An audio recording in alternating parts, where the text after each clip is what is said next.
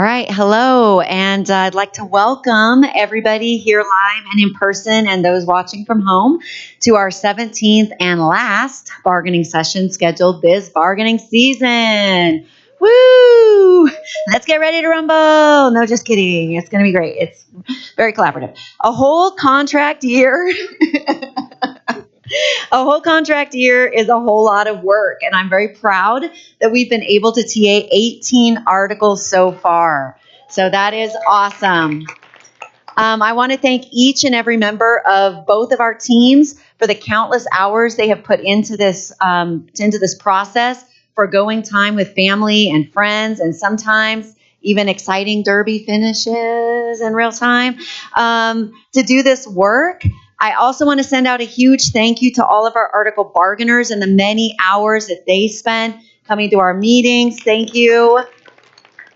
Showing up to bargaining, speaking at the table. This work is hugely important, so thank you for advocating for your profession. I also want to thank those that helped to provide us with meals during this bargaining season. So to all those schools, we'll have thank you cards coming, and also to, who is it that does it? Darcy, Tommy, thank you so much. We've really appreciated that. And I really appreciate the collaborative manner in which we have worked together, even though we have had to have some hard conversations and we still have some difficult negotiating ahead of us tonight.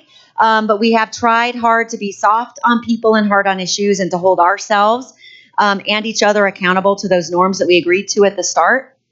And speaking of norms, I will quickly remind our in-studio audience that they need that to allow for us to conduct our important work, that in the time that we have allotted, which is till whenever it's over, we do respectfully ask our observers to consider yourself an observer, not a participant. Do not disrupt the process. Please keep conversations in this area to a minimum. If you need to have a longer, louder conversation, please step outside.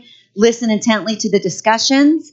Please keep in mind that hearing only part of the discussion can impact the full understanding of the issue. Bargaining these topics has occurred over the course of 4 months, so one moment does not fully describe an issue, an interest, or a solution. Respect the work of the individuals and the teams. Please do not approach the bargaining table unless explicitly invited to do so by one of the members. Do not approach team members with information, handouts, or comments, and do not record or photograph individual bargaining team members, even though we do know it is being recorded live. I also just want to say I'm very optimistic about tonight's work ahead and believe that we can reach our mutual goal of settling our contract by keeping an open mind, thinking outside the box when necessary, and focusing on solving the problem. I do want to acknowledge that our sister union is currently at impasse, but my hope is that the district and JESPA can find some common ground and a way to work toward an agreement that honors their important work, because none of us could do our jobs without them. As we look beyond tonight, I'm sure everyone here has something to look forward to, especially with the gift of time that you will be getting back. So for our intros tonight, please state your name, your role in the district, and any time constraints or elephants. And because I've mentioned before, I'm a big Stephen Colbert fan, I'm a devotee, so I'm stealing from him. I want to cite my source. This is one of his bits, but we're just modifying it. What are you looking forward to heading into summer? So in 5 words. Repeats are acceptable if somebody takes your idea. I know 5 words is a big ask sometimes, so you can count it out. And then once we get through everybody, we'll go through our agenda and then start right off the bat with our coach and activity stipend pay. So I will begin. I am Michelle Malis. I'm a Spanish teacher at Green Mountain High School. I'm the Jcea bargaining chair. I have no time constraints. I'm here till we're done, even if that's tomorrow. I have no elephants. And my 5 words are sleep in every single day. That is what I'm most looking forward to. So I'm going to you, Beth. Good evening. My name is Beth Grabois. I'm the Director of Math and Science. I don't have any elephants or time constraints, and I look forward to swimming at the pool this summer with my kids. Lisa Elliott, Jcea staff person, no elephants, no time constraints. I go to the beach. Hi, Deanne Hoffman, principal at Hutchinson Elementary. No elephants or time constraints. Sleep, sun, reading for pleasure. Caroline Frazee, principal at Arvada High School. No elephants, no time constraints. Finally catching my breath.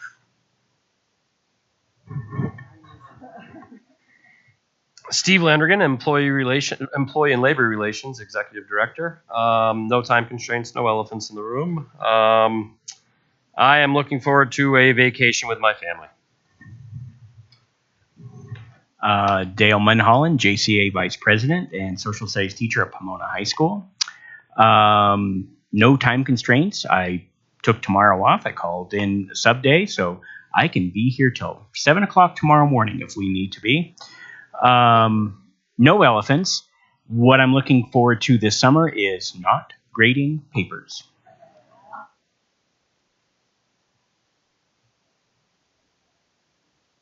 Oh, there we go. Yeah, Anthea Justice, Learning Specialist, Ryan Elementary, JCA Bargaining Team. No elephants, no time. We'll be here for the duration, basically. And then 5 words is trip to Cabo, do whatever. Whatever I want to do, I can do it. Yeah. Kendra Geis, 5th grade teacher at Swanson Elementary for, oh my gosh, it's like 6 more days. I've lost track. Too many things. No time constraints other than I'd like to get this settled before I'm out of here. And my 5 words are retirement and moving and sleeping. Christine Wiggins, JCEA, none of the things. Going on a fun vacation. Brooke Williams, art educator, JCA president. My 5 words are Polly's Islands beach vacation package. I do have my father-in-law's memorial service tomorrow, so I need to get out of here somewhat kind of early. I would like to be done at some point, and be able to pay for my beach vacation package. So help me out with that. And I think that's all. Oh, also, I just wanted Susie Orman's service is on Sunday. So for those of you that know her, her service is an open house and it starts at 2. And I can give you details if you would like to attend. Rob Cassidy. I'm a science teacher at Stanley Lake High School. Like Dale, I have a sub lined up for tomorrow, so Mrs. Cassidy, actually. So no time constraints. I'm ready to go for 30, 40 hours. I'm all good. Let's see, what else? Oh, elephants. I'm not planning on seeing any this summer. 5 words, though. I do have, let's see, time, family, birds, mountains, chocolate. I always knew I liked you. Michelle DeAndrea Austin, principal at Bell Middle School. And no elephants. Only time constraint is I'd like to be able to change my clothes before Golden High School's graduation tomorrow at 9 a.m. Let's see. Steamboat Springs, family, home improvements. Stephanie Jones, JCA bargaining team, no elephants, no time constraints, and happy hour on my patio. Come on over. Jennifer Kimson, I am a director in human resources, no elephants, no time constraints, a 30-year anniversary cruise. Maria Messer, Executive Director of Special Education, no time constraints, no elephants, and my words are time away with my boys. Good afternoon, evening, everyone. I am Amanda Perazio. I'm the Associate Chief of Schools, and I have no elephants. My time constraint is I need to be at Jefferson Junior Senior High at 8:30 tomorrow morning for their graduation. I, too, would like to wear different clothing. However, I have extra clothes just in case. Yes, I do. Although it is jeans, and I should not wear that under graduation gown. I hear there are strict rules. My 5 words for this summer are pickleball. That's one word. I'm making it one word. Paddleboarding, also making that one word. Golf, and if my husband is listening, truck and basement. He'll know what I mean. I'm Richard Sanchez. I teach 6th grade social studies at Bell Middle School. No time constraints, no elephants.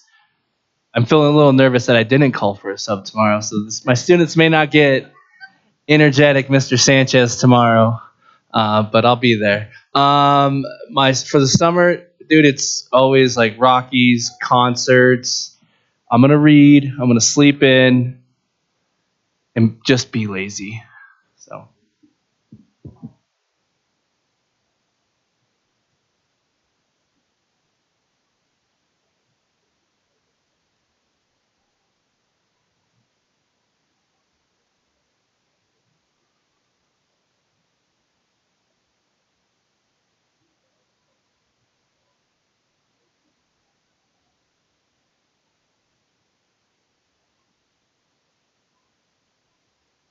Technology. All right. Okay, so thank you, everybody. That was fun to kind of get a sneak peek at how we're going to be spending our time. And for this evening, we are beginning with Appendix B, which is our coach activities sponsor stipend schedule, and that will be the District Charlie version. Then we're going to go on to Article 25, which is nurses. We got a mutual tweak to their agreed upon language. Article 8, class size caseload. That'll be JCEA. Article 13 in Appendix D is also JCEA Foxtrot. Article 17, JCEA Delta. Then Article 26, Article 13 was leaves. Article 17 is compensation structures. And then Article 26 is sped language. It is the JCEA Echo, but this collaborative version. There was some straw design work done. And then we will probably be taking a caucus and then the comp and benefits counterproposal from JCEA. That is our agenda as it stands. And so I'm going to be turning this over to Amanda, to do Appendix B, Coach Activity Sponsor Stipend Schedule. Okay. Jennifer will work on getting those links in there. Before we go on to the new schedule, I would like to show everyone what the current schedule looks like, if I can find it. There it is. So the current schedule looks like this, and everything is struck out. And so I didn't put it back into here because the formatting didn't work, but I just wanted to show everyone that this was what it previously looked like. And I wrote the words insert new salary schedule and changed to 24-25. So all of this stuff will be adjusted by what we're about to show you. And then, of course, what we end up agreeing to. This language, we've actually moved to, you had written a document that we have modified. And so we moved all of this language that used to live below Appendix B into that language. And we actually moved one other thing that I will show you in just one moment. And so we'll move on to the new schedule. Oh, sorry. Jennifer is working on that. It's the Microsoft sheet, or the, what's this called? Excel, the sheet? This. That's okay.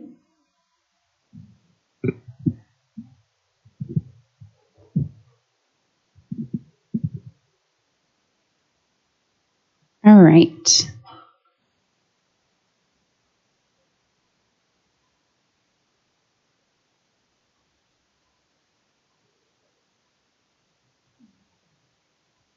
Oh, you can leave that one in if you want. You can leave that appendix. Never mind. I mean, that's the one that's all read it out, so it's not helpful. Okay. So the proposed salary schedule is, once again, based on the work of a collaborative committee that came together with our executive director of athletics and activities and the TOSA coordinators that support art, music, PE, and theater and instrumental music. I feel like there might be more people.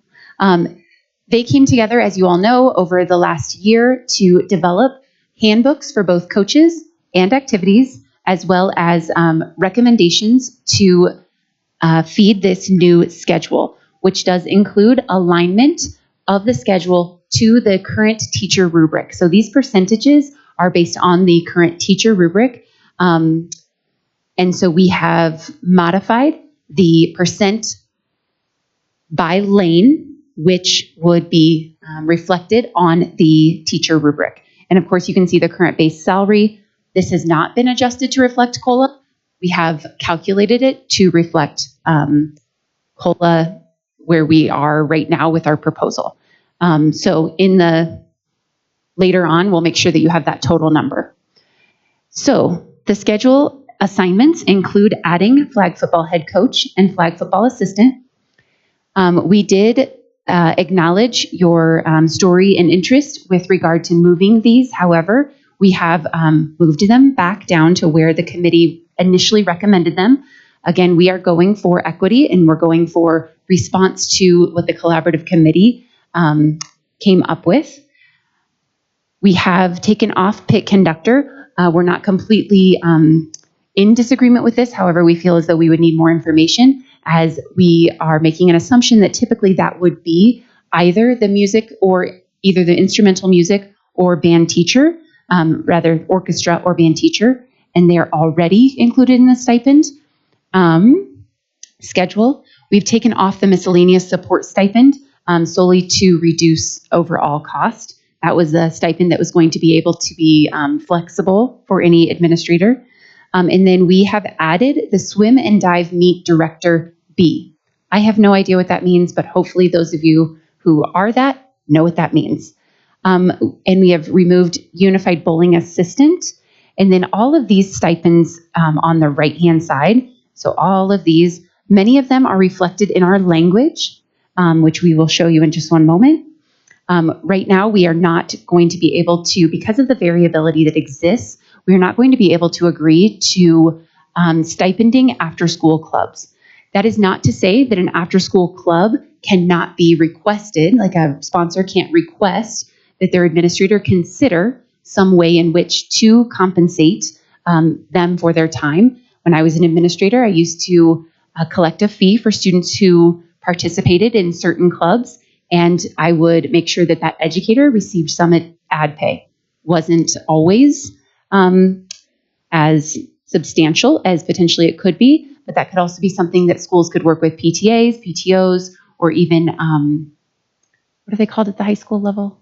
Boosters, to potentially find that funding as well. So we're not saying that we don't value these roles and feel as though they should be compensated for their work.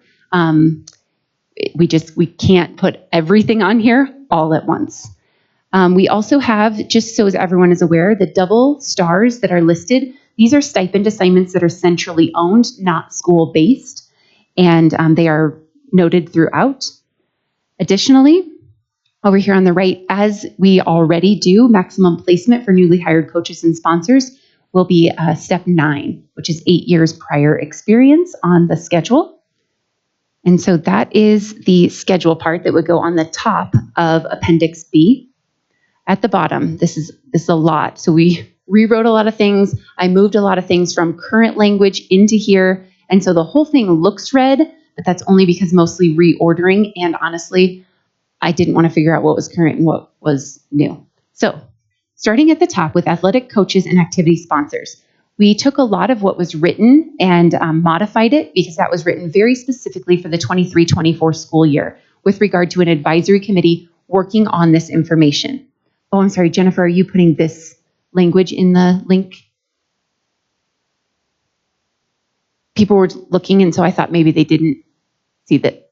This is one more link. This is the Bravo feedback.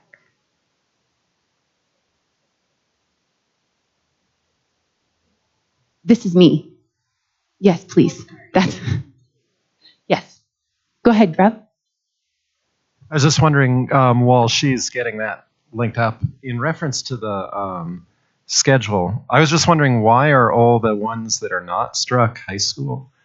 And all the, like, pretty much every person who has a middle school or elementary role got struck. So the elementary and middle music and to me, art. it just seems that equity issue here. There's lots of elementary teachers who put lots and lots and lots of time and their heart into getting these things started and getting kids on the right track, and to strike every single elementary and middle school person and not the high school seems really unequitable. To be fair, majority of sports are conducted at the high school level. We don't have a consistent middle school sports program that's run by Jeffco, and the majority of these activities are high school activities, just by nature of athletics and activities. I will tell you that elementary music, middle school music, arts show chairs, those are all still in the language. I just haven't gotten to there yet, so I don't want you to think we took it out. We just took it out of the schedule and put it separately into the language, as well as middle school theater. I'm sorry? Will they be getting a stipend then? Or? Yes. Yes. Just not in the schedule. Okay, sorry. That's okay. Okay. Okay, Jennifer's got that in there. Do I need to use that link instead? Does it matter? Okay. Okay, so the first section is athletic coaches and activity sponsors. Please note that you had those switched, and I did switch them only because the language previously was written in that order. So hopefully that doesn't matter. Athletic coaches and activity sponsors will have opportunities throughout the school year to provide feedback to school-based athletic directors and the executive director of athletics and activities. Every 3 years, this is previous language that I moved into this. And I know it's not black, but the reason that it is red is because we modified it slightly. Every 3 years, an athletic advisory committee and an activities advisory committee will convene to collaboratively accomplish the following: providing input into potential revisions of the coach's handbook and activities handbook, and reviewing pay structures for coaches and advisors, including a comprehensive review and audit of the current pay schedule and recommendations for updating the schedule. Sorry about that. Let's see. And once again, that is in this language down below with regard to the every 3 years. You can find it in the current contract.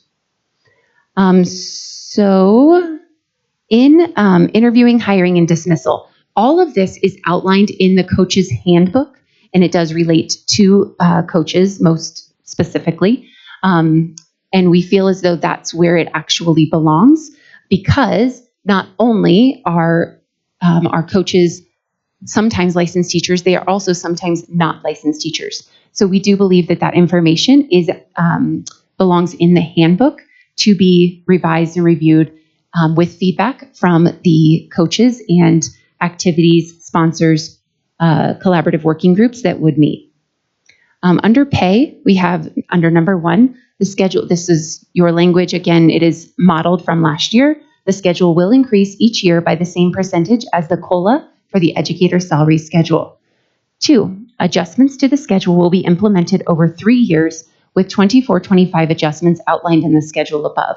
So as we have noted previously, our goal is to reach the full recommendation of the committee, which is a maximum of a 12% for lane 6, step 6, lane 6. And so we would like to do that over 3 years. Number 3, if an athletic coach or activity sponsor serves in a classroom teacher role and needs to miss a class for their sport or activity, the coverage will be provided by the school or district, not the coach or sponsor, with their own leave time. We absolutely agree with you on that and do not believe coaches and sponsors who are representing our students in a performance or a competition should have to use their own leave time to do so. Number 4, for the 24-25 school year, any current coach, assistant coach, or activity sponsor who received the full stipend for the activity will receive additional pay. In 23-24, will receive additional pay to maintain their 23-24 cumulative stipend level until they are right-sized by increases in the schedule. If their cumulative amount of stipends earned is reduced by $600 or more due to schedule adjustments. Just so everyone is aware, that applies to approximately 32 of our current coaches, and we want to make sure that those 32 coaches who would be losing $600 or more cumulatively would not lose that amount of money. There are other coaches who may lose approximately $50. However, in our effort to make a move toward equity and to align to the recommendations of the committee, we believe that this is the best path moving forward. They will make that money up pretty quickly over the next year as long as they maintain that role over the next 2 years, excuse me. Schools may choose, number 5, schools may choose to split stipends between employees who share responsibilities for one co-curricular activity. However, the principal intent is for co-curricular stipends to be available to the teacher identified as responsible for that co-curricular activity. So if a school wants to have 5 marching band teachers, we're not going to give 5 stipends. However, if they want to have 5, they can certainly split that. And the principals also, or the athletic directors can also work with our executive director of athletics and activities with regard to problem solving and solution seeking for those particular unique situations. For elementary and middle school stipends, in addition to the schedule above, elementary and middle school teachers, vocal and or instrumental, and middle school theater teachers will be eligible to receive a stipend in the amount of $1,000 as outlined below. First of all, this is just kind of I could even put this up above, but it's just kind of an outline or a recommendation. Educators will collaborate with building leaders of the schools they serve to develop a clear understanding of the expectation for student performances. 2, we separated out elementary music teachers, elementary and middle school instrumental music, middle school theater, and Jeffco art show chairs, just to make it really clear. Elementary middle school teachers will be eligible for the stipend for planning, organizing, and conducting a minimum of 3 performances during the school year. Any music teacher who is split between 2 or more schools will receive 1 stipend per school for a minimum of 3 performances conducted at each school. Combined performances that include multiple schools cannot be counted toward multiple stipends. For example, if you are a music teacher that is split between Coronado Elementary School and Stony Creek Elementary School, and you do 3 performances at Coronado and 3 performances at Stony Creek, you would be eligible to receive a stipend from Coronado and a stipend from Stony Creek. Just so you are aware, that does not come out of SBB. So we'll be really clear, and the principals have all been made very much aware of that this week because they were panicking. It does not come out of SBB. Number 3, elementary and middle school instrumental music teachers will be eligible for the stipend for planning, organizing, and conducting a minimum of 3 performances during the school year. Any instrumental music music educator who is split between 2 levels will receive 1 stipend per level for a minimum of 3 performances conducted at each level. Combined performances that include multiple schools or levels cannot be counted toward multiple stipends. So, if a EIM, elementary instrumental music, teacher is also assigned to a middle school, for example, Patterson Elementary School and all of the Lakewood elementary schools typically, plus Creighton Middle School, that individual educator would be eligible to receive a stipend if they did a performance at the elementary school levels, 3 performances at the elementary levels, and 3 performances at Creighton Middle School. The middle school theater teachers will be eligible for the stipend for planning, organizing, and conducting a minimum of 3 performances during the school year. Any theater educator who is split between 2 schools will receive 1 stipend per school for a minimum of 3 performances conducted at each school. Combined performances that include multiple schools cannot be counted toward multiple stipends. We did put your language that you had put down below up here, so we could put it to blue, but it says theater stipends are based on number of performances, not number of productions. So just so everyone in the room is clear, if you are at Bell Middle School and you are the theater teacher and you have 1 production of To Kill a Mockingbird, I don't know, that's a play now, right, or something. So you have this 1 performance or 1 production, but you have 3 performances of that production, you would be eligible for the stipend. If you had 2 productions, you'd still be eligible for the stipend unless you only had 1 performance of each of those productions, which is highly unlikely. Most theater teachers we all know have at least 2 performances of the production that they put on with their students. Number 5, Jeffco Art. We didn't change any language here. Jeffco Art Show chairs and co-chairs will receive a $1,000 stipend for planning, organizing, and collaborating on the annual Jeffco Art Show during the school year. That is all of that language. I'm sorry, that was a lot. Christine and then Brooke, or vice versa? Okay. I only got one. So you're not including the elementary and middle school music folks on the schedule because it wasn't the recommendation of the committee? Because we felt like what we had been doing was working. So this $1,000 stipend, I mean, we obviously just started that this year, and we feel like that has been working, even though there has been some lag and there have been some miscommunications with that. We do believe that we should continue in this way. And the other thing is, it is technically not currently part of the coaches and activities. Like, it is not under the purview of Patrick Simpson, our executive director of athletics and activities. So not that it couldn't be someday, but it's actually a separate department. And so to live on a schedule that, like, Patrick would not have any authority over that in order to modify it, bring people together. It's just not under his umbrella. And so we wanted to keep it separately. Yeah, I do think they wanted to be included in that process, and they were expecting to be.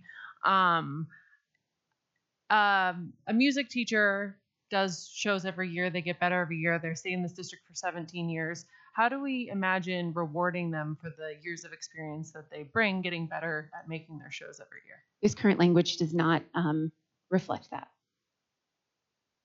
Brooke? Okay, I've got quite a few questions. So if we go to the top, can you talk to me a little bit about these activities and advisory committees? How are they chosen? So we could certainly do it just like we did here. So right here is what the previous language said, beginning in the 23-24 school year, an athletics advisory committee and activities advisory committee will be created and led by the ED of Athletics and Activities to include representation of district coaches and advisors. The art, music, and theater coordinators will be members of the activities committee. JCEA will assist. I mean, we're happy to include that. I just tried to reflect this current language in the new language. Okay, because there's like a lot of red here, so I'm confused on like when some of this stuff was crossed out too. So obviously we've been bargaining for quite a while, but why not have them elected by their peers? Because I see it below here, and it's said, that was crossed out, and it says that the representatives from each high school will be elected by their peers for these. I'm sorry, I'm in the wrong spot, but it did say something about them being elected. Yeah, I'm not opposed to that. I just didn't put how they would be selected in there, but we certainly can add language in there. But what I do want to make sure is that we emphasize that all athletic coaches and activity sponsors will have opportunities to provide feedback, not just the advisory group. So in the interim between every 3 years of review, our intent would be that they would have opportunities twice a year at least, because they have already in place a head coaches meeting in the fall and a head coaches meeting in the winter/spring. There might be 3, and they are planning to start that for activities next year as well. So twice a year, they will all get together, and then they break up into small groups, as I understand it. They have conversations about like all the football coaches, all the baseball coaches. Yeah, et cetera, et but cetera. I guess I'd also envision it like maybe even some elections within the schools, because Sure. People at the schools see them working with kids, while they may be very liked by other head coaches around the district. They don't see their interactions with our students and even other colleagues. And so I think that that's something that's really important. I'm actually in a situation right now where, a head coach is not treating students very well, or colleagues. And I think that that's something that's also important, that there's building level input. Okay. So hiring, the part on hiring head coaches positions, there's a piece in here where it said it would be advertised at the school first. Why are we opposed to not advertising it at the school first? Okay, sorry. Oh, no, it's okay. We're not opposed to not advertising it at the school. We certainly want it to be advertised at the school. What we don't want to do is inhibit the pace of the process, right? Okay. We don't want to say for 10 days it's only available to the school. We don't have a coach in those 10 days. Nobody at the school is interested. And so now we have to do it another 10 days externally. And so we want to make sure that we are gathering all of the interest. And from what I understand, all athletic directors, when I say all, I would say the majority of athletic directors, as Patrick understands it, do advertise to their internal staff saying, hey, the lacrosse coach position's open. Anyone interested? We also want to value that sometimes there are high quality coaches that don't work in our schools, but might work in a neighboring district or might be a financial advisor at, some random company. And so we certainly want to honor that our teachers should have the ability to apply, but we also don't want to limit it or inhibit the pace of the process. So, are you open to language that might say something about athletic directors at a school will also send out communications to all staff? Absolutely. Okay. And then I guess this has to deal with the proposal of the coaches' stipend schedule and this language. I have concerns because art and PE have been taken out of that completely. And only art chairs are receiving a stipend. And we have many art teachers that put on several art shows throughout the year. And so I'm just wondering why art teachers and PE educators who often offer opportunities for kids were crossed out. So we didn't have specifics around what you were hoping for. I know that you and I had a side conversation about what that language might sound like for art chairs. So we would be open to more specific language. But when we simply put it in the schedule, there were no outlines or guidance on how they would receive that stipend. Okay, thank you. You're welcome. Michelle or Richard Michelle, I don't know.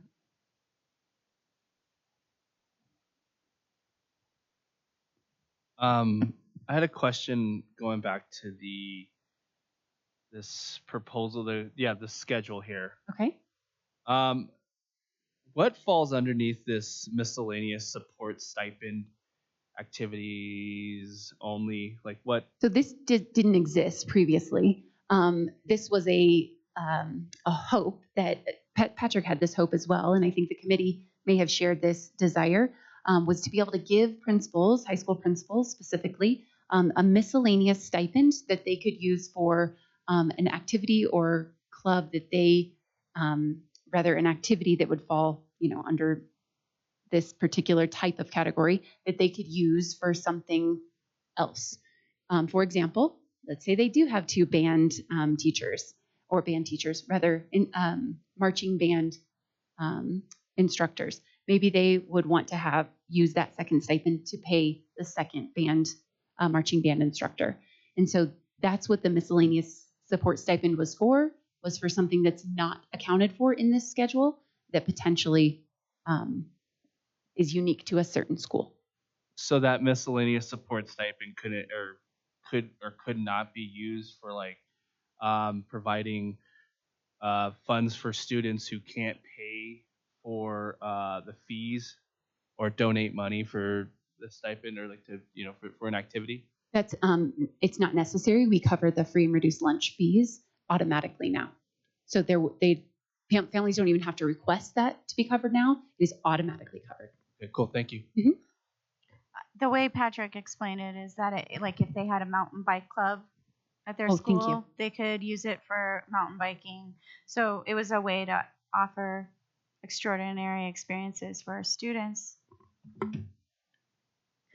Okay, I just have a couple of quick clarifying questions. So you're suggesting that this kind of salary schedule, it would be modified every 3 years. So in the interim, no modifications could happen? Or Not necessarily. I would say that the committee itself, or an advisory committee, it wouldn't have to be the same people every 3 years. To Brooke's point, we would certainly want to have representation that reflects the opinions, beliefs, interests of our current coaches.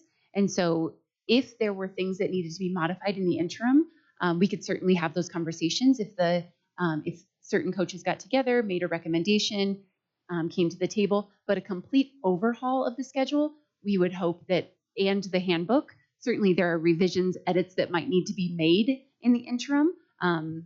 But a complete overhaul of either the handbooks or the schedule, we would expect to be reviewed at least every 3 years. Because I guess I was just thinking, like, if we're bargaining, like, would we still be able to, I would assume we could still bargain this, even if the entire overhaul would happen every 3 years. But I could say, hey, this isn't working. We need to move this up or this down. That could happen on a more regular basis. Okay, my second question was, so, and maybe I missed something here, but how is this going to be implemented over the course of 3 years? What was that piece? So our intent is to obviously do it in chunks, right? And they're approximately $1 million chunks, a little bit more in this first year. And so what we would hope to do is increase lanes 1, 2, and 3 first. Now 4, 5, and 6, unfortunately, don't get a huge bump. It's a teeny tiny bump, very teeny tiny. But the intent would then to be move them up the next year, lanes 4, 5, and 6, and then again the next year. And so eventually, what we hope is to land at lane 6 at 12% in 3 years. Okay. So this current 4, 5, and 6, that's currently pretty close to what their percentages are. Okay. All right. So those percentages that we're seeing on this chart, those had changed from the last version. I'm just not looking at that version right now. So that's kind of the idea. Okay. So that those percentages. Yes. Okay. So that answers that question. And just one other, and again, this is not my wheelhouse. So I'm like, I don't do any of these things. Thank you to all of you that do. So with the CTO sponsor, so getting rid of that, which is an incentive. And I know that we're having issues with younger teachers being like, if I'm not getting paid for it, I'm not going to spend that time. So tell me about the thinking. So we do feel like this should be a conversation with the CTE team. Again, this is not something that lives under Patrick's umbrella of athletics and activities. And so he himself is not super familiar with it and how it would work. And so we believe that as part of the teaching and learning team, which is currently Marna Messer, who's retiring, congratulations to her. Heather Waldron is the incoming director. And so, we would not be opposed to having conversations with Heather's team around what this might look like and how this should be allocated to schools. We don't feel as though we have enough information. Last week, we thought there was 1 per school, but it seems as though there could be 6 per school. And so we just don't fully understand, not just we, like me, I don't fully understand what that should look like. And it's not Patrick's expertise. And so we don't believe it should live in this schedule. We're not 100% opposed to including it at some point. Okay, so what currently is part of Article 17, then that's the CTA program. That's still there in Article 17. This part here. Actually, I apologize. I didn't scroll down far enough. We moved that. We moved the career and technical education leads. Okay, I see. I'm sorry, to the bottom of the activity sponsors and athletic coaches, which I know I literally just said that doesn't belong here, and yet here it is, which is similar to the elementary and middle school conversation that we just had a minute ago. Because it is an extra stipend, and I'm happy for it to live in 17 or here, we just moved that language to here. School building liaison site. Okay. All right. So then in terms of working through this, do we want, are we going to make a plan for how would this be a thing that happened next fall prior to bargaining to work through? On how we modify it each year? Sit down with whomever is going to be the new director of CTE and then maybe some person, I mean, potentially we could, and certainly it would take a few people at the table to understand, what is our current state? What's our future state? Certainly we have some CTE funding, but it's already going to a lot of different things. And so we can't ask for more money when we don't have more money that's already being allocated. And so we would really just have to fully understand who's already being paid for what what programs are already being paid for, to understand what's the bottom line and what does this look like. Okay, I know I have some people interested, so if that's work we would like to do next fall, I've got people interested in doing that and sitting down and making sure that we have an understanding, because that is important, and it's an important experience for those kids to have. And we, if people aren't getting paid for that time outside of school, then they're not going to do it, and then those kids don't get those extraordinary experiences. So. And we would certainly want it to be inclusive and not forget any group, right? Whether it's DECA or FBLA. I mean, we don't want it to be only like the et cetera people. We want them all to benefit based on whatever it is that makes sense. Okay. So maybe we can add that in, that we're going to work on that. Sure. Yeah. Okay. Lisa? I just wanted to talk about all the language that was struck concerning coach evaluations and hiring and dismissal. Some of these things that we proposed, I know, are directly contrary to what's in the handbook. Some of it's not. Okay. I don't have a problem with the handbook, but what I'm concerned about is I have dealt with coaches in the past that, in my opinion, were dismissed for parent complaints that were not necessarily valid. I've had situations where a coach who was a teacher in the building was dismissed and replaced by a parent who wanted to coach the team that their child was on.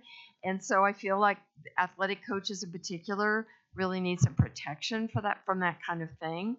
And it's okay. I mean, if we bargain something about that, it could certainly be replicated in the handbook so that, the handbook is reflecting what's been bargained. I certainly understand that not all coaches are district employees in other respects.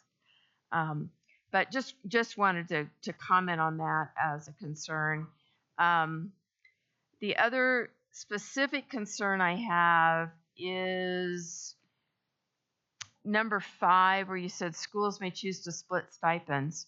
We do have one high school at least that has such a large program in both theater and band, I believe, marching band, that they have 2 full co-band directors and 2 theater people that, in our opinion, needs to have each a full stipend.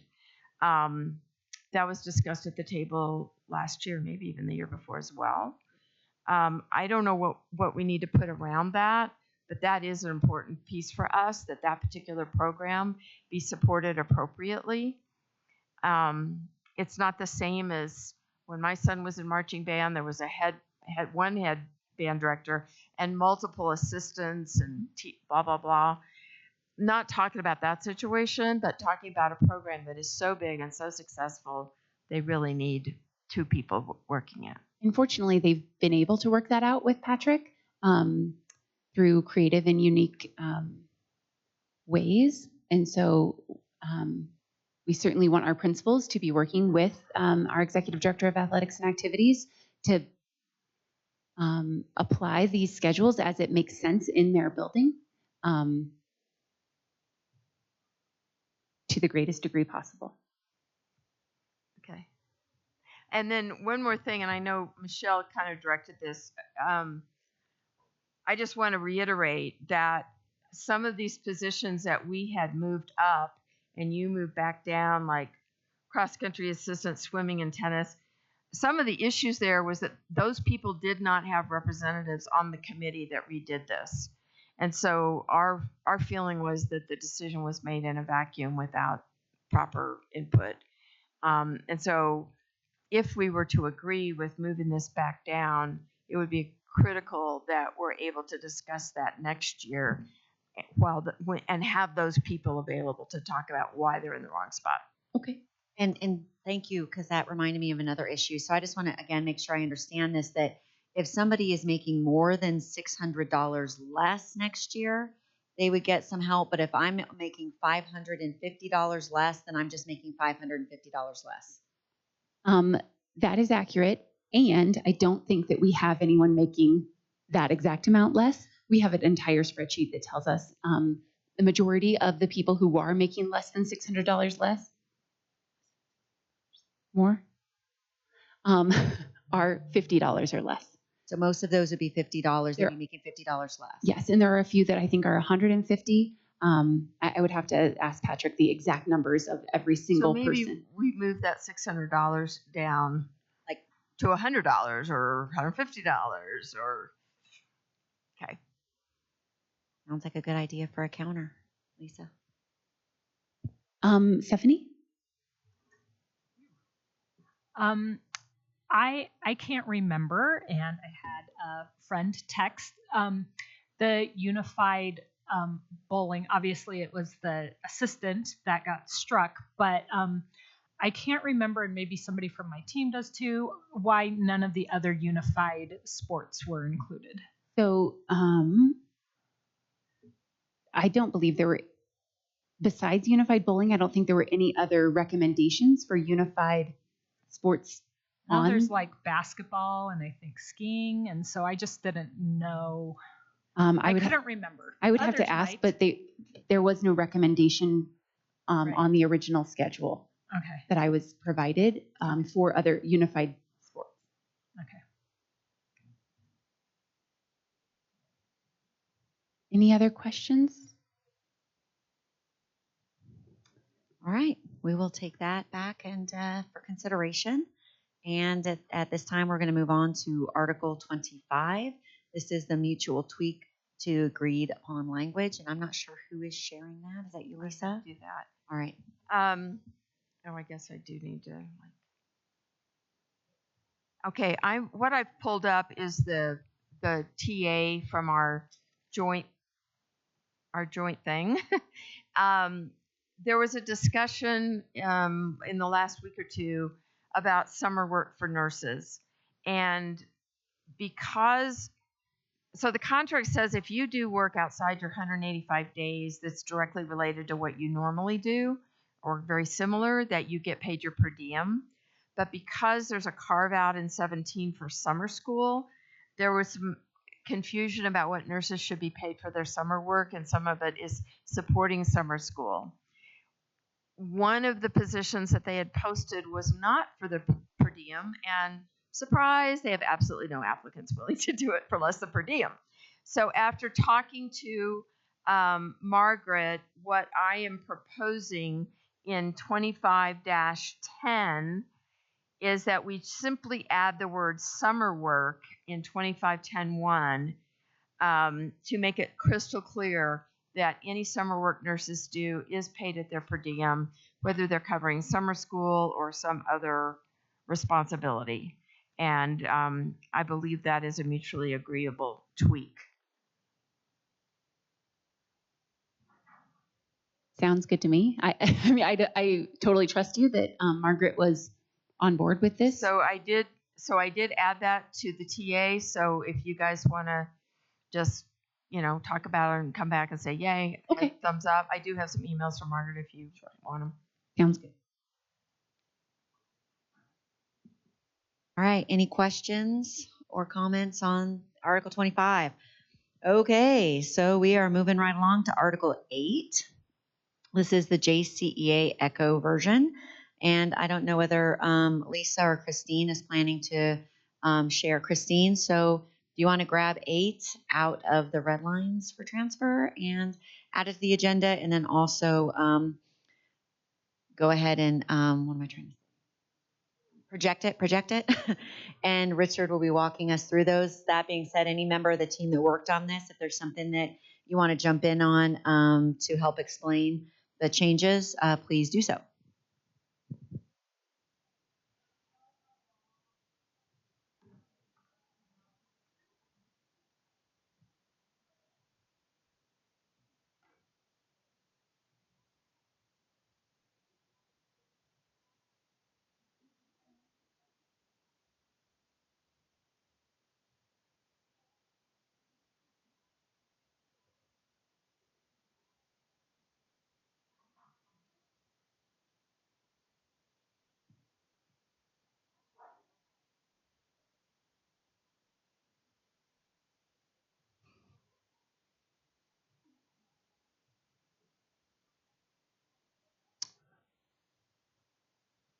All right. If you just want to, I think our first change here is in 8422.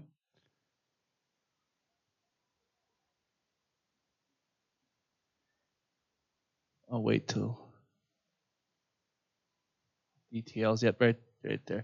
So building administrators will collaborate with DTLs to determine a schedule that best meets the instructional needs for the school and prioritizes the job duties of the DTLs. This is what we've added.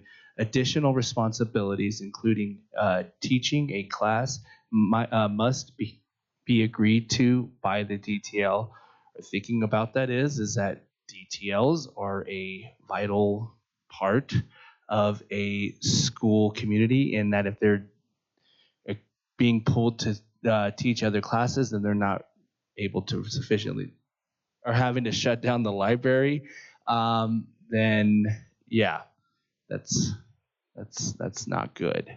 And then scrolling down here, we've added in here at the end here, throughout the 24-25 school year, the Library Services Advisory Council representatives from the Tech for Ed leads and members of school leadership and executive director from IT, from teaching and learning, and the executive director from IT will collaborate with the executive director of Enterprise Client Technology Services and Director of Student Technology Services to engage in discussions and seek solutions regarding the DTL workload as it relates to the Tech for Ed program. I spaced out on that. The reason being, can you hear me? DTLs live in the world of teaching and learning and tech, so they just wanted to make sure that there's representation from teaching and learning in that committee to fully evaluate the workload issue. All right, and then moving right along here to 8XX. This was something that I believe came out of yesterday's meeting. Okay, so 8XX special education caseloads will be set in Article 26 soon. So we'll cover that here. It's special education. And so right here, getting to, we have struck that bottom paragraph, the in consideration of the unique needs of students and families. The thought behind this is that as a team, we believe in having strong language, and we just don't feel like that is strong enough language to be put in our contract. And then going down to, we have agreed now with you that, okay, we're going to move on from Title I class size and guidelines, and we are going to go for class size range for sections offered. So K through 3, 18 through 20 through 24, 4 through 6, 22 through 30. It has been said multiple times here at this table that, oh, well, classroom sizes, most of them, they already fall within this range. So we're going ahead and saying that, okay, we're going to fit, we're going to have classroom sizes are going to be within this range. Also, we've added here to 8551, the district will create a class size relief fund for classes that exceed the range described above. Class size relief or para support will be allocated for classes that have a combination of IEP 504 read and/or safety plans above 40%. Class sizes will be monitored by a central team, which includes JCEA representation the first month and every 2 months throughout the school year to consider any appropriate class size relief. Title I school class sizes will be a priority and will not exceed the range without additional support. I cannot tell you how defeating it was for me as a 6th grade educator last year in my classroom of 32 kids, and I saw IEPs, 504s, and then to be a part of that in the classroom and know that I am not going to close the gaps for some of those students. It It is defeating and demoralizing as an educator to know that you're not doing it. You're trying your best, but at the end of the day, you just can't do enough to close those gaps of those students that are already falling behind. Also, so there was a lot of wonkiness that happened with 856 in this table here. So it was there, and then it wasn't there. There were some changes. So we went back in and we changed class guidelines for caseload to caseload ranges. We're gonna make another shot at this.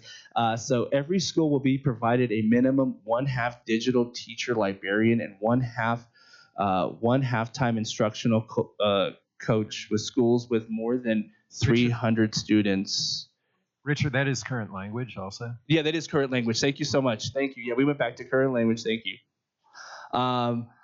With schools with more than 300 students, will provide one full-time digital teacher librarian and one full-time instructional coach.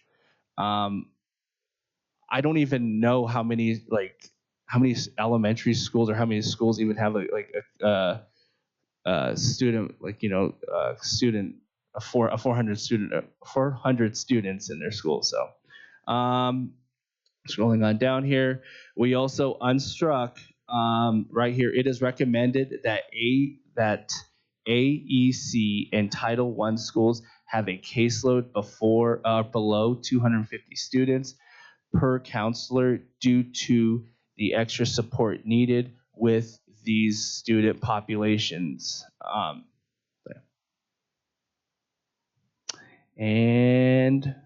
Richard, the 300 is not current language. We're asking for from 400 to 300. Thank you so much for helping me out with that. Thank you. Yeah, from 400 to 300. Yeah.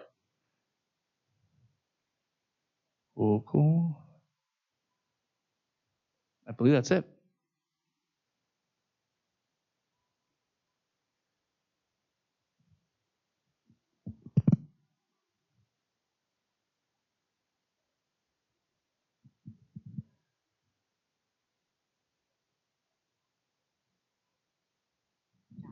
It's okay. This is my job. Amanda. Just so everyone is aware, in the 8423 language, right after the Library Services Advisory Council, the executive director from IT is the executive director of Enterprise Client Technology Services. It's just a big word. That is who that is. Unless they're thinking of somebody else that I'm unfamiliar with, but if it would be helpful, I can tell you their names. But there's no executive director of IT. I think it says from IT.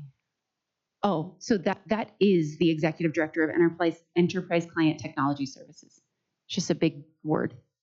Oh, okay. So you're saying that it was the already listed? Yeah, that person's already there. Executive director from Teaching and Learning. Totally understand why that person would be involved. And I don't know which of the two it is, but we'll find out. And again, the IT person that's who they are. So if that is the same person, can I just go ahead and delete that? Okay, fantastic. There we go, done. And I know that there may be other questions. Michelle, add an and before the and executive director, just grammatically. Do what? After leadership. Yeah, right there. Thank you. Just grammatically. I do love an Oxford comma.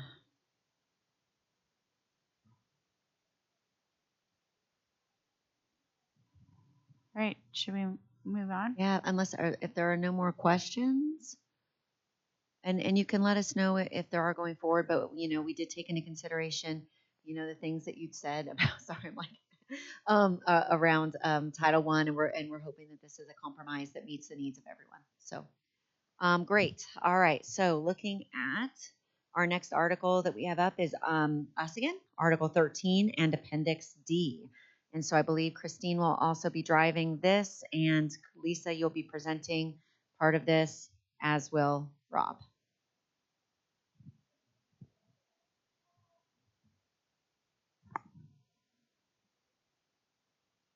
And I want to say I'm confused right off the bat, but let me wait till Christine's got it up.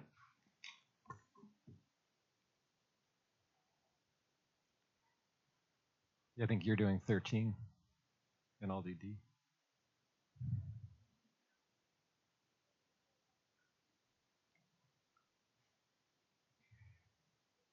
You want me to share it on my screen, Christine? I can do that. Huh? Okay, I'm hired. All right. Almost hit the wrong button.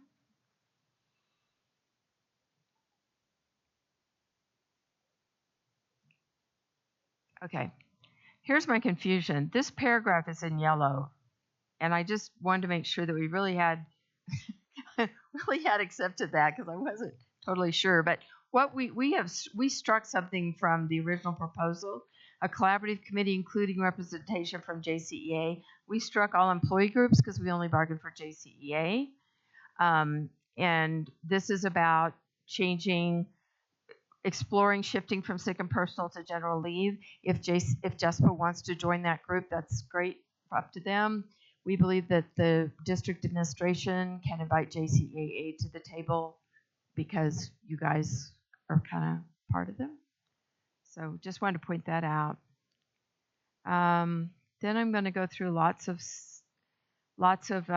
accepted things. We added a small phrase in 13-3-3 for their own or family members' illnesses or to obtain medical care. So you may not be sick that particular day, but you need to go to the doctor. 13.3.5, we just added and the negotiated agreement, just to make sure we're all on the same page about, yes, you have leave policies and there are also leave policies in the agreement. Moving right along. If I miss anything, someone stop me. I think all this stuff's been agreed to.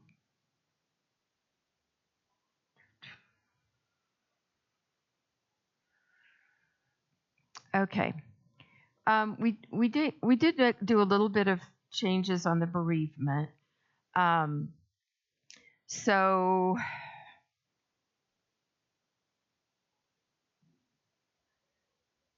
in cases in which additional time for travel or other extenuating circumstances indicate a need for additional leave, the supervisor will approve 2 additional days, and then we added additional days may be granted if needed, because we still feel that there may be circumstances that even more days. So we just wanted to leave that door open, and it is a may, and it is if needed.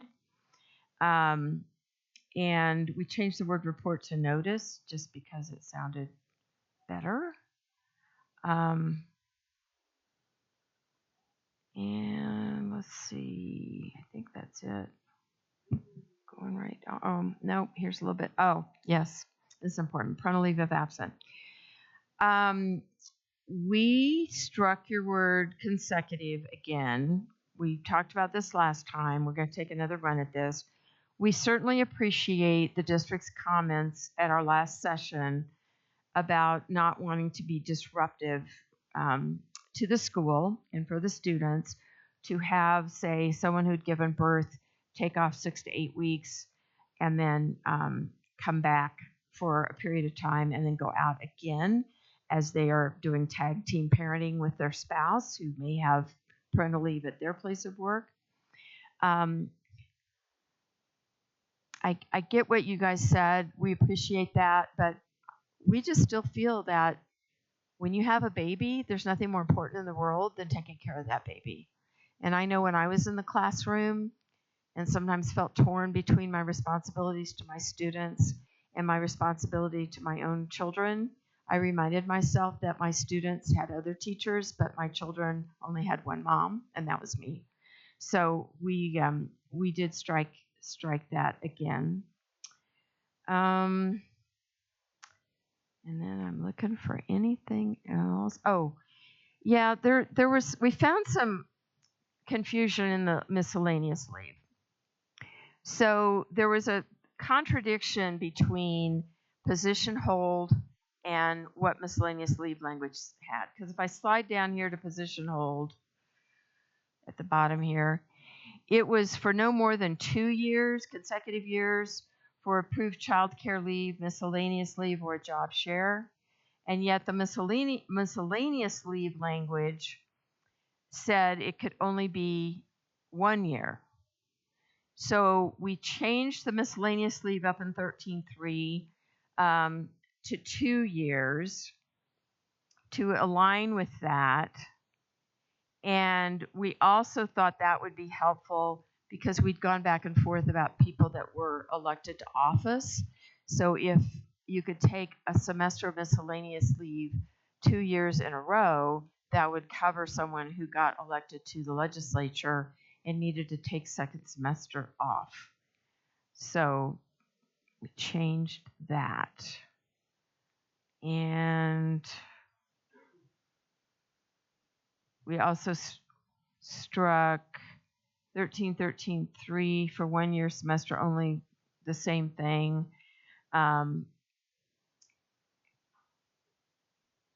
And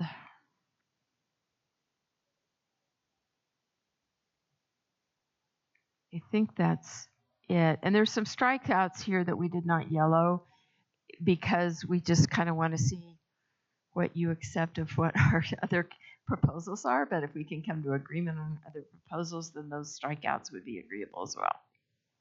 Any questions?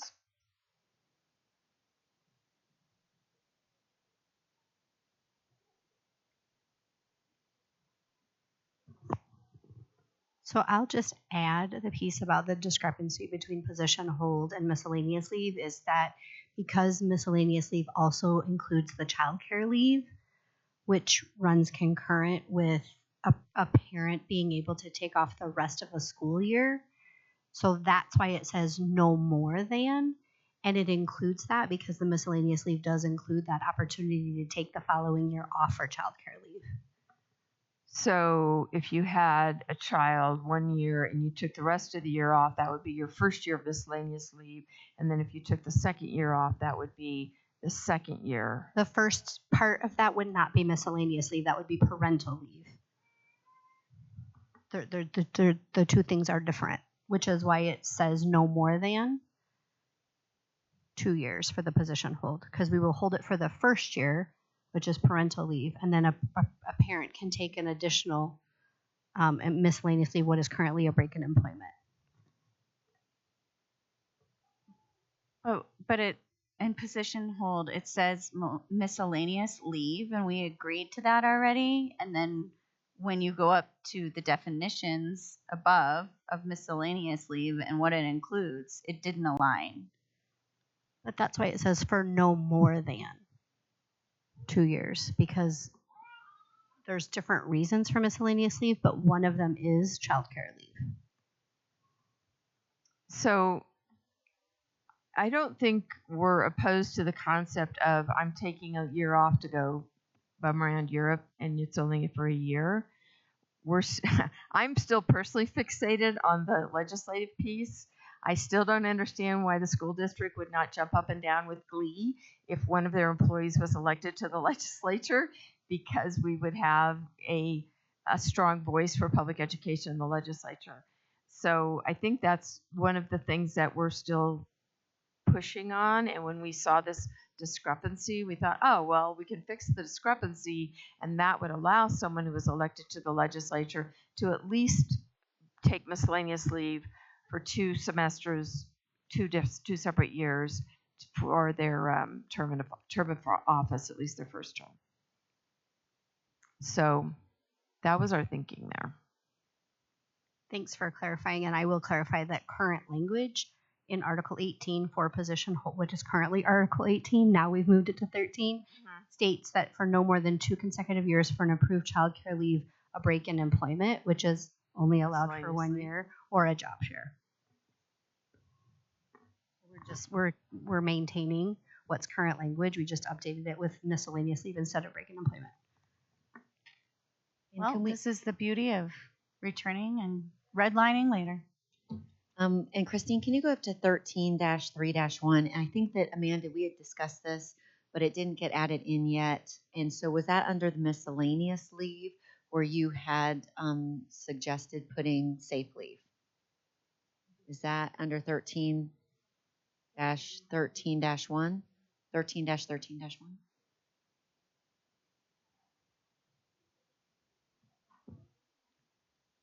If we were to put it in, the question is like, what does it belong? Does it belong under miscellaneous? If we were to bring it, it would be a separate leave, not under Oh, that wasn't miscellaneous under leave. miscellaneous?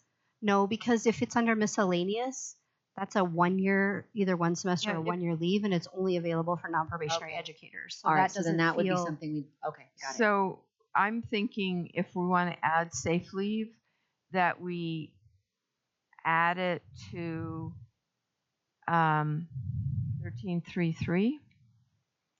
Sick leave days are available to the educator to use for their own or family members' illnesses, to obtain medical care, or for safe leave. And I don't know if we probably need to define that a little bit. Yeah, or we could have it be a separate leave so that we're really clear That's true too. about how they're Okay. separated and distinguished. All right, we'll contemplate that with the red line. So let's see if we can make that happen. I think that would be great. Yeah, thank you. Appreciate that. Any other you- questions? Any other questions? Kendra? It's not a question about this, but I just have something before we go on to the next one. Whenever Okay. this is done. Is there anything else with leaves? All right. Kendra? Can we look back at 8 for a second? We noticed something that it's the whole table thing that was missing last week. I think when the table got returned and put back into ours, we're missing some things from our Charlie that didn't end up back in the Delta that then we countered with Echo. We had put in there that schools with more than 300 students or that are Title I, and that language didn't get returned to us in the Delta with a strike through or a copy over. And Yeah, so we just wanted to. It's there. Is it there? It says down below, it says, let's see, digital teacher librarian and 1 full-time instructional coach, and then it's crossed out right where Christine is at. If you click on her, Title I elementary schools will provide a full-time instructional coach.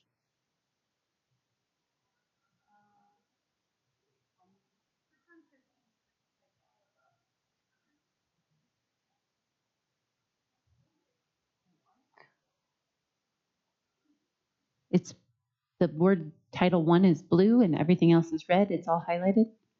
Sorry, we were in the different. Oh, that's okay. Okay. Yeah. I understand. You're just trying to get to the right place. Yeah, Chromebooks are. They're really slow.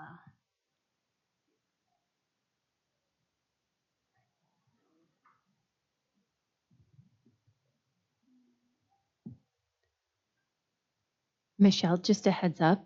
Dinner is here. It was planned for 6, but I mean, we can press through if it's quick. 26 takes a little while because there's so much, but just so you know. Okay. We found it. It's right. There were just questions, so we were We just had a lot of questions, and I think just in all the color, I think we just lost it, and we weren't seeing it either, so it's there. Thank you. Yeah.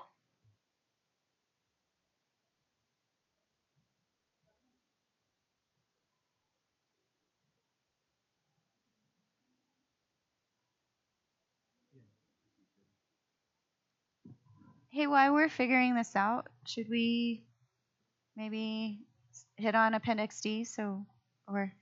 Let's do Okay. Appendix D.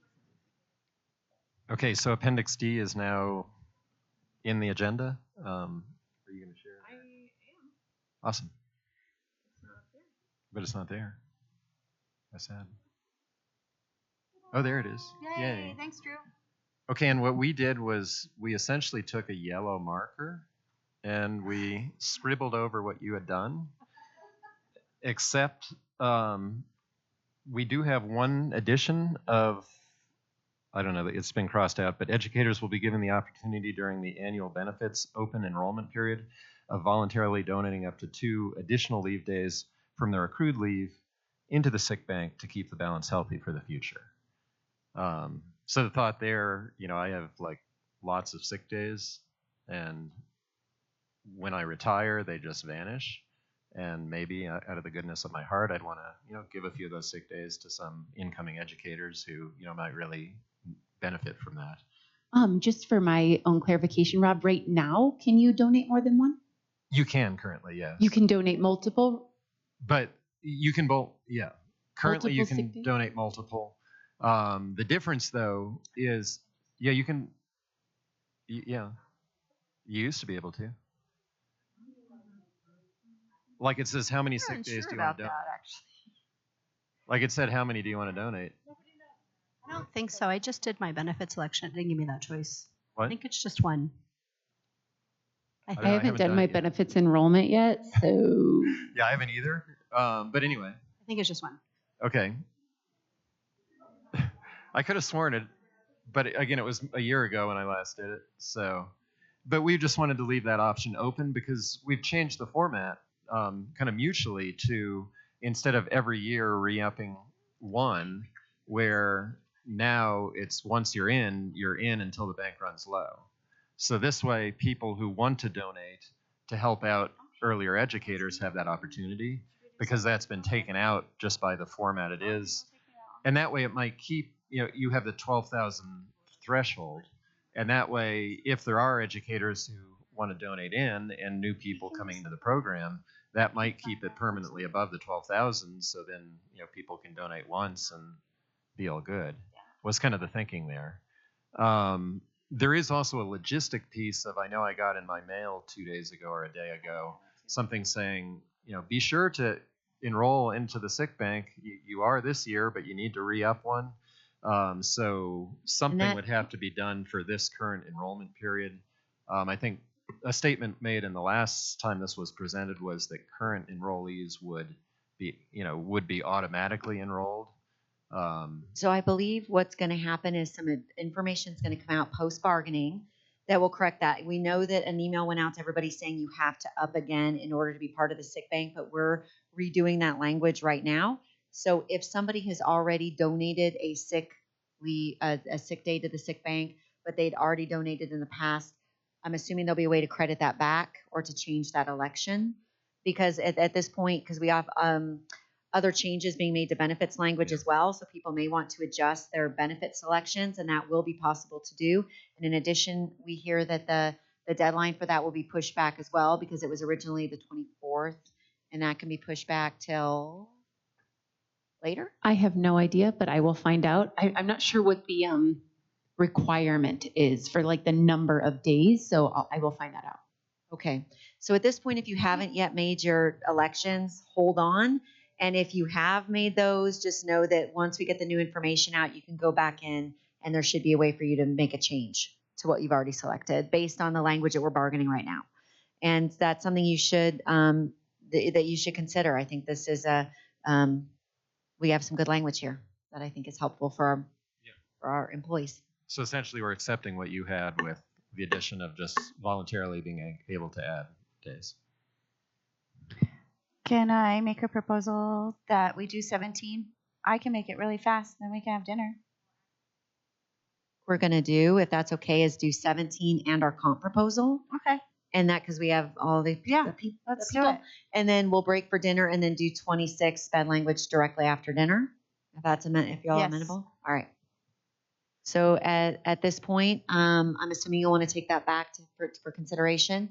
All right. And we'll move on to 17. Article 17 is compensation structures. And Brooke, you're presenting. And Christine, you're right? Going through it. And Christine is going to project. Yeah. Right? Okay.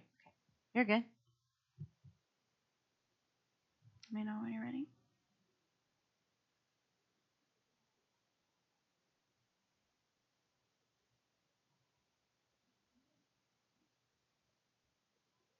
Okay. All right. So go ahead and pull that up. And if you'll scroll down to 17.7, guest teacher pay. Guest teacher pay. Guest teachers will be paid at a rate no lower than 110% of the Metro Denver average guest teacher pay. The pay will be adjusted by September 1st of each year. Educators working less than part-time, 0.5. Well, is it not working? Oh, sorry. Well, I'll just explain the thinking behind guest teacher pay. I think it was at their last bargaining session, we were told that we don't bargain for guest teachers, but it does affect our roles and our duties and our job. And so it has an effect on us, and that's why we're advocating for this. So we want to make sure that our guest teachers are being paid a competitive wage so that we can fill those positions. And when we're sick or lying on our deathbeds, there's someone in our classroom that's protecting our students. And, we want to get the best people in there when we can't be there with our kids like we want to be. All right, 17-8, educators working less than part-time, 0.5, will be paid at a rate proportional to their FTE using the appropriate placement on the salary schedule. You'll scroll down to 1710-6.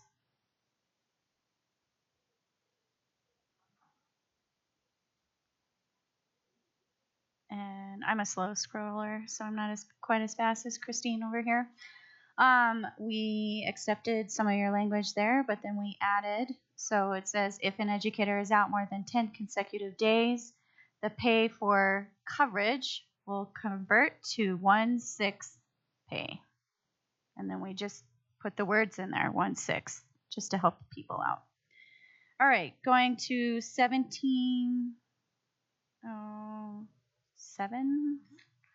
10-7. Sorry, I can't read my own handwriting.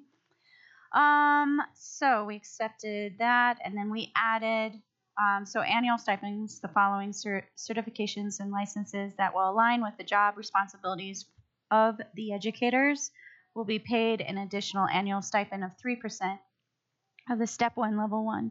Educators will be paid for each stipend that applies for each role they currently hold. So if you hold more.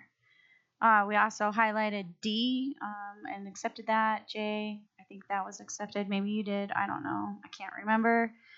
But we also, didn't we add C and D? Okay. All right. Yes. So we also added C, D, E, and F on 1710-8. Special educators and providers 2% of their annual pay. Dual language teachers and other educators who instruct in Spanish, excluding world language teachers, including but limited to SPED interventionists, and CELS, will receive a stipend of 1%. Brooke, do you mind if I just jump in real quick and just add a little story behind this? I learned a lot this week.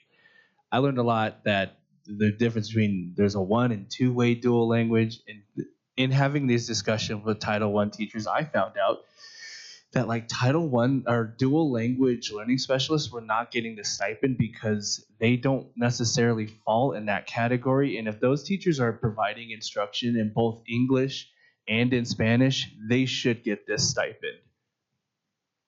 Also, those teachers are spending a lot of time collaborating with each other. So they have to plan with each other, and it does increase their workload. So that's why this language has been added, so that we can make sure that people are compensated for their extra time and work. So E, moving on, the Jcea bargaining chair will be provided release time equivalent to 0.2 of the full-time FTE, so that he or she or they can work on stuff for the district and, help you.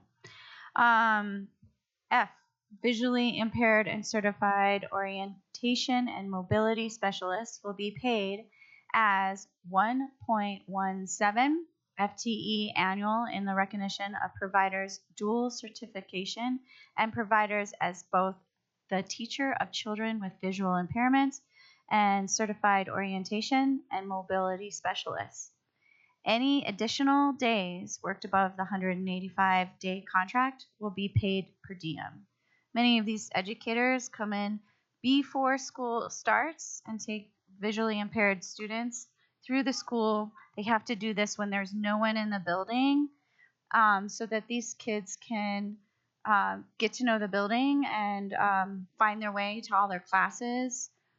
So they're spending extra time outside their 185-day contract. We also want these specialists to be competitive in the Denver metro area. So it's really about retaining and attracting the best, again, for our students. And that's all.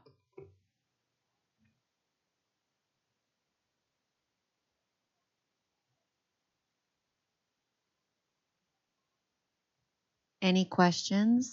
And I don't know, Jennifer, if you have a question or if your card was up from last time. Just don't want to ignore anybody that may have questions. Sweet. I guess that means I did a great job explaining it. Perfect. No notes.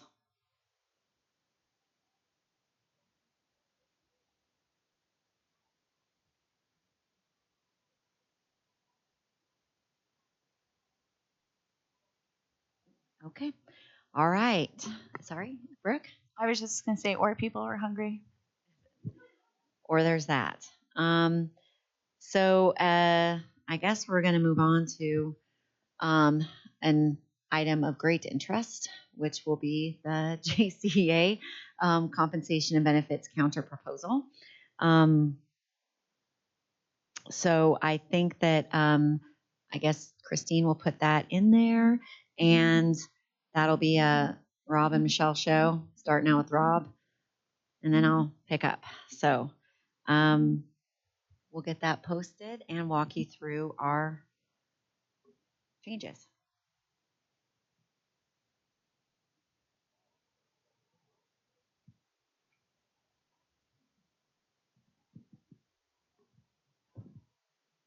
Okay, so this is our 2024 comp benefits counter proposal. And the first panel that we have, I'll talk about, and then Michelle will actually give the proposal. The first panel will just give some context of the last few years and some numbers that have been out there. So in the 22-23 school year, there was a projected revenue increase of $28 million was projected to come in. The district, was that was, I think, the year that we shifted over to the new salary schedule. And it was estimated by the district leaders that move over would cost somewhere in the range of $34 million. When you actually look at the data, though, when you look at the actual cost that ended up happening in terms of the budget, in terms of actual numbers, not projected numbers, but actual numbers spent by the district on compensation for all employees, not just JCA, for JCA, for JESPA, and for the JCAA, there was an increase of $18.8 million. So what we see is in the 22-23 school year, when there was considerable increases in salaries for individuals, we came in well below the district estimate of how much money it would cost. Okay, last year, 22-23 or 23-24, there was a big buy down of the budget stabilization factor. Somewhere in the range of $53 million for this current academic year that's coming to a close is coming into the district. Again, the projected compensation increase for JCA was estimated by district leaders at $37.35 million that year for this current year. And that was only for the 4.5% COLA. We actually settled after several hours of being in this room while things happened at a 5.25%. Once again, and there still has not been a later quarterly report published. So the latest information we JCA people have is the second quarter financial report. We seem on pace again to be in that $18 million range, and even rounding up a little bit, knowing that some expenses come in at the end of the year. We're looking at $20 million. So a $37 million estimate, a $20 million actual cost in in real dollars in the like real dollars that are coming out. So this year, the current proposal by the district comes in at about 32 million, of which I think 4 million of that is healthcare, and we are just counting the Jcea portion of that healthcare. So I think the amended one from the other day, and I tried to bring it up, but somehow access got removed. I think the amended one had a $6 million total cost for all employee groups. But anyway, $32 million is the estimated cost. Yeah, based on the last couple years, it seems like, this is only a 4% COLA that was offered, which is considerably less than what happened the other years. It's looking like it won't cost that much based on past history. So with that, Michelle is going to go ahead and give the proposal. All right. So for our counter proposal, we suggest steps and lanes and an 8% COLA, which would come in at a price of $37.4 million.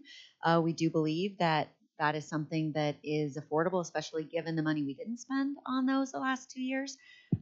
We want to move lane 6 from the 2 to 4% at a cost of $2.37 million. Benefits going up to the 71 per month would be at $4 million.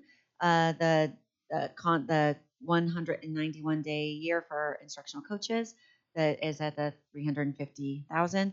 Activity coach sponsors, we still have that at 2.1 since we haven't settled, so that could be less depending on if we're only putting $1 million into that. Sorry, go ahead. Can I also add in the benefits? It used to have a little asterisk there. That is contingent upon, I don't know where the asterisk went. That is contingent upon, settlement of the whole package. That did go away, sorry. Yes.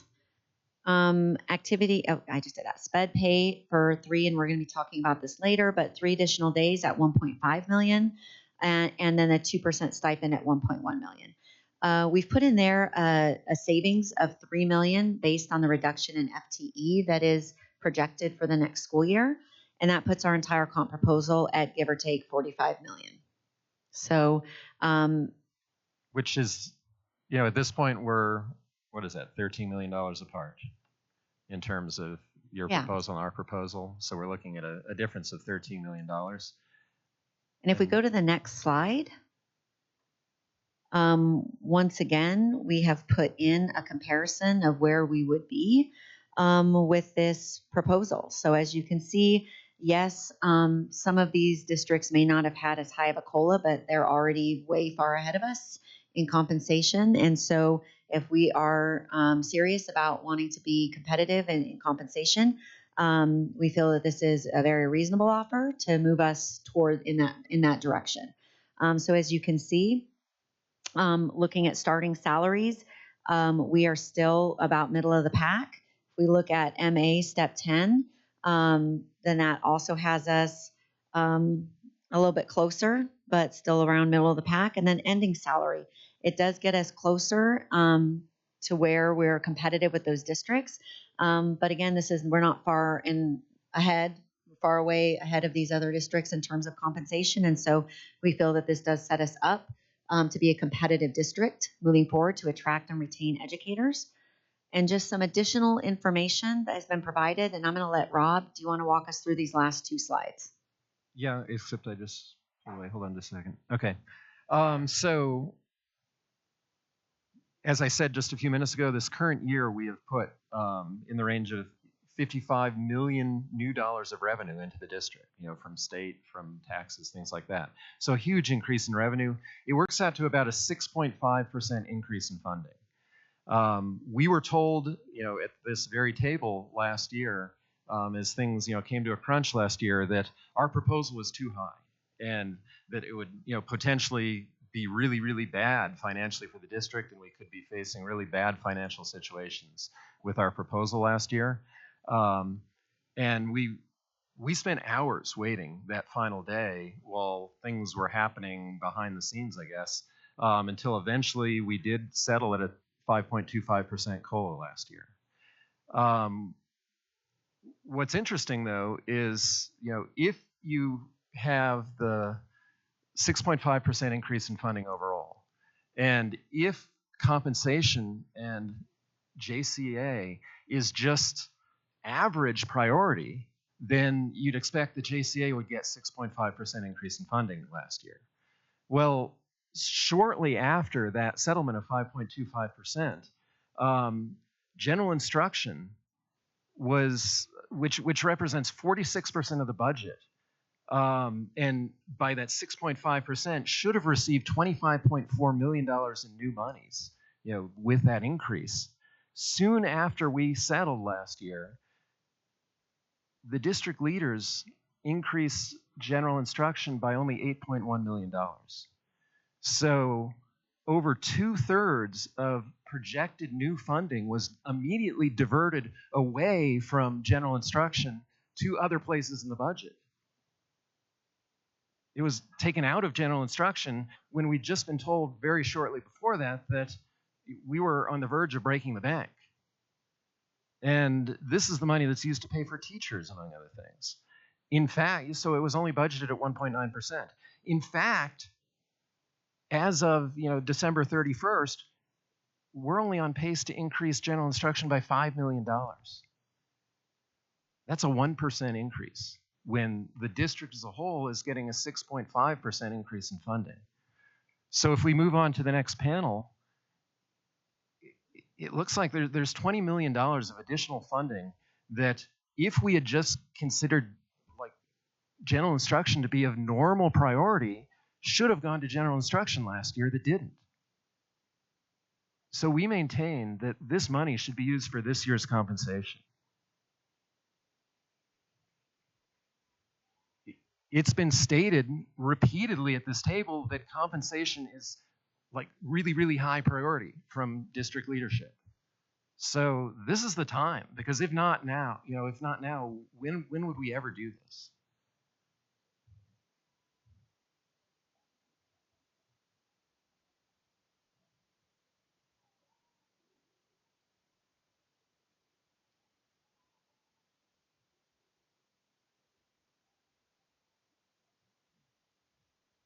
Any questions? And just to add, our proposal is only $12 million more than the current district offer that was on the table. You're so close. Yeah, it's just pocket change. All right, Amanda? I just wanted to say, I think a slide was accidentally moved. And I don't know if I did it, but I'm sorry if I did. The title slide and slide 1, sorry. That might have been me. It's all right. We already presented it. It's good. You can just say yes now and we can go. So everybody, thumbs up, thumbs up. Are we ready to TA this? I'm not sure where all the costing came from, but just for an FYI, the 2% SPED is a $2.5 million investment, not 1.1. And it might be because we include benefits that have to be paid on that money, just so you know, when we cost things. The 3 additional days is correct, is 1.5 million, but You're saying the 2% stipend was 2. it's actually 2.5 million. Done.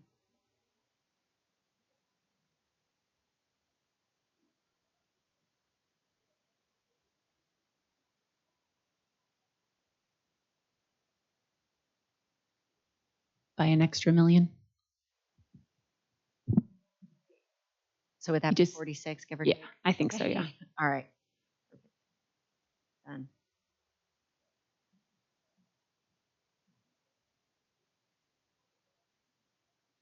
Thank Any you. other questions? Okay, well, thank you. And at this point, we are going to be breaking for dinner. So just if you're watching at home, just know that we'll be back online in, should we say 7 o'clock? Is that okay? Yeah. We're going to shoot for 7 o'clock to be back on, and then to continue our negotiations, we'll be starting with SPED. Thank you.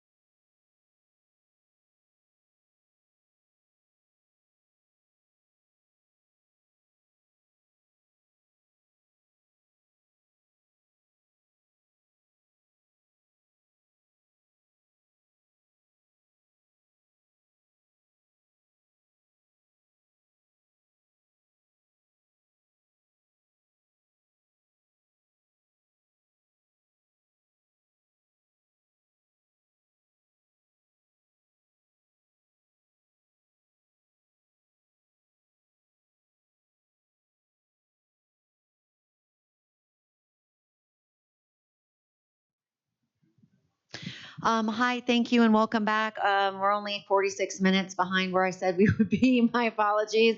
I'm not good at estimating how long things will take, clearly. So actually, we're going to start with a little adjustment. We were so excited for dinner that we did not present the benefits. And so, and there's very minor change, who knows, maybe even TAable. So Rob is going to walk us through the benefits changes, and then directly after, if it's okay, we're going to move on to our Appendix B, both the schedule and the language returned, because we have some guests here in the crowd that may be speaking to some of that, if that is amenable to all parties. Fantastic. All right.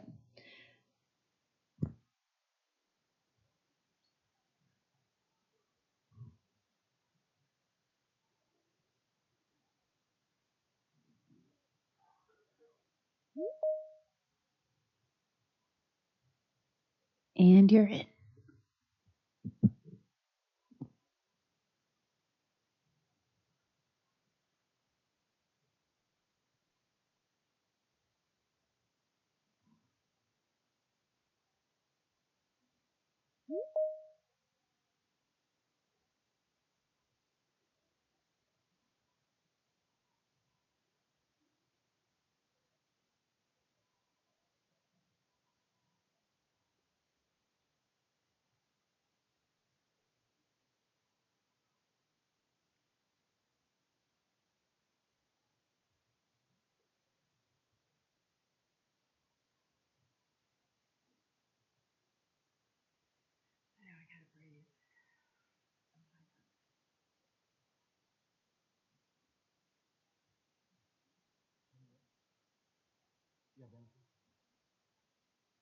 Are you?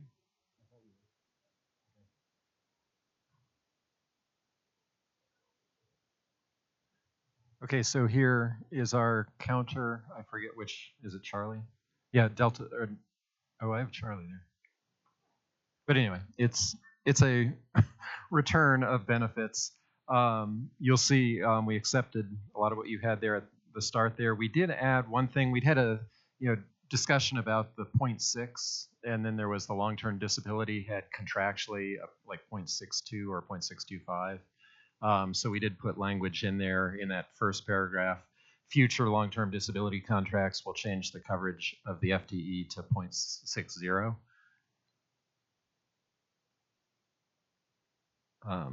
So that's that. We then accepted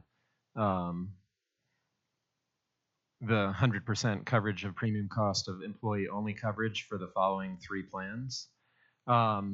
We did then go ahead and accept the $640 per month increase, or total cost, sorry, per enrolled employee in the remaining plans.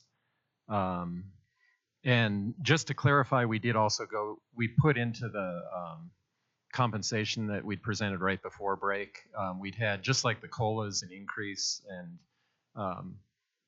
this, I don't know, we'd had the money numbers there were increases. So just to be clear, the $71 in there was the increase in the premium, not that we're reverting back to a $71. Okay, just to be totally clear about that, we just reworded that a little bit just so there wouldn't be any confusion there, because we are accepting the $640 there. Now, you had a big paragraph about then for the following school year, 2025-26, taking essentially money, and for people with a spouse, with a family, with children, then paying an additional 20% off the of the base to those people. And we like the direction that went, in that for the first time that was some acknowledgement and work towards getting things more affordable for those plans that include other people outside of just employees. I think the benefits advisory committee was set up last year, and one of the things that committee has recommended is really going to a percentage-based plan, which for that express purpose of trying to get this benefits package accessible again to families, to kids, things like that, because I think at this point a lot of the families have been priced out, and they're going to the exchange and going to other places, and I don't have the exact figures of that, but I know a number of people who have enrolled their kids with the Colorado Exchange just because it's cheaper than the district coverage, or with their spouse or something like that. And so we appreciate this attempt to get that back to where it could be affordable to get families and kids back in the Jeffco plan. Our concern was that the paragraph that you had kind of pushes the can another year down the line in terms of getting that percentage-based system in place. So we did not, we struck out the language with the knowledge that we like the direction you're going, but we instead have by November, and we kind of went back to a comment that you guys had made, the district team had made a few sessions ago. So by November 1st, 2024, the District and Benefit Committee will create a percentage-based system for district contributions to be in effect for the 25-26 school year. This will include a 100% single coverage for at least one plan from every provider and an increase to the percentage of spouse, family, and children coverage. The intent of the percentage system is to share the cost of future increases between the district and employees and to make spouse, family, and children's coverage more affordable, thus increasing the number of children in the Jeffco public school plan, which may reduce future increases for everyone. So I think we were just trying to take to heart the comments that have been made several sessions ago of trying to work on this as a team and coming up with a solution that works for everyone. I think we then accepted any other language that hadn't been accepted at this point. So two switches, basically. Any questions? Just a quick question, Rob. Can you say more about what you meant by kicking the can down the road? You do know that our intent was for that to be effective the 25-26 school year, right? Not for us to think about it during the 25-26. But it's not I guess what I'm getting at is it's not a percentage-based system. It would just be like 20% of the base coverage. So it would be a set amount. Oh, okay. So I see you what you're pay saying. whatever the amount, $640 for next year. Right. And then $640 plus 20% for, if there was no change at all for those three plans. Got it. So Okay. it wouldn't be a percentage-based thing. It would be a flat fee for the, $640, and then a flat fee, somewhat higher, for the families, spouses, et cetera. We want to really be a little more nuanced, I guess. Okay, thank you. That's helpful. Are there any other questions on benefits? And I guess also I would like to say we really want to honor the work of the Benefits Advisory Committee. There's a lot of people who put a lot of time in, and it's all volunteer work, have been tasked to advise, this, us, the school board and things like that. And, we want to take the work of that committee, to heart and honor their work.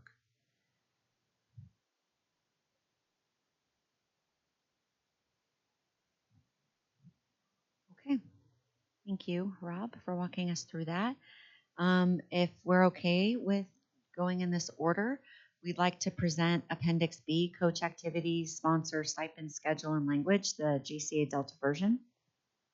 And we will be calling a few people up to describe some of the changes that we've made. So at this time, two people. I'm going to turn this over to Lisa. You can... and the two people know who they are, so if they want to come up to the table. And then if you, what? We're going to do SPED after we do this because we still have people here for this. I know we have people here for SPED too. I think this can go pretty fast. If you can link the schedule, and then we're also going to need to do the language, but I want to make sure I'm working off the right copy.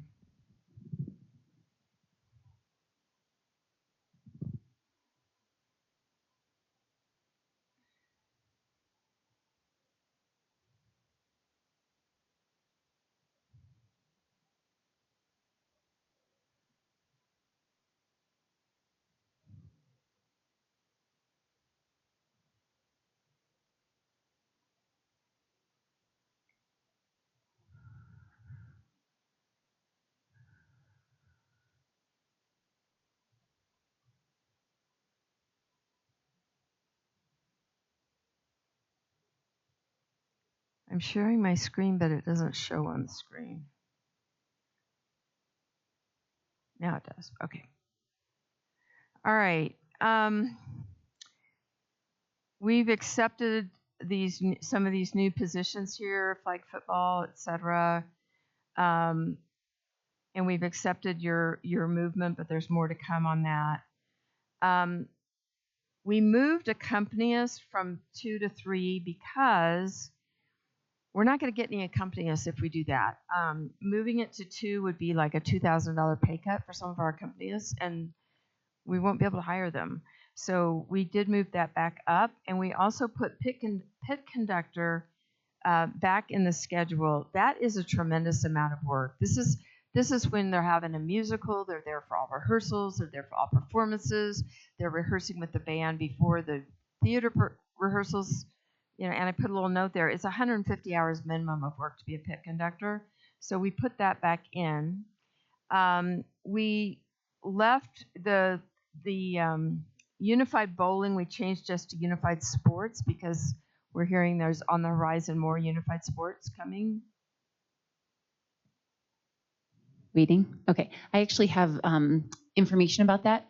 These are only JCEA sanctioned sports, and right now only unified bowling is a JCEA sanctioned sport. Just so you're aware of why we did not put any other unified sports. Okay. And that would be fine that it's only for, and as they were approved, then we'll get more. We also put back the miscellaneous high school support stipend.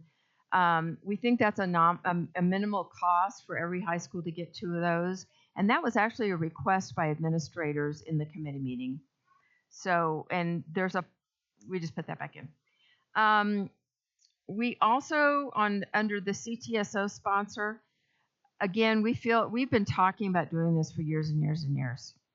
And there's more to come in the language about CTE, but we put that in saying beginning in 25-26. So that gives the district team all next year to dig into that a little bit, understand it more. But those people put in a tremendous amount of hours for those student programs. So we put that in to happen in a year. Any questions before I move to the language piece? Okay. So hang on one second, and I'll open up the language.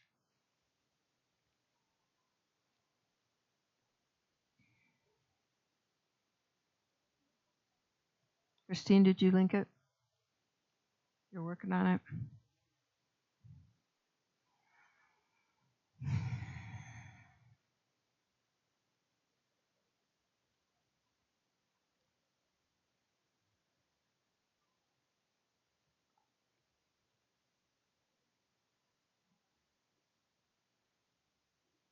All right. There's the language. And I'll share my screen again.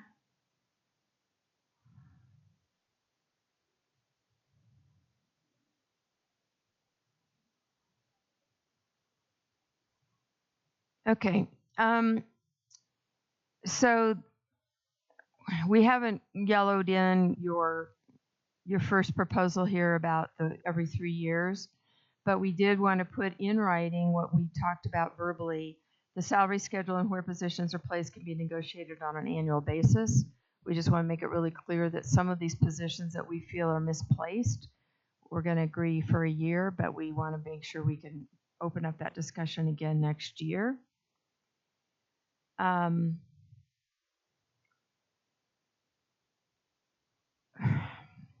Actually, I think this was meant to be struck.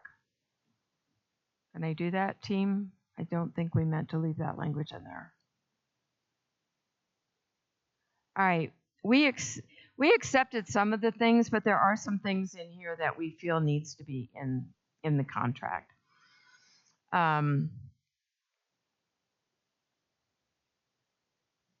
We're not quite sure about the 3 years yet, but we're going to still talk about that.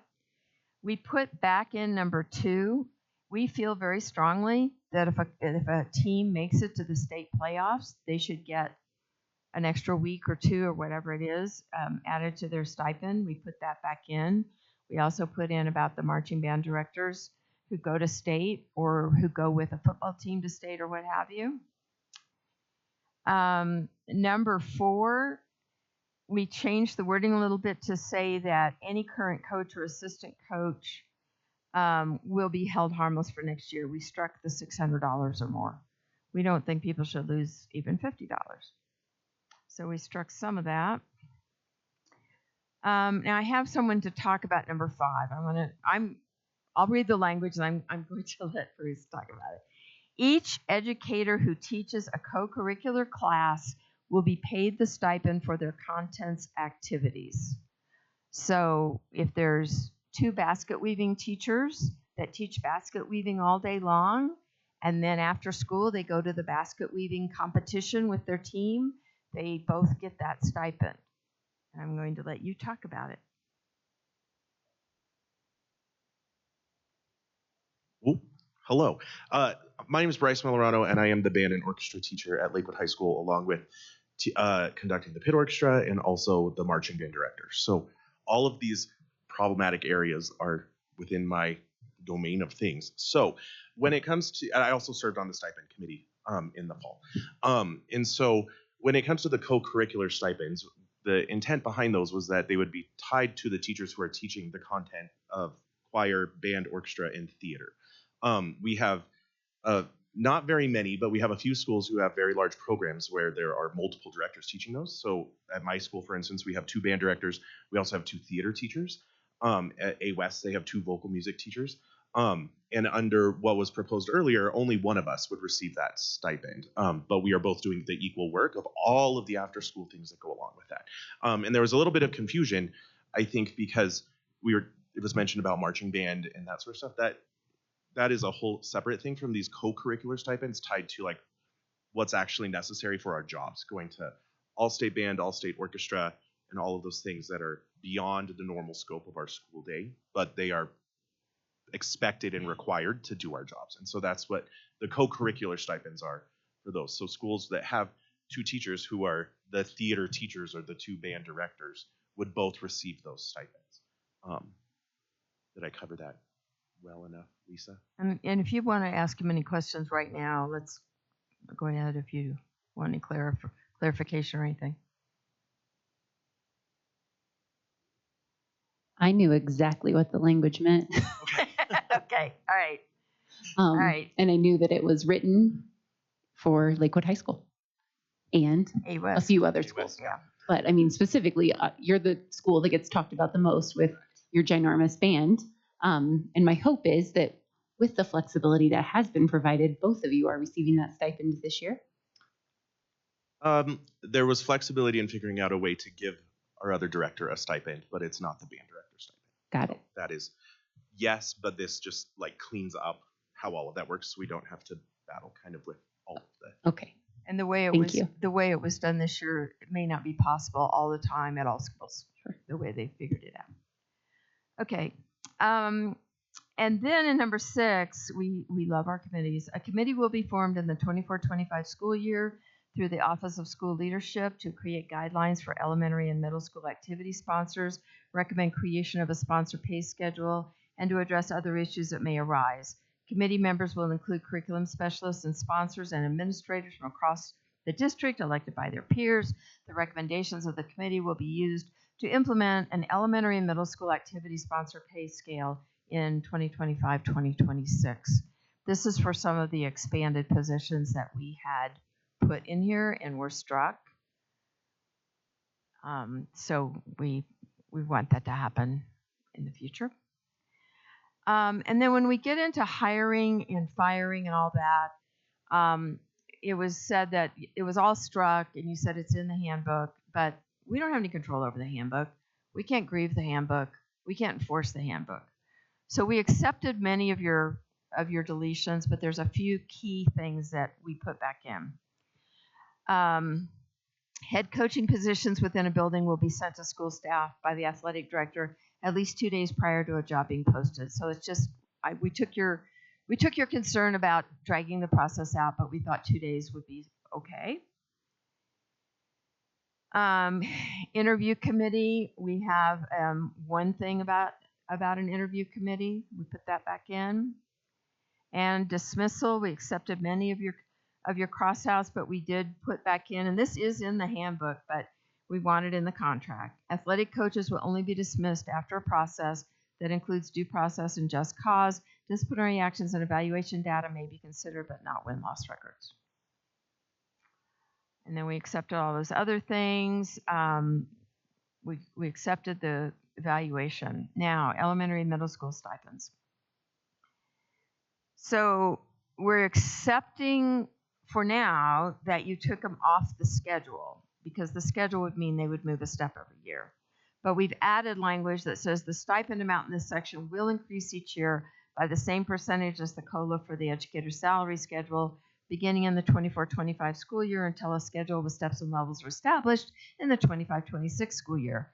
So we have that committee that we're proposing to try to come up with a parallel system for middle and high school activity sponsors that we have for athletic coaches and sponsors at the high school level.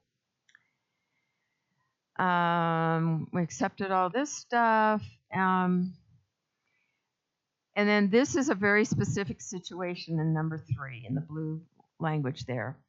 Elementary instrumental music teachers with 8 or more elementary schools are eligible for 2 stipends if they have a minimum of 6 performances. The previous language would not have included them, and there's only about 4 of them. And they can't combine all 8 of their schools into one concert. There's just not enough space. So they usually do a little combining, so we just wanted to call that out. It's a unique situation. Accepted 4. And then in addition to the schedule above, K-12 visual art teachers will be eligible to receive a stipend in the amount of $1,000 as outlined below. Number 5, the black is current language. And we just added an explanatory sentence. The art show chairs and co-chairs are for the district shows and are confirmed by the art coordinator, just who those are. And then we added back in number 6 about K-12 art teachers having a stipend for their minimum of 3 art shows, and we defined art show and what that would look like. And we have an art educator with us who can talk a little bit about what that means in terms of their work and effort and all that. And introduce yourself, please. Hello, my name is Malia Ortiz. I am the middle school art teacher at Carmody, and I just want to talk a little bit about all the work that goes into putting an art show together. So across the district, art teachers are putting together not only artwork to go into district shows, but they're also coordinating school-based or community-based shows, including working with libraries or other outdoor public spaces to display student artwork. This is a really important opportunity for students. It allows them to share all the hard work that they've been putting into their artwork throughout the year. It gives them an opportunity to share their ideas, their self-expression with their community, and it brings the community together, provides an opportunity to use art for that community growth. An art show is not easy to put together. We have to figure out what art goes into the show, make sure that we get that all collected and properly organized. Everything needs to be matted and or framed. We need to create labels, make sure those are also properly displayed. We need to take several hours to hang all of that work in whatever space we're using, whether that's our school or some other public display. And then most art shows, and I believe in the language we're including, that the art show would require an opening event, which also involves a lot of coordination, making sure that we're reaching out and inviting family and community members, coordinating with the space, making sure there's refreshments, and just a really great atmosphere for everyone to enjoy that artwork. Again, really great opportunity for our students and our communities, and it's important that we're paying art teachers for that time. Thank you. And then under career and technical education leads, that is current language there in black. all head advisors for a CTE program within each school receive $1,000 stipend in addition to the current building. I think the current language kind of got lost a little bit, so we wanted to put that back in. And we also crossed out your proposed language because it would only include high school teachers. So that would be a takeaway for our middle school CTE educators. So they would be losing money. That language was proposed by the TOSA who is working in this department. She wanted to clarify. She said that the way it was written was not written correctly. So you might, you know who I'm talking about? No. I'm not sure either, but that current language that we wrote, that's in black. We worked with the head departments last year to get that language, or maybe a few years ago. So I was a building lead, but then this also helps people that are head of programs. The language that was there is not what we call them, so I'm not sure why. Beth, remind me her name. Escaped me. Was it Shelby? Mm-mm. Not Shira. No, Shira's not CTE. Well, it was.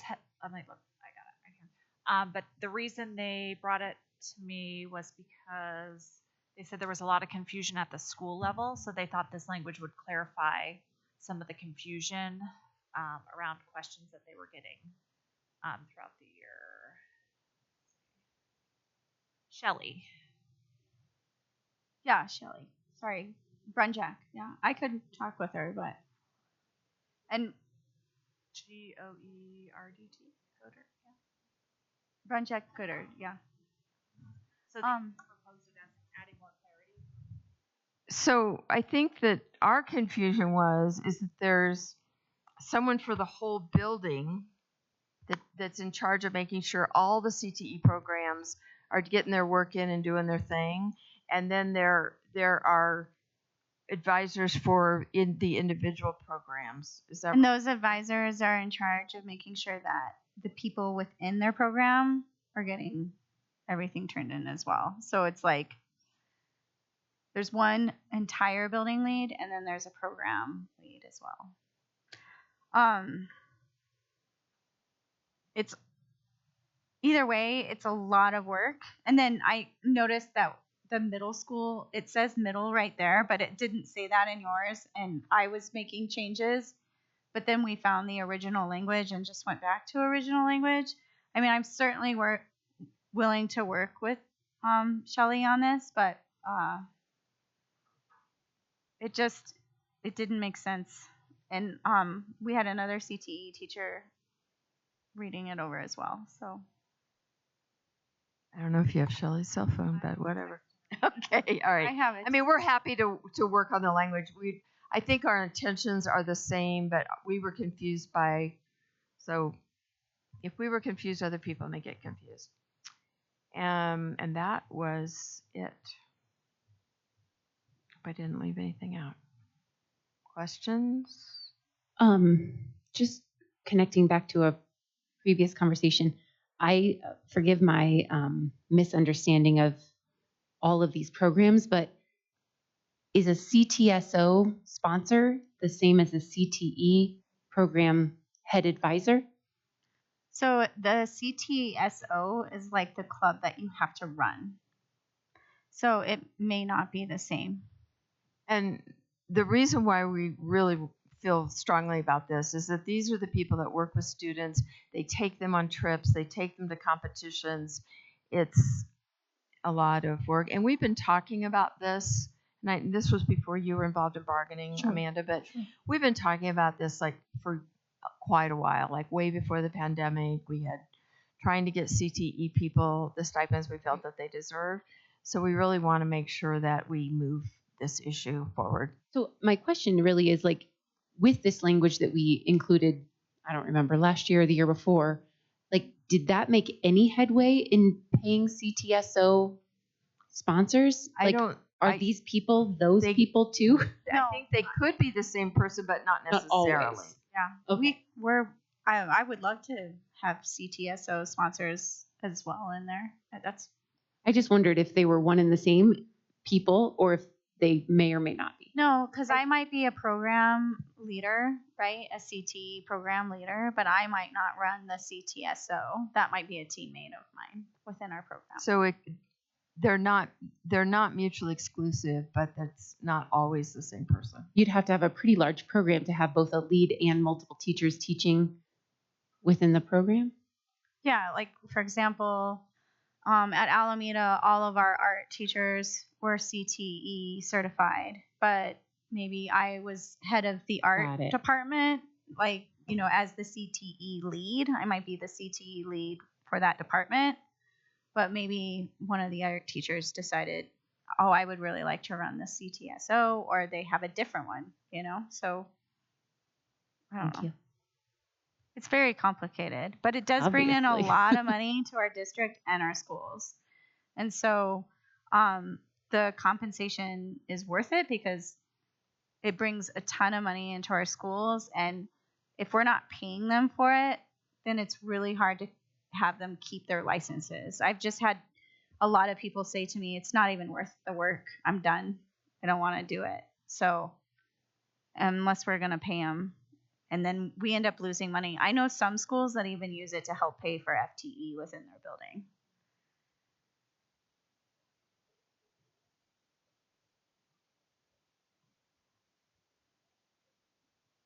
Any other questions? We tried to kind of meet you halfway on some of this. If there are no other questions, we're going to go ahead and move ahead in the agenda to Article 26. This is the Jcea Echo. Thank you, guests, for joining us. Thank you very much. The JCEA Echo, this was a collaborative version that came out of some straw design work that occurred yesterday. And I don't know whether we need to invite anybody up or who's going to be presenting. Christine? Fantastic.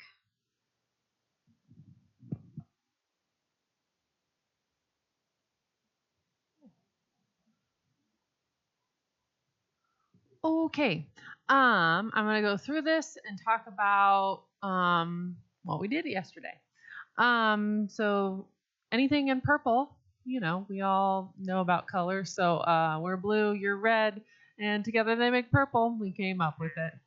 That's for the art teachers in the room. All right. So this here is some language that you guys had added, and really we just moved it to its own training and professional learning section.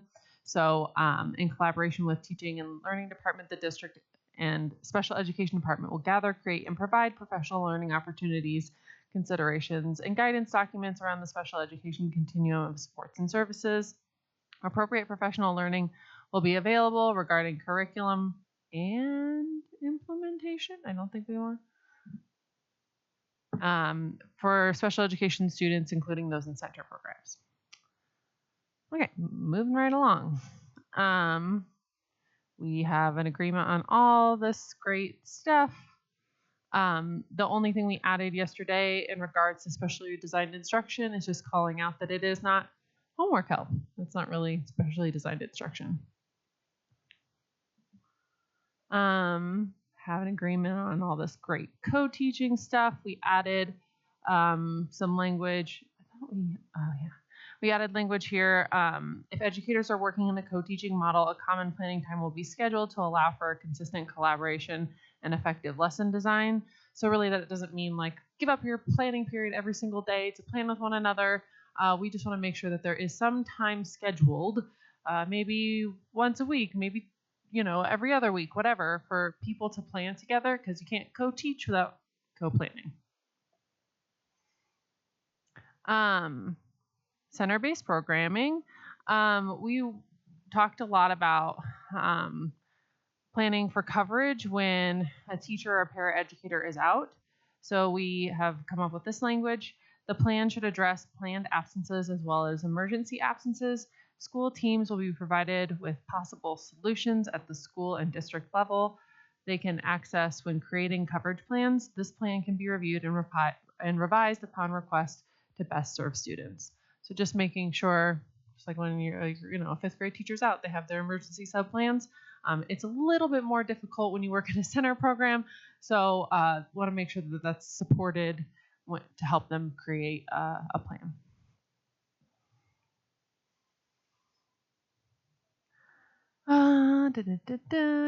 We have an agreement on all of this collaborative language, hiring and transfers, scheduling. This is like my favorite thing that we have put in here. We have talked a lot about caseloads, and so these are the current caseload and allocation guidelines. Instead of living in a thing that no one can find, no offense, they're going to live in our contract, which makes me really excited. So I don't want to read any of this to you because we're all really smart, but it says all the current practice that's in the allocation guidelines is right here. And then if you are experiencing a higher than average caseload, there's language in here where you can request support and help. This I will read, sorry. Schools may request a review of their special education allocation if, upon determination and communication of allocations, they believe it does not align with current guidelines. Requests for review should be directed to the principal or supervisor who will collaborate with the special education department as needed. Adjustments to the allocation will be considered based on the review's findings within the district's constraints and determined by the student success department. Probably don't need appropriate there. Possible solutions to address findings from the review could include compensation for additional workload, additional staffing to support and address increased student needs, release time for special education paperwork, additional planning time for progress monitoring, and/or an increase in FTE to cover the additional caseload. In selecting solutions to address findings from the review, priority will be given to options that are the least disruptive to student learning and maintain continuity of mandated services. If caseload concerns are the result of coverage due to shortage, the special educator will receive additional pay for the additional pay provision of this article. These solutions are not exhaustive of the other mutually agreed upon means to address caseload. The team will work to resolve the issue promptly with specific timelines to be determined by mutual agreement. Okay, and then we also just wanted to call out that we've been studying caseload a real long time. And so what we would really like to happen is have the Special Education Collaborative Committee work next year over the 24-25 school year to study the caseload and workload issues and develop a caseload model that will best serve students and prevent burnout. That committee is going to bring their recommendations to the bargaining table along with potential solutions no later than February 1st next year.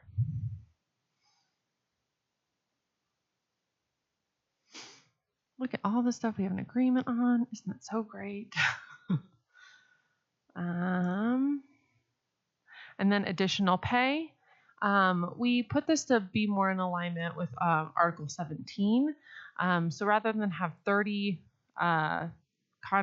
days of absences to switch your pay, it is 10 consecutive teacher contract days.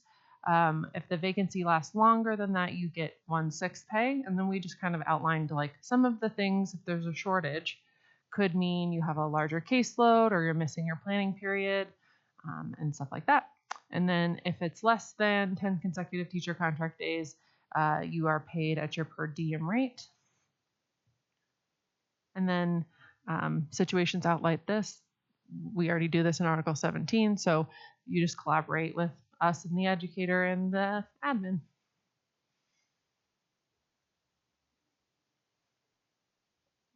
Yay. There's only one thing which I have clearly missed, which we don't have a resolution to yet, which is the additional pay. I think it's in scheduling.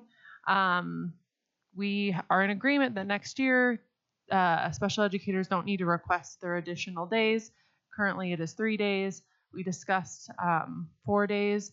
I think we would like to continue that discussion as a part of the greater financial package.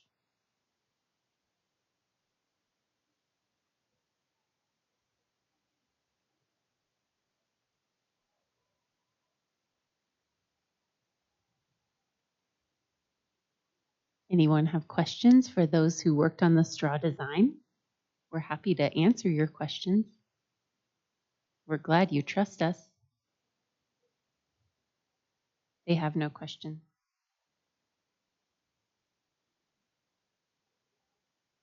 Thank you very much for everyone's work on that. And we are moving on with the rest of our counter proposals from the language this evening. So are you guys cool to start with Article 13? All right. Article 13 leaves. This is district golf and Appendix D.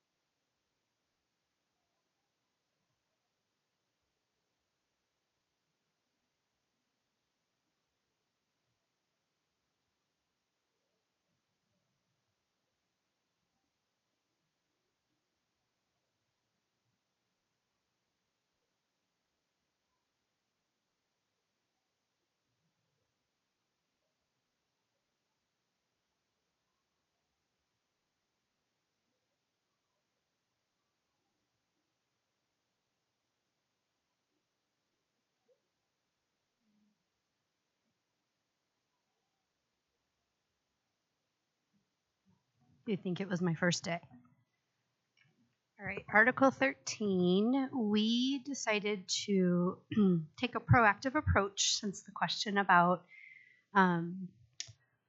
safe leave came up. So we will address that in this article. We are accepting your language, your cross out of all employee groups to just include Jcea in 13.1 about the MOU. In 13.3, we are accepting or obtain medical care under sick leave days. And also in 13.5 and the negotiated agreement language. I believe the other stuff in 13.6 we've already agreed to. So we will go to 13.14 for safe leave. So Jeffco Public Schools acknowledges that educators may be victims of domestic violence, stalking, or sexual assault / abuse.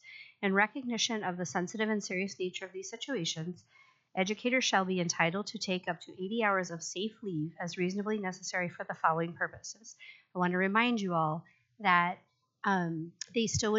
educators will still be eligible to take FMLA if it's for medical necessity, right? And that could be therapy, counseling, if they speak to their general practitioner or their doctor and they say like it's for a mental health reason that you need to have the break, like that's a separate leave bank. So I want to be really clear before I go into this that we believe that to be separate, and this is to cover things outside of that. So A would be for things like safety planning and legal proceedings. So employees may take reasonable leave to engage in safety planning, obtain legal assistance, or participate in legal proceedings related to domestic violence, stalking, or sexual assault and abuse.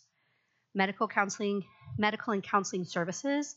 Employees may take reasonable leave to seek medical or psychological treatment or counseling related to domestic violence, stalking, or sexual abuse, assault and abuse that is not covered by FMLA. Court appearances. Employees may take reasonable leave to attend court proceedings related to domestic violence, stalking, or sexual assault and abuse. And relocation. Employees may take reasonable leave to relocate or make arrangements to secure their safety or the safety of their dependents due to domestic violence, stalking, or sexual assault and abuse. 13.4.1, educators can elect to use accrued sick and personal leave when taking safe leave. If an educator does not have available sick and personal leave, the hours may be taken unpaid. 13.4.2, employees may be required to provide reasonable documentation to their supervisor verifying their need for leave under this provision, such as a court order, police report, medical certification, or statement from a qualified professional. And 13.4.3, employees shall provide as much advance notice as possible when requesting leave under this provision, but in cases of emergency or imminent danger, employees may request leave without prior notice. 13, let's see. Here. It's hard to keep track of all the colors of what we've already accepted. I know, right? And there's no purple. Under bereavement leave, we are accepting the word will versus shall, and additional days may be granted if needed, and accepting the word notice versus report.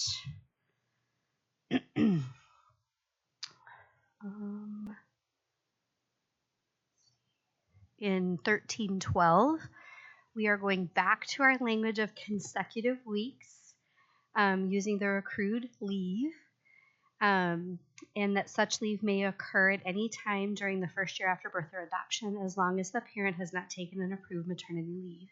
And in these situations, parental leave must be immediately follow the approved maternity leave as outlined in this article.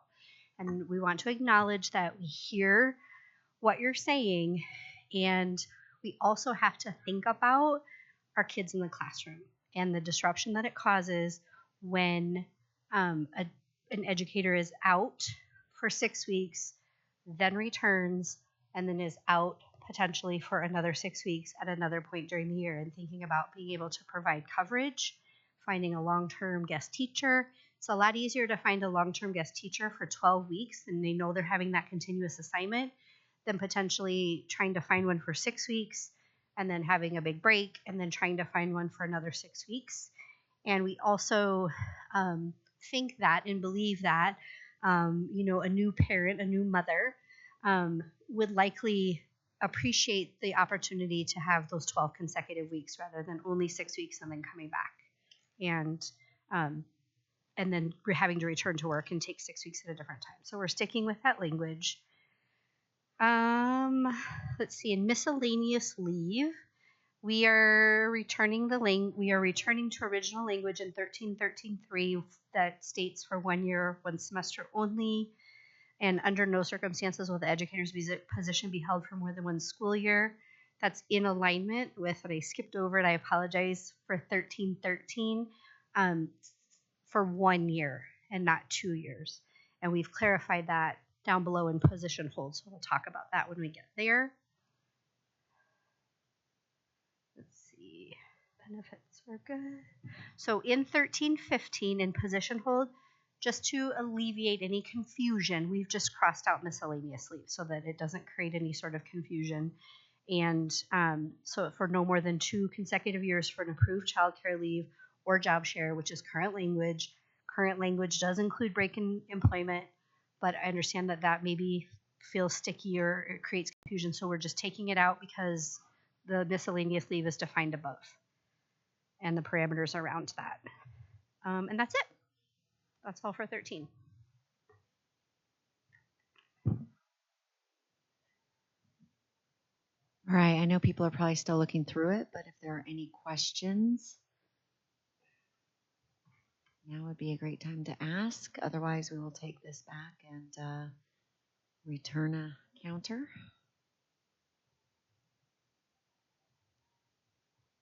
And the next counter proposal we have is Article 8. Class size. I need to do Appendix D. Oh, Appendix D.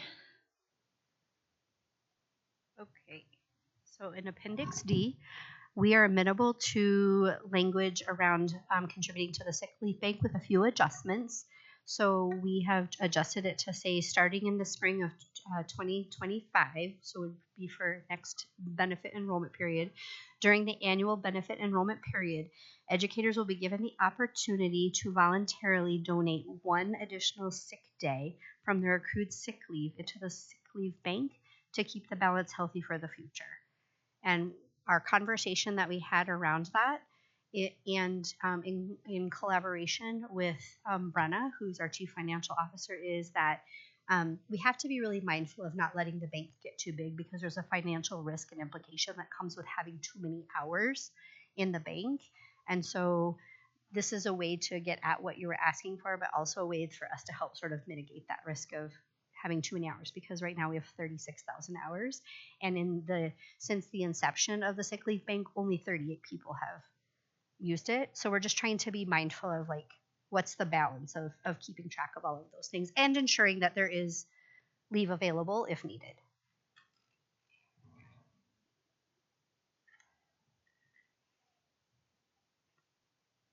All right, thank you. Jennifer, any other? Should we? All right, we'll just. All right. As you're looking at the sick leave bank team, are we ready to TA this? Or do we want to? Do you have a question, Rob? Yeah. I'm just wondering if it's a little confusing because, I mean, one of the big things about this was that you don't have to donate to be in the sick bank as long as it's at that level. And by putting the wording of donating only one additional day, it almost seems like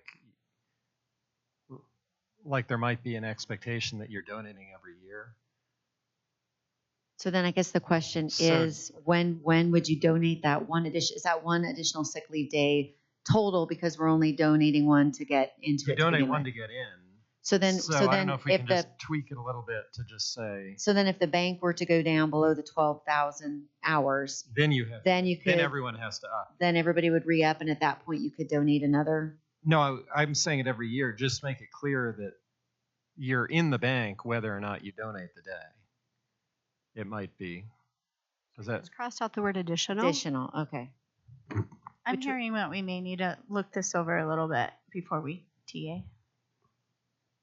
Sure. Yeah, it's more of a wordsmithing thing, I think, but it might not hurt to do it in a caucus. I mean, I do think in the next one, it talks about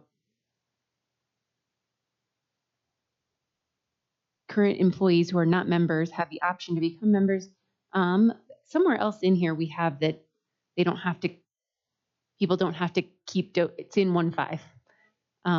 If the balance is at or below 12,000, an employee wishing to continue shall donate an additional, but If it drops below 12,000. if it drops below 12,000, if they're already in from having donated previously, they don't have to redonate unless they want to voluntarily through this new article or new section. Yeah, I think it needs a little wordsmith. Okay, no worries. All right. We will take that back to caucus, and we will move on to Article 8.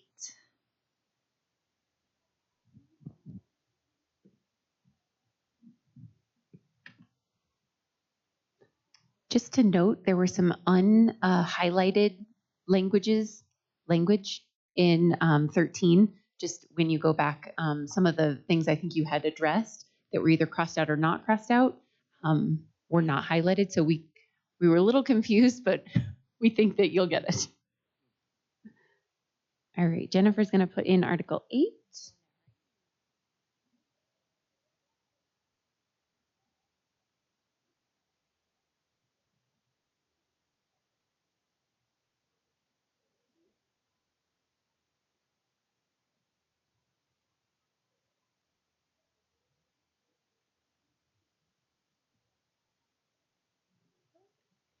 Okay. In Article 8, everything is agreed to up at the top. On page 2, everything is agreed to. Under DTLs, we agreed to much of the language that you had suggested. We did make a couple of minor edits. So we had, if additional responsibilities include teaching a class size, the OLT must confer with the DTL as outlined in Article 24. So we know that DTLs aren't technically part of Article 24, but last week we did a really nice job of outlining what does the process look like when a fourth content, my apologies for the term, a fourth content is to be taught, and an assumption might be made that that might be a class taught by a DTL. Not always true, could be the cells, could be someone else, but we felt as though that process should be honored since we did outline it in Article 24. Let's see. We agreed to the Executive Director of Teaching and Learning, joining this Library Services Council and other leaders to have this conversation around DTL workload in the Tech for Ed program.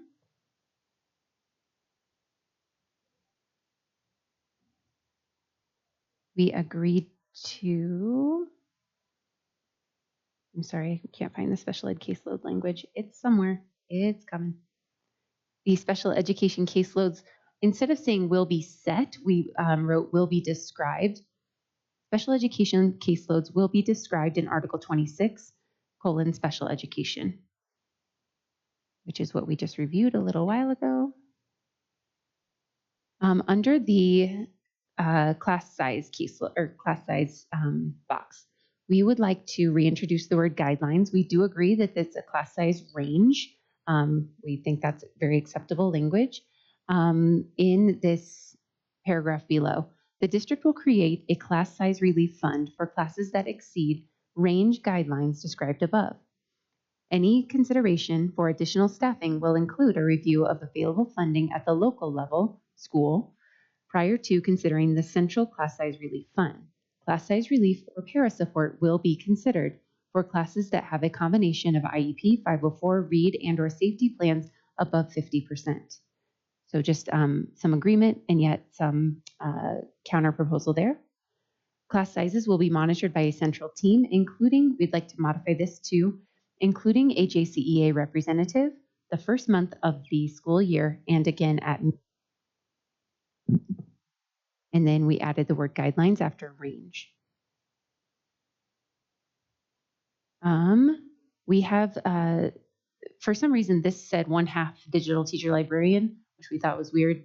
It'd be like half a person. So instead, we wrote half time. Sure. Right? I'm like, interesting. Just like, which way would you be cutting them in half? Diagonally.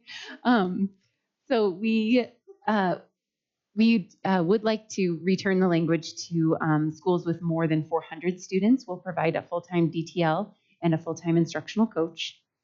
And then as stated previously, you have agreed to this language around Title I elementary schools. We'll provide a full-time instructional coach.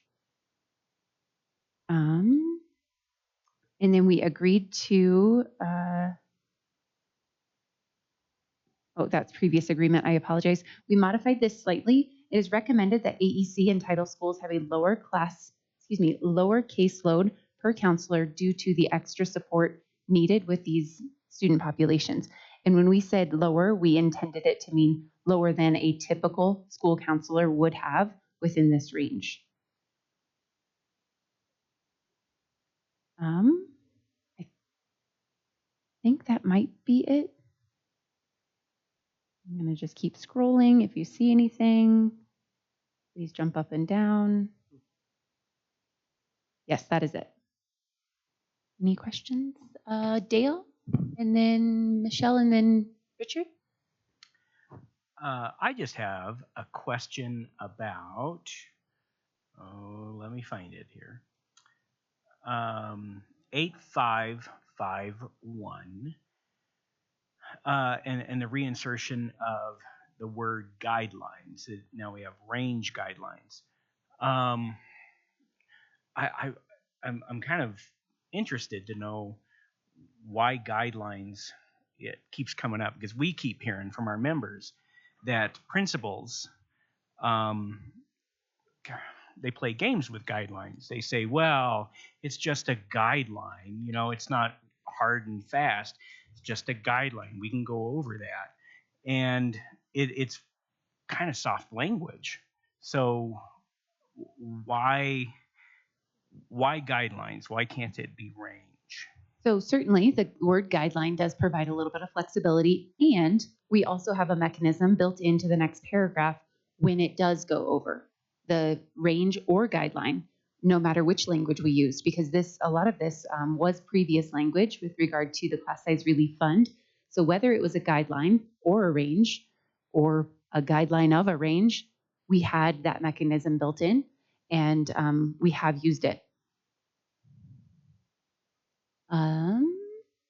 Richard, and then Michelle, and then Lisa.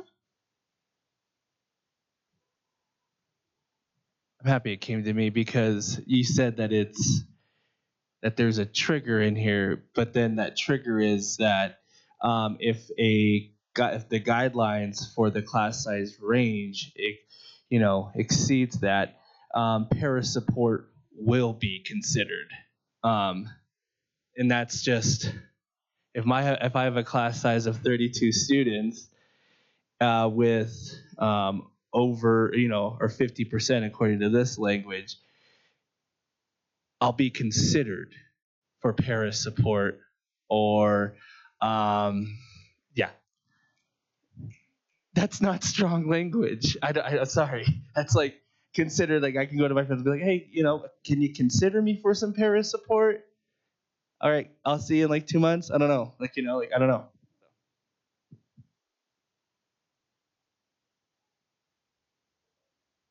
Yeah, I think that's something that we're all thinking about, is that a lot of times it's considered and promptly declined. And that's a problem. And that was part of the reason why we went back from those Title I guidelines. We agreed to take that off the table as long as the range was sort of that was the number that we were going to stick to, and then provide that support. And again, so that our students are getting their instructional needs met. So I'm just going to say that. My other issue was with 8422. It's mainly a question. 8422. Now I'm trying to find it. Okay. So my question here is, it says that if additional responsibilities include teaching a class, the OLT must confer with the DTL as outlined in Article 24. What about for high school details? Because we have a high school detail teaching a class right now where the library is closed every day. And so where would that be considered? Because I don't think that would be in 24. Or is that an oversight, or is it just with the OLT? That's what I was thinking was we had the language written in last week around a conversation with the OLT and then a variance to be written as long as there weren't multiple, I can't even remember the language, multiple members of the team disagreed. Do you remember what I'm talking Even about? though it's so, and I guess I just want to clarify that even though that's for AMP, and it's an elementary article, you're right. Yeah. So that for a high school DTL, they would still use that mechanism in Article 24. I mean, potentially, we could certainly clarify it in here instead of just referring to the other article. We could clarify that what the process would be. That would be fine. All right. Thank you. Amanda, do we know how many elementary schools fall between 300 and 400 students? Yes. How many? About 15, 20 between. I have I didn't count. I looked at it, but I didn't count how many. So 8 to 10 FTE if they were to have a full-time detail. It would be an additional. If you said there's 10 to 15 schools between 3 and 400. Some of them have a full-time DTL and a full-time coach already allocated for next year. So it might be a 7 FTE. Potentially. Okay. I mean, I was just wondering what kind of right for next year money and positions we were talking about. Right. It's the out years that if our enrollment continues to decline, we're going to have significantly more schools in that range or even below that range that can't afford to have both full-time. And then this is off topic, but remember how we got rid of position hold as an article? I think it was 18. Are we going to make the SPED article, which is the last article in the contract currently, move it into 18 so we don't have a hole? We are all amenable to doing that. Okay. Just wondering. Mike? Okay, I want to just come back to Dale's question of guideline versus hard and fast rule. I think that really goes to the fact of kids don't come in those neat packages of within those guidelines or ranges, right? And so as I think about the title example, one of the things I did today is analyze, I think we have about a 249 title classrooms. And I would say, looking at the data, our principals and our staffs do a really good job of falling within those guidelines or ranges. I think if I did my math right, we have about 95% of those classes are within those ranges or under those ranges. Actually, close to probably 40% are under. 55, I think, are about that are within, and again, about 6% are over. And so I think folks are doing a good job of getting within those ranges. I think this language really speaks to, okay, then when you're over, right, how do we prioritize those title classrooms and other classrooms where we're over the range. Deanne? Oh, sorry. And then Kendra?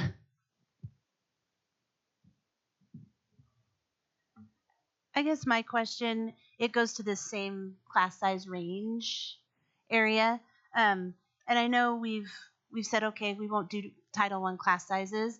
And I know, what if you have a building, it falls within the range, and then they have that high percentage of IEP 504 read plan, but they're 40%, not 50%. I think we just really need to consider the impact of those additional 10%, because let's say you have 28 students and 40% read plan. Yeah, you're in the range, but the impact makes it feel beyond the range for the educator. So I don't know, we just get kind of tricky when we get in guidelines, and I know the cutoff has to be someplace, but how do we make consideration in this language to help support that impact of student need is my question.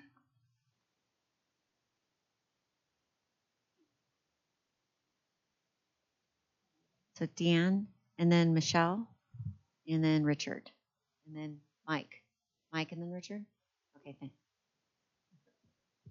I would just like to speak a little bit to this too, because while I'm not title, I'm a small school that's actually growing right now, but we're growing by a little bit at a time. And so how I monitor my numbers very carefully to what Mike's point is that as we look at the ranges, we see where we're heavy, we see where we're getting up, and then like just recently we just made a decision to add a third grade teacher because the numbers are getting higher in that. But again, we're going up. It's not like I get 20 students at a time, or we're in Green Mountain where I'm one of the schools that's actually growing, but it's by so little that I have to make those budgetary choices and be fiscally responsible too. So while a class might be at above the range at 25 or 26, I can't afford a teacher on top of it with my budget. And so I can tell you that as an administrator, I work very diligently and very hard with my OLT, with my parent groups, to be very transparent and try to stay within the ranges as much as possible. And it's a value of mine. But it's more complicated than just going over a range or going up and beyond that range, if that makes sense. Michelle?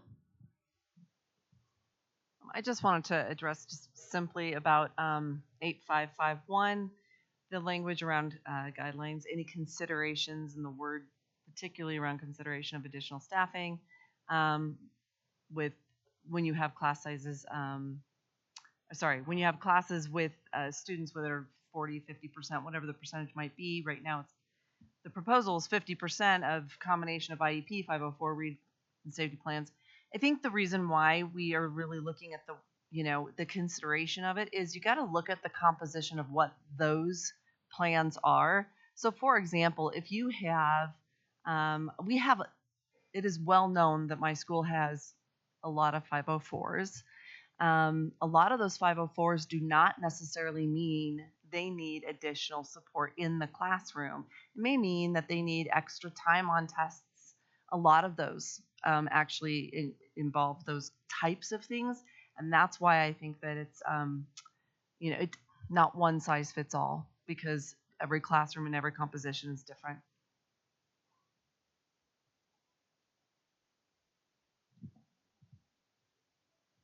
I also just wanted to add to what Mike just said.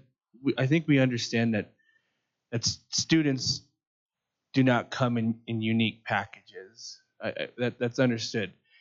I think what we're trying to get at right here, right now, is that a student that comes in with 504, IEP, read plans, heck, even ALPs, those students, enough of them in a classroom spreads a teacher thin.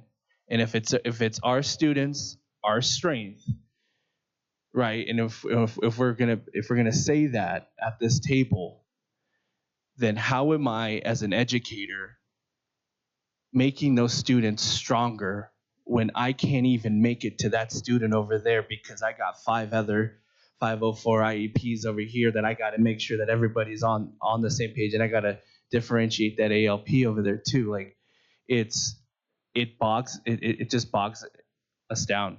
And I'm trying to speak to, like, just trying to set students and educators up for success here in this school district. Thanks, Richard. I think the language that we put in saying, how do we do that collaboratively? And to the question of both the being out of range or out of the guidelines and the additional impact of all of those plans within our classrooms, how do we come together collectively within this language to then get in a room with the money available and prioritize whether it's title, whether it's being outside the range, or whether it's the impact? How do we prioritize that together to allocate relief? I think what I'm hearing here at the table here is from Deanne, and then also from you, Mike, that maybe the SBB formula that we have for schools isn't working, and it's kind of like making us play financial roulette with our staff to try to get FTE in there. I think that's what I'm hearing.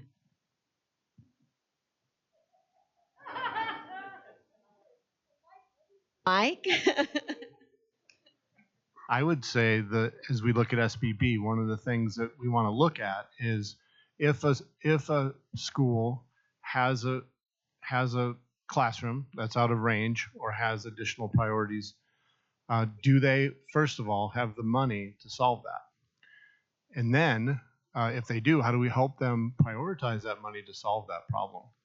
And then secondly, if they don't, then they would come to the central class size relief funding mechanism so that we can kind of put the priorities together and say, what are the greatest priorities that we can help with from a much more limited fund than all of the school's SBB dollars. Can I just break in for a quick second? We have a child that was found, and I'm going to share a picture of the child on screen so that everyone here can see this child. This child was found near Wadsworth and Bellevue. If you know this child. Okay. Thank you. Okay, that solved quickly. Thank you, Deanne.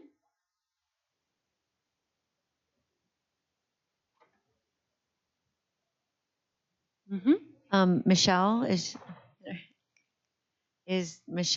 your card still? Okay.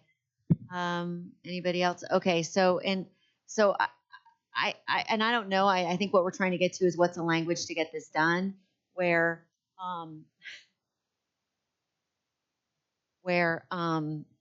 teachers, if they are overwhelmed, if what they have on their plate is more than they can serve, that they know that it's going to be more than just that they can advocate for that support, and that that request will be taken very seriously. Because if they're coming to you and saying, I cannot get to all of these within this class, considered, how strong is that, and will that protect them in that situation? So I think we'll take it back and consider this language.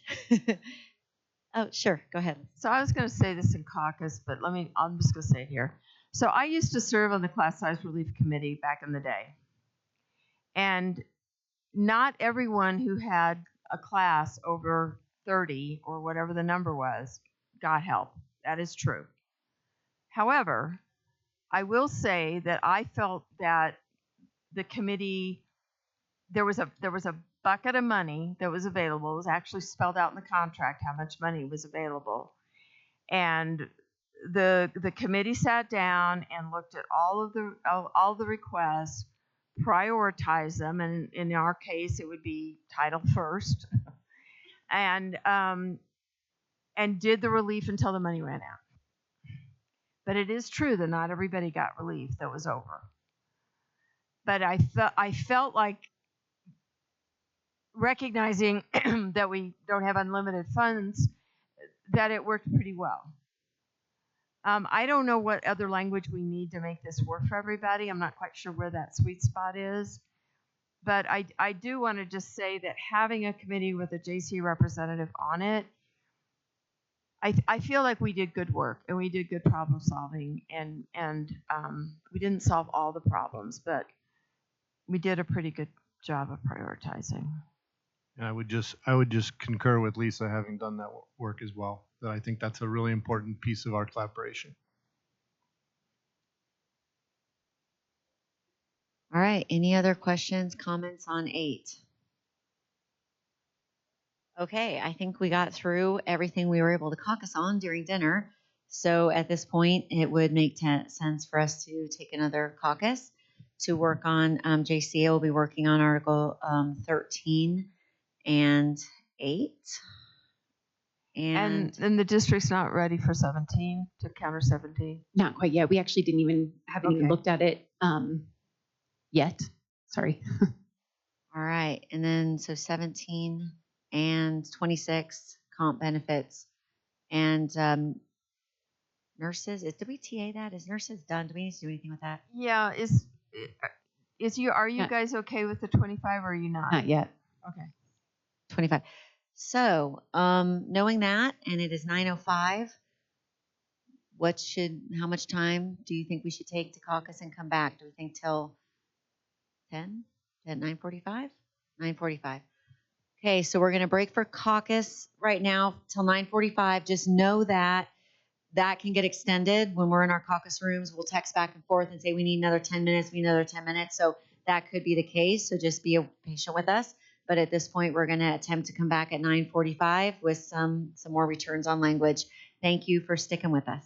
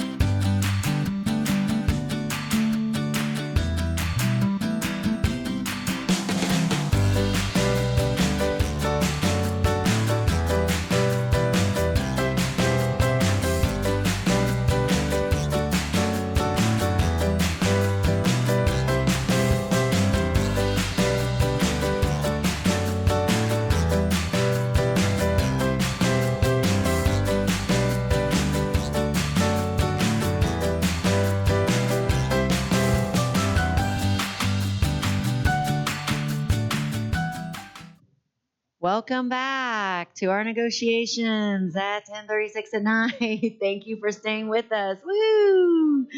All right. So we got a bunch of language to return, and we can go in order if that works for everybody, unless there's a suggestion otherwise.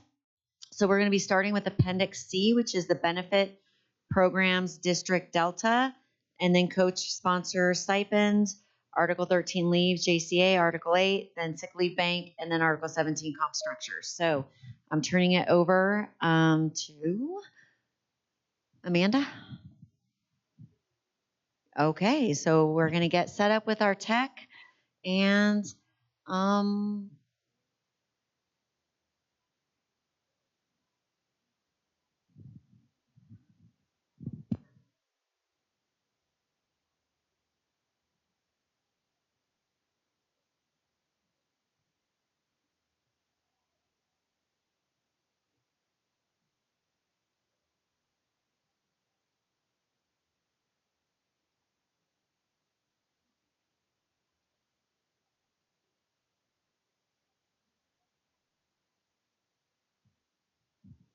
Okay.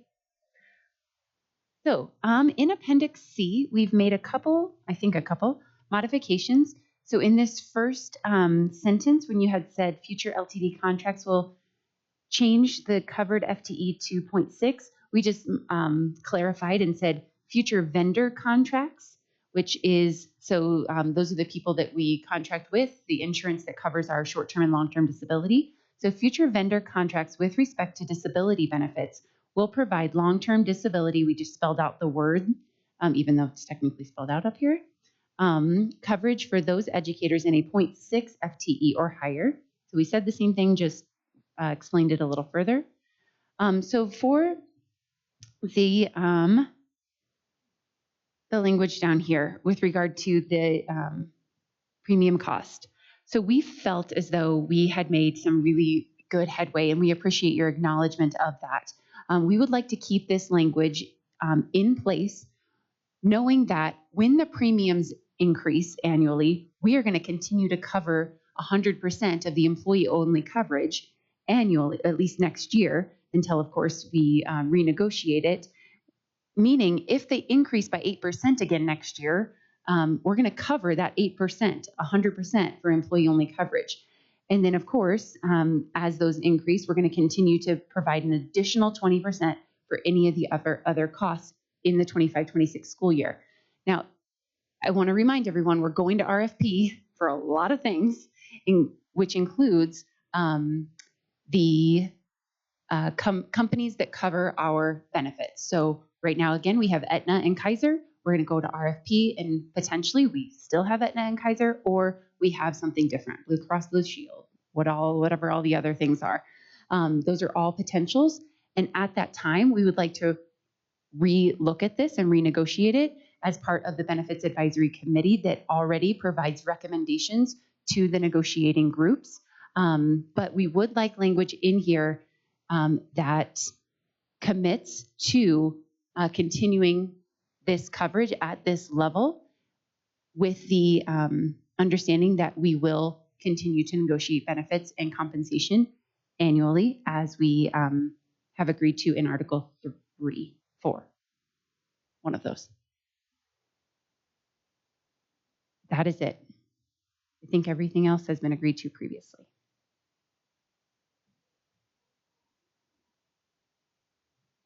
Any questions about the language? Okay, let's keep moving, and we will take that under consideration.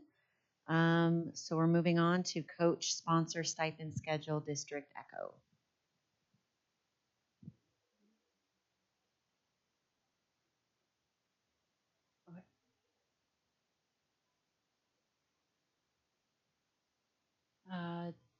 Chart?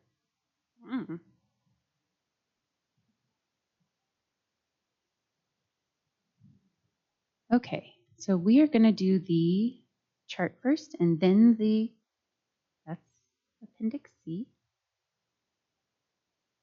No, it's Appendix C again. Appendix C is now in there 3 times.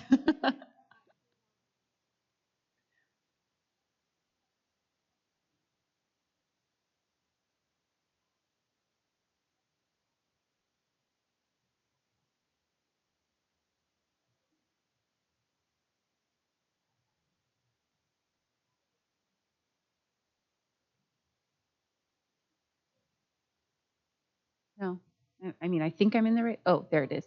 Okay. I just wanted to make sure I was in the right one. Okay, so it's in a random spot that Jennifer's going to move it. So here is Appendix C. Why does it always do that? Okay. So we have agreed to adding pit conductor. We would like to leave accompanist in 3, or rather in 2. Currently, we have crossed out miscellaneous high school support stipend. We would actually like to spend some time studying what this might look like. Right now, we feel as though the variability would be so wide that we want to understand what is the need at each individual school. And so, again, flexibility remains with principals working with our executive director. However, we need some time to understand more what the need might be for this miscellaneous stipend and how it will be used. We've added Unified Bowling head coach back in.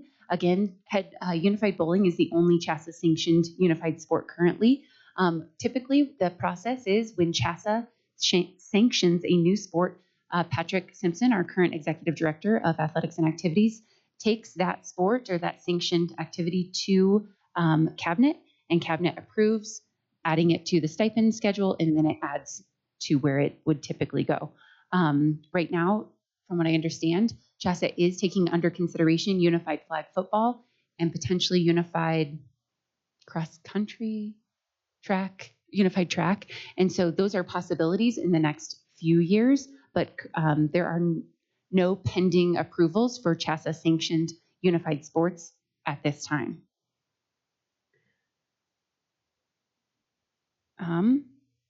We took out CTSO sponsor again.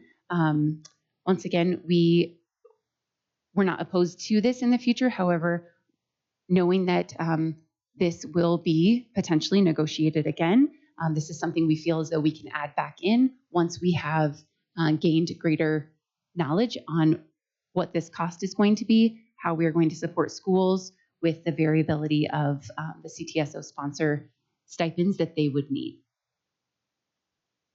Not every school has all of those clubs, as I understand it. Okay, in the language for athletics activity sponsors,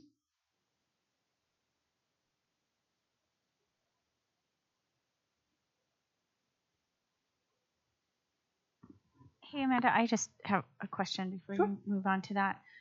When you said not all the schools have those clubs, like the CTSO sponsors, what did you mean? so I'm saying that some schools might have one, some schools might have all 4 or more. And so we just need to understand like how many of these sponsor stipends would every school need? Because like I said, some schools don't have. It's actually pretty easy to figure out because you can figure it out by if you have a CTE program within a school, you have to have, right? Isn't that right? Don't you have to have or am I getting them mixed up? I'm really tired now. Don't you have to have, you have to be in compliance, you have to have it. But do you have to have do you have to have a CTSO DECA, a CTSO FBLA, a CTSO TSA? I don't know what TSA is, I'm sorry. That's what I'm saying. I don't feel like every school has all of the programs. And so I think we just need to do an assessment of which schools have which programs, CTE programming, so that we know which CTSO sponsorships are required so that we can have a better understanding of there's a huge list and then you like choose from the list that meets your program. So like if I have a certain program, I might have 4 CTSOs that might fit that I could sponsor. So then I just pick one of those CTSOs. Does that make sense? It does. I'm just wondering, does every school have DECA, FBLA, TSA, HOSA? That's what I'm wondering, because we're not talking about just one sponsor. Like there could be 4 different sponsors, right? I think we'd have to ask Shelly. Okay. I mean, that's my understanding. And it seems like there could be more because there's an et cetera. And so some schools could have one CTE program. Some schools could have 5 CTE programs. And so I think we just need to understand the scope of this, as well as what all activities are being engaged in after the school day. I guess a and point that I weekends. just want to make is every single one of those CTA programs is bringing in a ton of money. So asking for a stipend for a CTSO, it's in the wash because every CTE program brings in a ton of money. So like this would promote programming. So they're already bringing in the money and it would pay for itself.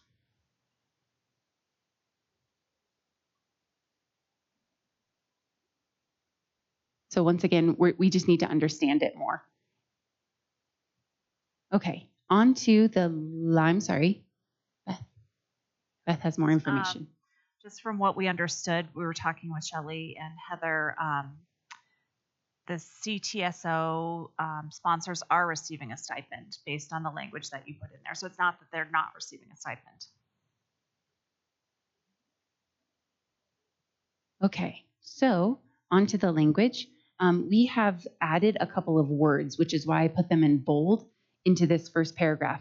You hadn't highlighted it, so we weren't sure if you agreed to it. And so it's still all red, but it was red in the previous version also. We just added a couple of words. So activity sponsors and athletic coaches will continue to have opportunities throughout the school year. And the reason we put continue is because they already do, to provide feedback to the appropriate school-based or central office leader. And in parentheses, we just added who those leaders might be. So athletic directors, activities directors, assistant director of activities, and the executive director of athletics and activities. All this language is what we had previously put in, but again, we weren't sure where you were at with that. We accepted this language. I apologize for not highlighting it after I'm sitting here saying you didn't highlight it. My apologies. So we had a note. We just added the word note and put the salary schedule and where positions are placed. And we just added the words on the schedule can be negotiated on an annual basis. We understand that this is part of the compensation. Under interviewing, hiring, and dismissal. So we would like this to continue to say procedures for the hiring and dismissal of athletic coaches is outlined in the coach's handbook. We are more than happy to link that in here and will be reviewed periodically as referenced in this appendix. We are amenable to, I'm sorry, that was previous. Wherever the language was around encouraging the head coaching positions within a building will be sent to the school staff by the athletic director at least 2 days prior to a job being posted. We agree that that's good practice. In 5, we returned to this language. Schools may choose to split stipends. We do want to provide that flexibility. If there aren't 2 full bands, but there are 2 band directors for 1 band, potentially, that somehow split duties, we want to allow that flexibility for schools and directors. So schools may choose to split stipends between employees who share responsibilities for 1 co-curricular activity. However, the principal, and we do mean not the principal, the person, but the principal as in the main, thank you, intent is for co-curricular stipends to be available to the teacher identified as responsible for that co-curricular activity. So our intent is not to split the stipend. We understand that that is not the goal, but we also want to allow for the flexibility should that become necessary.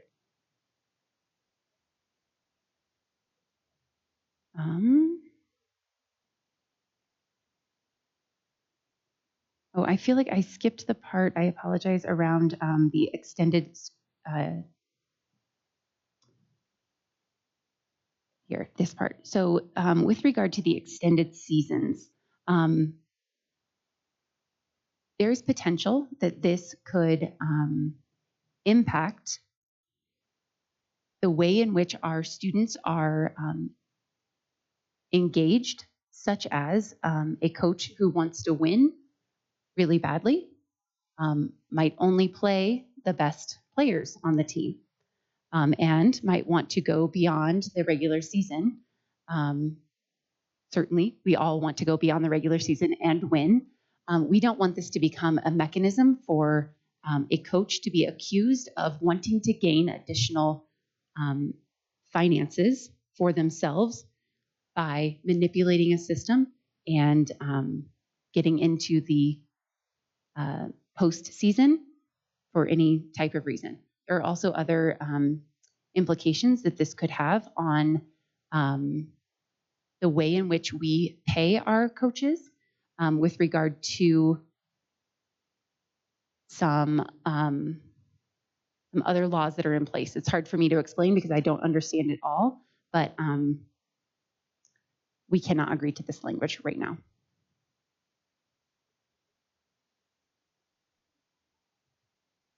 The elementary and middle school stipends, we moved the art chairs up. Right now, we are in a place to agree to to leave in the art show chairs and co-chairs. And we do agree that what you suggested with regard to being confirmed by the art coordinator, we, instead of separating that out, we put it up into this section and we listed it first since there was only one situation that we currently are able to agree to. We have not costed this out. It is not part of our current intent to add stipends. I'm not saying that we're not ever open to it, but for the next school year, we're not currently able to add that additional visual arts stipend. I believe that is it. Oh, I'm sorry, the CTE language, you asked that this be returned to what we had agreed to. Or I'm sorry, what we had previously proposed. You had checked with some folks and prefer that language, so we are amenable to reintroducing that.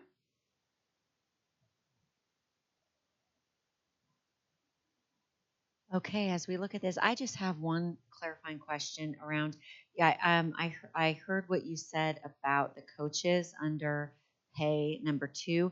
Can you talk a little about, is that the same reason for the marching band directors? Or why was that struck? So also, I'm sorry. Is it the same reason? Or? Right, Yeah. right. So I'm like, yeah. No, I would say that that has to do with pay into the postseason and what that could potentially, how that could potentially impact. It could put us in a situation where we aren't paying people legally. We're not paying people in the right way because we're paying them beyond their season, is my understanding. I have to get clarification on, like, I'm not sure. It might be Jcea. So technically, a coach is considered a volunteer stipend. So when we go beyond what is their volunteer stipend, we all know they're not volunteers, right? But that's how it's classified in salary.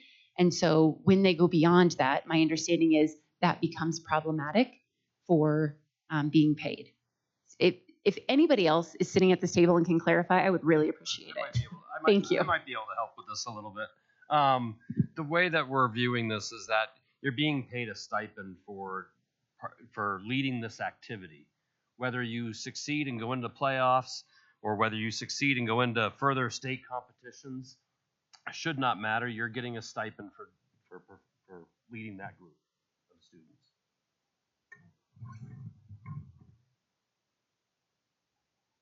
Thank you.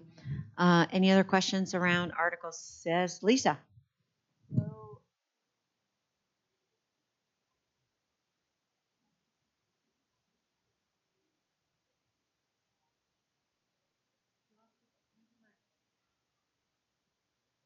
Sorry, I'm asleep at the wheel here. Good band. So what about I don't understand what your language means. So our intent is for there to be a band director who gets paid the full stipend, the co-curricular, right?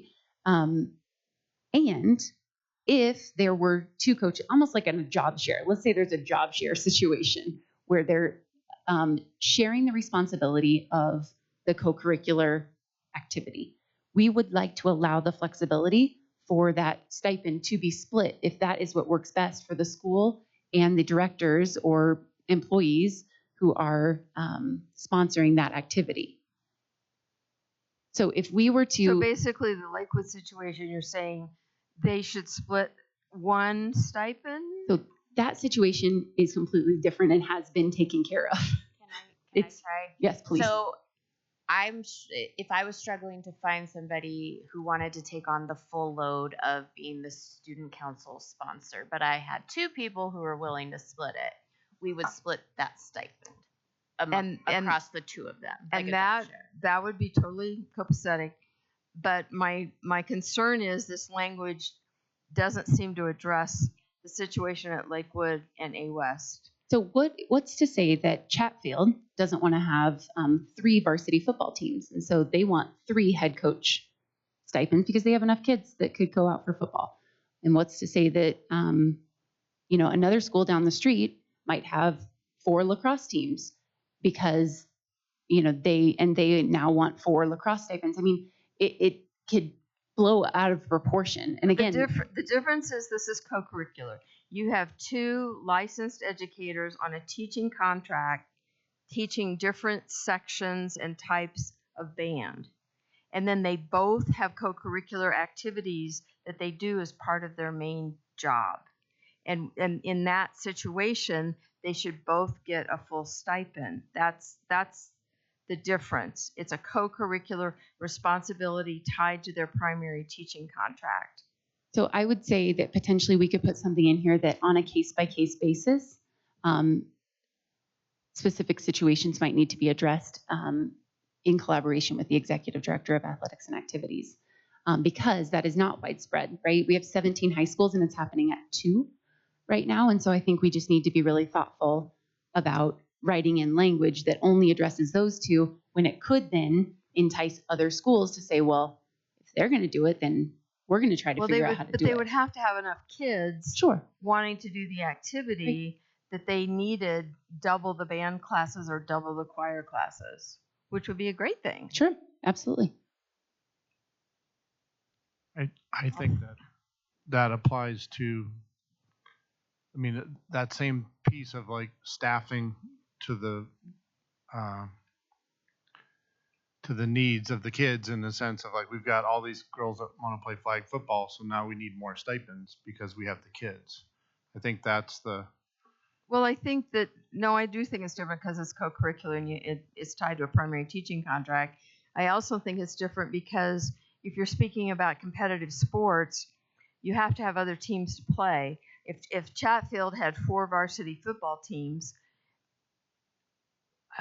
I mean, how is that schedule going to work out? If you know what I'm saying, if you've got 4 teams from one school, normally it's like, I don't know. But I think being co-curricular is very different. I take your point about the student council piece, although that's not really co-curricular, but that I don't see as a problem. 2 people sharing something like that. But this is people teaching 2 full loads that also has a co-curricular activity attached. And that is fundamentally different in my mind. I mean, I hate to say this, but I feel like this is a hill I'm going to die on. I'm willing to work with you on whatever language we need that's amenable to you, but I feel very strongly about this. If I'm teaching all day long and somebody down the street is teaching, somebody down the hallway is teaching too, but they're teaching different sections of the same program, and we both have to go out there and do co-curricular things with the same amount of time invested, they should both get a full stipend. But I'm happy to work on language about it, but I just feel very strongly about that. Okay. We can work on it.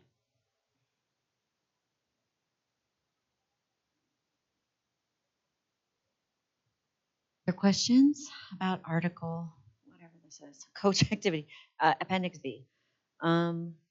No. Okay. All right. We are moving on to Article 13 leaves. This is JCEA Hotel. And so I believe that Christine's getting that hooked in. And who's going over this, Lisa? Who's taking this one? Is it you? Is it me? Is it? It's okay.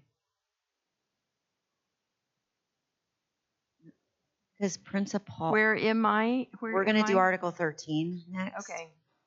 Hang on.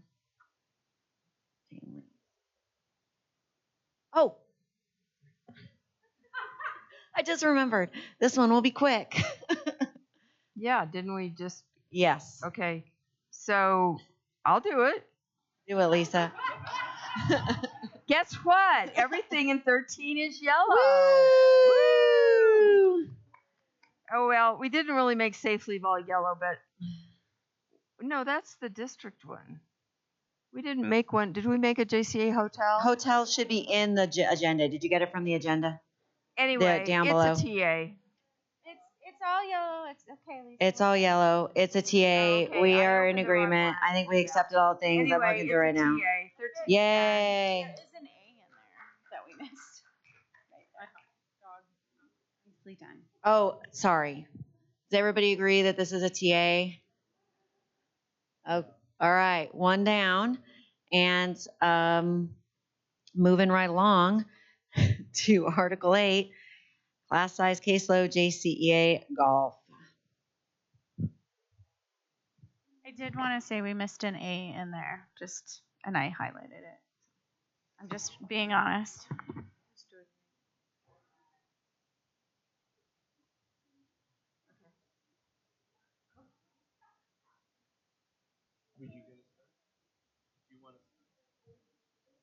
Okay. All right. We'll kind of go back and forth and help each other out at this late hour.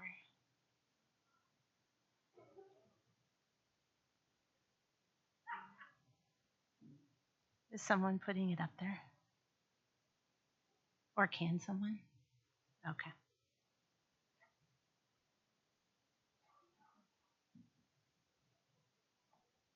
Oh, God. I should make sure I'm in the right.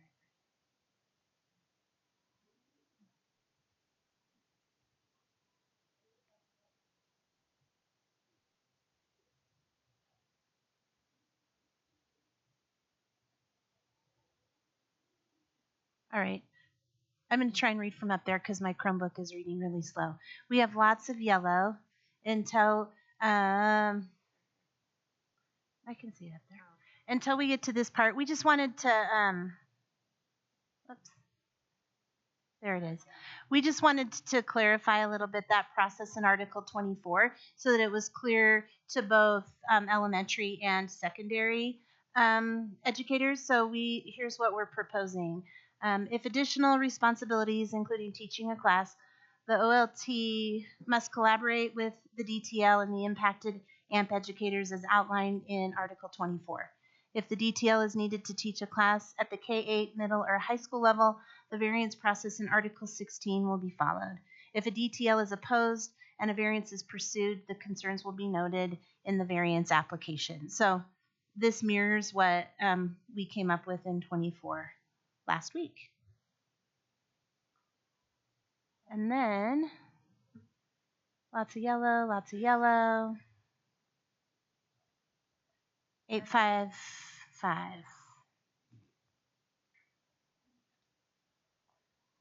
Let me get down there real quick. Okay. Yep, go ahead. Yeah, so it's been discussed here at this table that a majority for 855, a majority of the classroom sizes fall within these ranges. So we are going to stick to class size range per sections offered. And then 8551 is going to read, the district will create a class size relief fund for classes that exceed the range described above. Any consideration of additional staffing will include a review of available funding at the local level prior to considering the central class size relief fund. Classes that have a combination of ELL or MLL students, IEP 504 read and or safety plans of 40% will also be eligible for class size relief. Those are the changes that we made. We also, going back to original language, we will agree, going down to 856, we will agree to the 400 if with Title I and what we added down here was Title I in elementary schools will be provided a full-time digital digital teacher librarian and instructional coach. I also want to add a little bit to this, that there is a lot of confusion with this table and what happened to it and what was agreed to and what was not agreed to when it was deleted last Thursday, and then was put in and not presented last Thursday. And I feel like, me personally, I've been lost with this table since that moment. So what we did is we'll agree to the 400 and then for Title I in elementary schools, they'll be provided a full-time digital teacher librarian. And I'm going to just add to that. Our DTLs have been looking at the data they have about schools, and it looks like that's about 7 positions. And then we agreed to your language for secondary counselors. It is recommended that the AAC in Title I schools have a lower caseload per counselor due to the extra support needed. So we agreed to that language. And that is Article 8.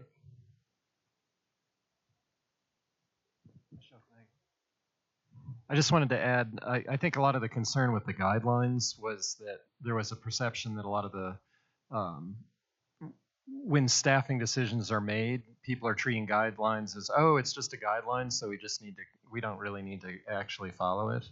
So I think there was concern the word is kind of poisoned at this point, and range, wouldn't have that connotation. So I think that, that relates a lot to why we want to switch it from guidelines, which isn't being taken seriously, to something that, hopefully will be taken seriously. I cannot agree to instructional coach and DTL for this coming school year in these Title I schools. We have already paired DTLs. If we have to add 7 FTE this year, I can't do that. I could agree to it potentially for next year, but I just need you to know that if there are Title I schools that have paired DTLs right now, I can't upset the apple cart. SBB has been already done. This is something I'd have to build in for next year, just so you are aware, which we can do. But I think we did something last year, the same thing happened, that we couldn't really make it happen that upcoming year. I wanted to say something about this guideline word too, because we've been going back and forth about this. You know how AMP teachers don't like the word specials? Elementary teachers don't like the word guidelines. And I just want to acknowledge that we know kids don't come in 25 kid packages, and that the ranges, we know that the ranges are sometimes going to be exceeded. It can't be helped. We're not going to hire another teacher if the third grade classroom is at 26. I just want to say that at the table. I just want to acknowledge that. We're not implying that you go 2 over and it means you have to hire another teacher. I think that it's just that the word guideline has become so toxic for elementary teachers that we'd like to get rid of it, while we're still acknowledging that this is hard and it's not easy to figure all this out. Lisa, thank you for your think aloud. Will you keep going with your think aloud? So like you acknowledge that it doesn't mean we're going to hire another teacher when we have 2 over. Right. What does it mean in layman's terms, in terms of as you think about 8551, what is going to happen? What is the what now? I'm sorry. What is so what is going to happen? Well, I would like us to go back to what we used to do, which I think we're both in agreement on that we have this class size relief. If you have 25 kids in your third grade class, it's only one over, you could certainly apply for class size relief, but as the committee sits down with a limited pot of money and they look at all the needs, not everybody's going to get some class size relief. Not everybody got it back in the day. Not everybody's probably going to get it now because we don't have unlimited funds, but at least we're sitting down with a pot of money and we're looking at all the requests and we're prioritizing them, and titles at the top. And obviously a classroom with 4 kids over is going to be more priority than 1 kid over.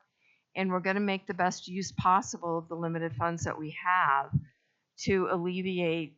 I mean, and I certainly want to acknowledge again that most title schools are within these ranges. But I just keep saying, if I'm the one teacher with 30 kindergartners in a title school, or I'm one of those 6 kids over the range in that kindergarten class, that's significant. But we want to acknowledge it does not happen a lot. But because it's not happening a lot, then it's not going to take a whole lot of money to fix the few cases that do come up. And the IEPs and 504s and all that, we had a lot of discussion in our caucus with some of the teachers sitting around this table about what it means when, I don't know what number, pick a number, X% of your kids are on read plans. I mean, it is a significant lift for some of these title schools, and they do have a lot of kids on read plans or what have you. So again, they're going to be they're going to be in the mix for class size relief. Again, not necessarily guaranteed it. We got to see how much money we've got and what our priorities are, but that at least they're going to be in the mix, and the committee's going to look at it and figure out what the priorities are and do the best they can. Yeah, and that's why I like the word considered, because you're being considered for class size relief versus eligible, as I look at your language. Yeah. Implies that they're going to get something to your point, we're going to prioritize at the top until the pot of money is gone. Yeah, we talked about the word considered a lot, and maybe there's another word that everybody can agree on, but I don't know what Because everything you're describing, I think, is a great process. It was, yeah. I mean, I think back in the day, it was a very good process, and I think we can do it again. But you might be eligible for a promotion and not get a promotion. So that's a good point. I don't know that they're that different. And like to your point, I'm not an employee of the district. I don't know all the different options that are available, but I know y'all get creative when we need to sometimes. So I'm confident you all can come up with a menu of things that can be available when someone needs help.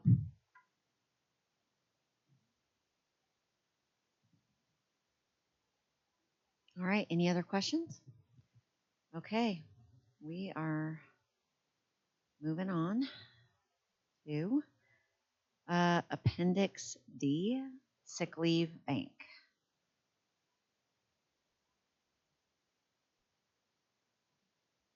And I believe, Rob, do you want to talk us through that?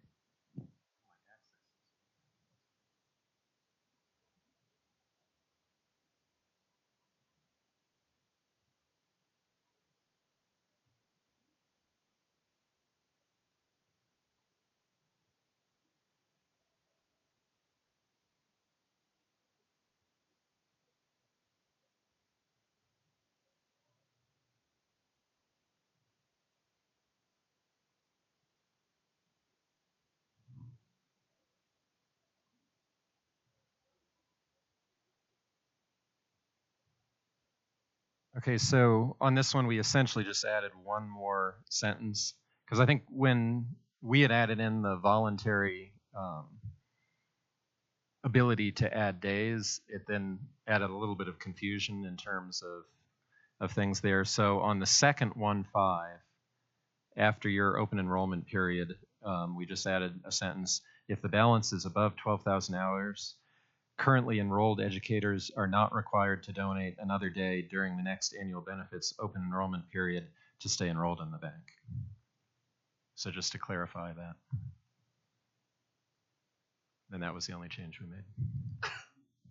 It didn't say that anywhere? It didn't, actually. Oh, that's what we meant. Yeah, we got that's what you meant, but it didn't actually say it, so we wanted to say it. Well, odd. Sorry about that. Hey, Rob, I think there's another sentence down on 1.5. Oh, where? It's tight. I'm late. Sorry. 1.4.1.5. Yeah, 1-4, we just changed a few things, added a few things, I think. 1.4 is the same. See? Oh, is it? Oh, okay. Yeah, we didn't just change didn't 1.4. highlight it? Cool. Yeah, 1.4 was unchanged. All right. Maybe we should have highlighted it. The only thing we did was add that one sentence that I read. Yeah, I mean, does anybody at the table have any questions or disagreements on that minor change? All right. If we could get a thumbs up, down, or sideways. Sorry, Michelle, I'm totally taking your job. And we have reached TA on Appendix D. Yay.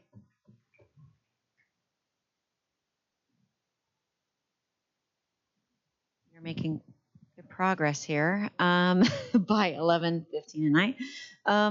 So we are moving on to Article 17, Compensation District Echo.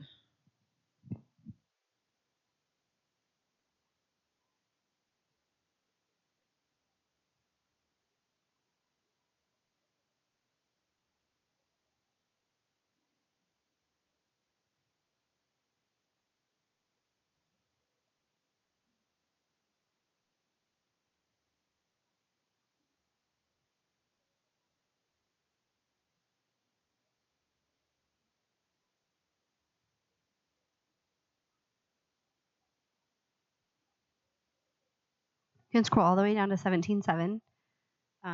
The language about guest teacher pay is not language that we're willing to put in the contract. Guest teachers are not members of the Jcea bargaining unit, and much like earlier when we struck the language about JESPA, because you're here to bargain for people who are part of your bargaining unit, guest teachers are not. So we're not willing to put that language in, and the same for part-time educators. They're not part of the Jcea bargaining unit, and so we're not going to put language in the contract for those two groups of educators. And then all the way down, I believe, in 17.10.6, you had proposed the word coverage. We think that it's more broad to say the additional responsibilities. So if an educator is out for more than 10 consecutive days, the pay for the additional responsibilities will convert to 1/6 pay. In 17.10.7, around annual stipends, I don't know why it said step 1, level 1, but it really should be step 1, lane 1. Educators will be paid for each stipend that applies to the role that they currently hold.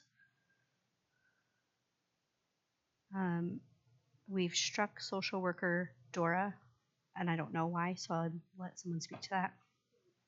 So the licensed social worker, Dora, is no more than a licensed social worker's license. What is more for a social worker is letter F and letter I. So this would require additional certification, hours, work.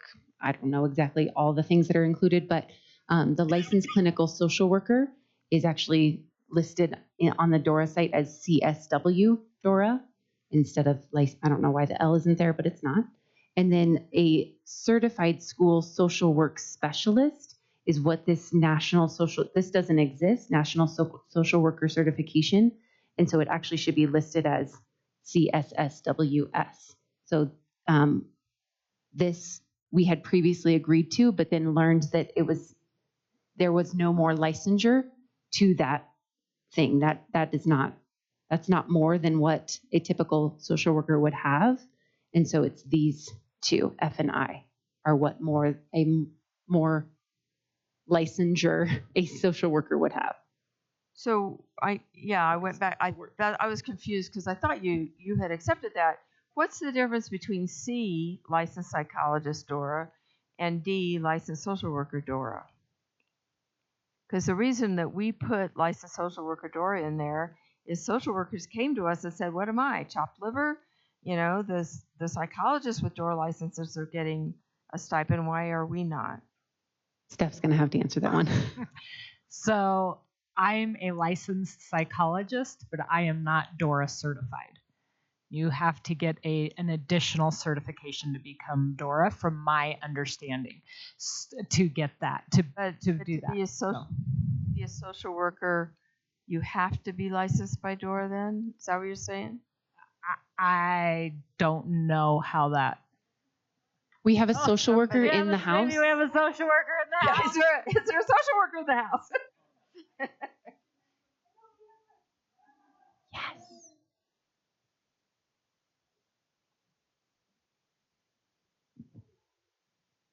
Hi, can you hear me? There we go.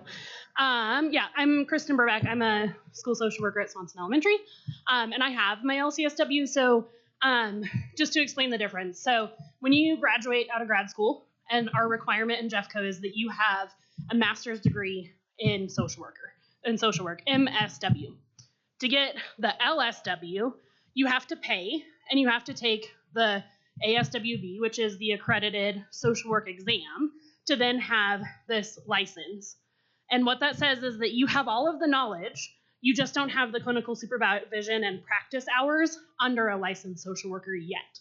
But it's still a step above just getting out of school and coming in and getting a job. And then once you've done 96 clinical hours of supervision with a social worker and 2+ years of work, then you get the LCSW. But there are still steps that have to be taken. It's not the same thing as just coming right out of school and stepping into a school building, if that makes sense. Yep. Don't go anywhere because we may have other questions. I mean, don't leave the room. You can go back to your seat, but don't. So then in I, we're adding just some updated language to say certified school social work specialist, CSSWS. I don't know if we covered that or not. I don't want to leave anything out. In 1710, 8, I believe, educators who work in the following job assignments will receive additional pay as described below for the role they currently hold. Educators who work less than full-time will be paid a stipend proportional to their time and a titles. Proportional to their time. Proportional to their time. Like it should say in any of these situations, really. Isn't it proportional to their FTE? Right? To their FTE. I suppose. Right, because it's less than full-time. Right. Yeah, sorry about that. So educators who work less than full-time will be paid a stipend proportional to their FTE. So it looks like the CTE program leads, that was still in there, but we've actually moved that to Appendix D, so we just noted that because it wasn't in the whatever version that we just looked at previously. What's D, Delta? In C, you propose special education educators, and we are coming back with special education center-based learning specialist. Will be paid an annual stipend of 2% of Step 1, Lane 1. And then dual language teachers and other educators who have passed the language proficiency test and instruct in Spanish, excluding world language teachers who are accepting that language, including but not limited to SPED, interventionists, and CELS, will receive a stipend of 1% of Step 1, Lane 1. And then we've added teachers of the visually impaired qualified to provide orientation and mobility services will receive a stipend of 1% of Step 1, Lane 1. Did I miss it? Oh, right. And sorry, we're striking the language about the Jcea bargaining chair because we don't feel like that's our space to provide payment or a iteration of payment or time, which is considered payment for the JCA bargaining chair. But we are not opposed to JCEA paying that stipend. Correct. We are not opposed to that. We are definitely in support of that. And I think that's it.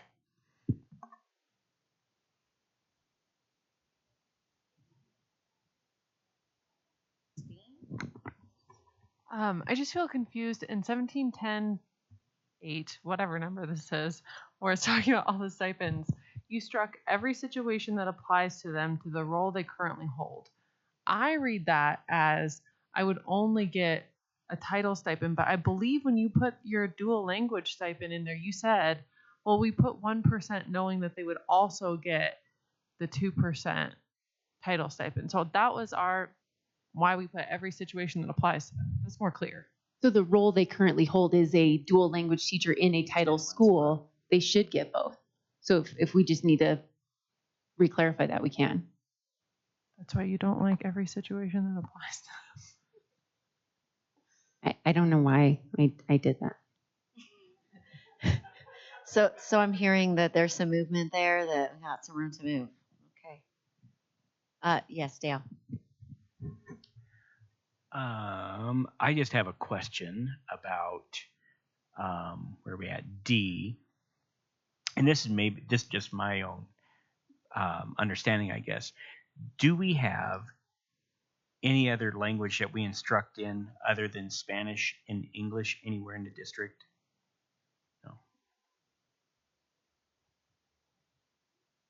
No. Really quickly, that passed the language proficiency test.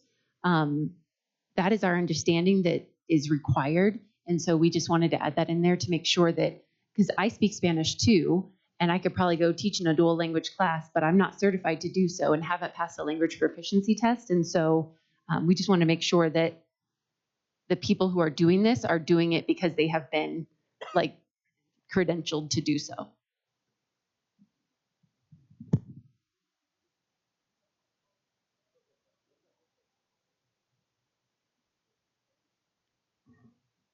I believe that it's a licensing requirement with CDE, and in order to be, yep.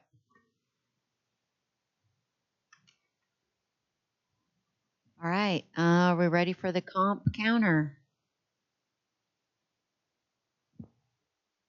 Strict echo. Look at you with your fingers crossed.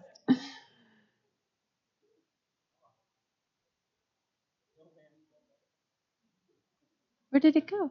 Oh.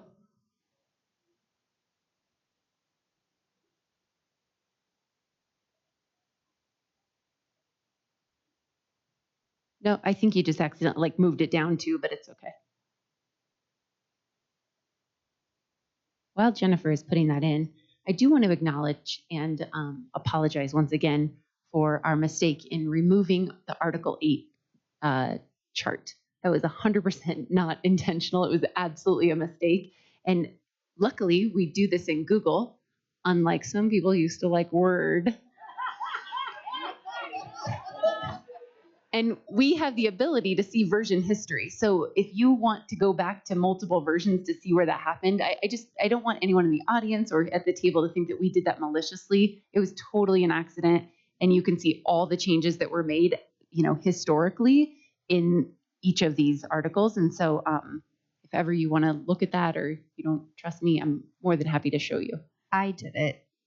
So I'm just saying, I take full responsibility. We were working late at night, and I don't even remember doing it. I actually don't even remember working in that article that night, but somehow I deleted it. But we did go back to the version history, and I did double check it and cross check it just to be sure. So. Okay, so considering some of those stipends that we just added in, as well as some additional consideration, the district is prepared to propose the following. Our ECHO version of our compensation proposal. We would like to propose steps and lanes, as we have been agreeing to throughout, plus a 5% COLA, which is an approximate total of $31.6 million. And then you can see all the notes in there around who all that includes COLAs for 191-day contract for instructional coaches, $420,000. Coach and activity sponsor stipends, $1.2 million for the year one rollout. I will tell you that that might increase a little bit because of some of the modifications that we made, such as adding in a couple of additional stipends and changing the language. Did I not go over that? Did we talk about changing the language to agree to you holding all coaches harmless? I didn't go over it. Remind me to come right back to that. So this line item will increase because we also agreed to that.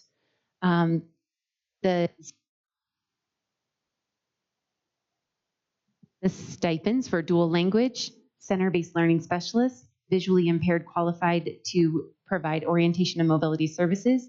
All of those stipends are approximately $400,000. And so the total salary increase proposal cost is $33.5 million. And then benefits were still at that same place, around $71 additional per month for a total of $640 per employee per month. And we are continuing to keep all employee groups together and average that at $6 million. Again, the Jcea bargaining unit might be the fraction that you had relayed previously, but we just don't cost it that way. So that's our current offer. And if you're okay with it, I would like to just briefly go back to that activities. I apologize. Totally breezed right over that. So in the coaches and activities sponsors, you had, here it is, in number 4, for the 24-25 school year, any current coach, assistant coach, or activity sponsor who received the full stipend for the activity in 23-24 will receive additional pay to maintain their 23-24 cumulative stipend level until they are right-sized by increases in the schedule. So we agreed to take out the language of $600 or more and make sure that all coaches who would lose any money because of shifts in the schedule would be held whole, right? Held harmless, you know what I mean? And I wanted to say, of course, if they continue in that role, they wouldn't get it just because they worked in it in 23-24 if they didn't work in it in 24-25. And Obviously. so I just want to ask a clarifying question about one of those positions on that coach activities sponsor schedule. So we've had people that have been working in what is now called the accompanist role, but before was called choral assistant. And those are the same people. Somehow the name changed, and they're going to be making $2,000 less. So are those people that are continuing in that same role, even though the name changed on them, will they still be held harmless with this schedule? I will have to check on that. Okay. Choral assistant is what it was called previously. It was called that before, and now on this new schedule, it got termed an accompanist. Okay. But it's the same person doing the same thing. And I know there's been a lot of chatter around, like, I'm going to lose my accompanist if they find out they're making $2,000 less. Okay. So yeah, we'll check for sure. All right. Thank you. Any other? And thank you for going over that. I appreciate that. Sure. Any other questions? Yes, Lisa. I think there was one other thing that was changed in where am I? It's the language part for coaches and sponsors. Let me pull it back up. You were just looking at it. We had a paragraph in here about a committee to talk about elementary and middle school activity sponsors that was struck. I don't think you all addressed that. I am in the wrong version. It's right above hiring. The word hiring, it was number 6.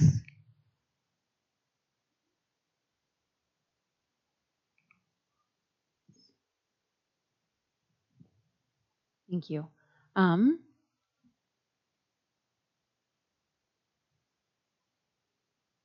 So we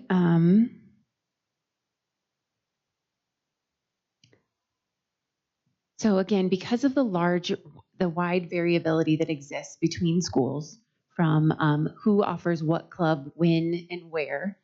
We feel as though this is something that should be worked out at the school level, and it is not going to be something we can fund from the district level. And so at this time, we don't feel like this is the right path forward. However, I mean, we're certainly happy to advise our principals, encourage our principals to take these things into consideration, to talk to their PTAs, to their boosters, to different funders. We are actually adopting a new system that will help us to manage our volunteers and community partners.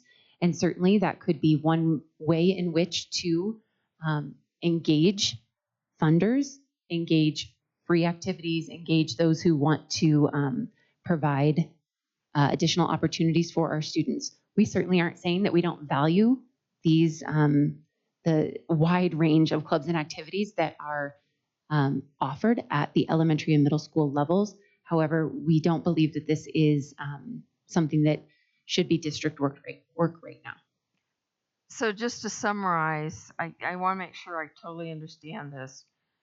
On the schedule, we had a number of elementary things. We had elementary music, which is still in the language, middle school music, still in the language, art show chairs and co-chairs, still in the language, K-12 art teacher shows, not in your proposal.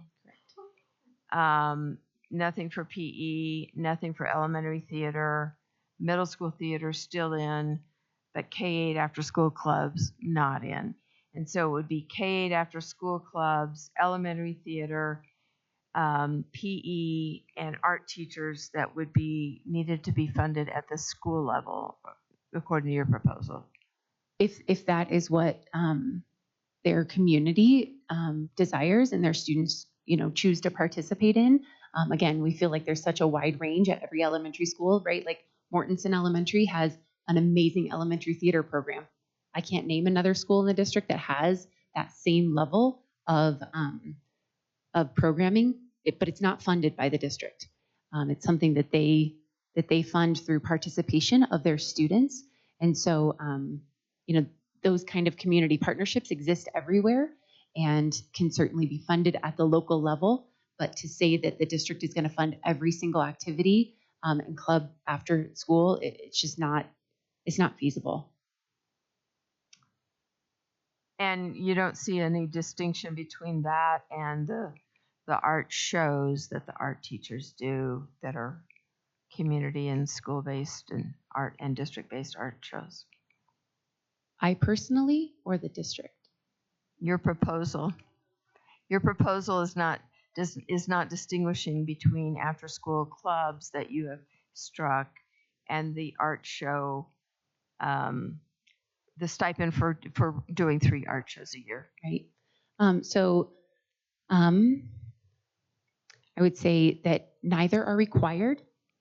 Certainly, they're nice to have, and we want them to continue. They're not always expected either, whereas music programs are oftentimes expected. They're an expectation. They've happened for years. And so I would say that those are a couple of the thoughts on why that language was not accepted. Okay. Dale? I just want to check real quick on your compensation counter. This does not include you're not including an equalization between lane 5 and lane 6, the 2% equalization. That is correct.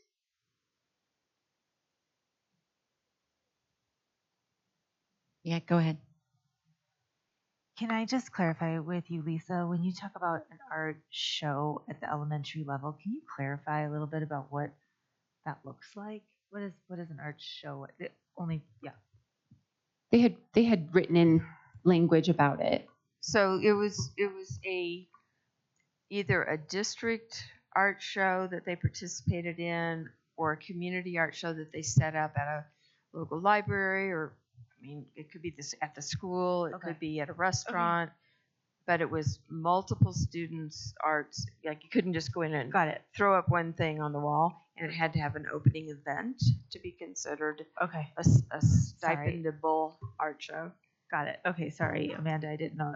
I think our intent here is to pay art teachers for the time that they put in. I mean, I would spend hours upon hours framing and matting, finding the frames, all those things, even putting up students' artist statements and helping them with their grammar and all the things, you know. Yeah.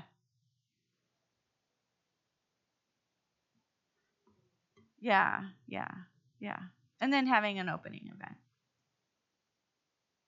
All right, I've got two quick questions. So I want to follow up on Dale's question. Is there a rationale? Why is it that we're not moving that lane 6? $5 million. Because it costs 1.5 million. I mean, it's just one more thing to add. I mean, we've already gone well over what our financial outlook is. Certainly, we understand that there's some variable belief and understanding and what that looks like.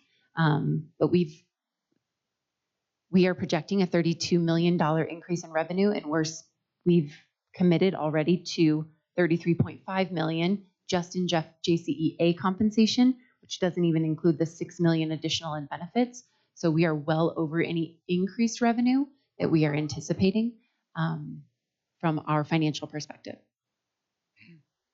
So we're trying to focus on the right, or on not the right things. They're all the right things, but we're trying to focus on the big ticket items that will impact the most number of people. Okay. And then so with regard to those positions that we were just discussing with the stipend, so just to be clear, so that's $1,000, generally. So then we'd have to come back to the table if we want to increase that. Otherwise, it would just be that straight amount every year because it's not attached to COLA or anything else. On the activities, is that what you're talking about? Sorry, yeah, I'm on the activities one. Yeah, so the art show chair, the elementary music, etc. So that stipend only changes if we bargain this particular piece again. Yeah, I would say that. At this time, that's where we're at. Not to say that that's not closed for future consideration. Okay. Are there any other questions, comments? Okay, I think we need to break for caucus then once again. And I don't know how to guess what this time will be. I'm going to just say 12:20 to 12:30, 12:30 probably. Yes, it's that late.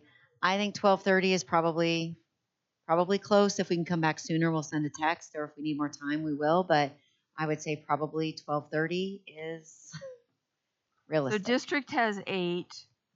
We have 17, right? And we have money, 17. And we have coaches and We have sponsors. money. Oh, 26. Oh, yeah, where's 26?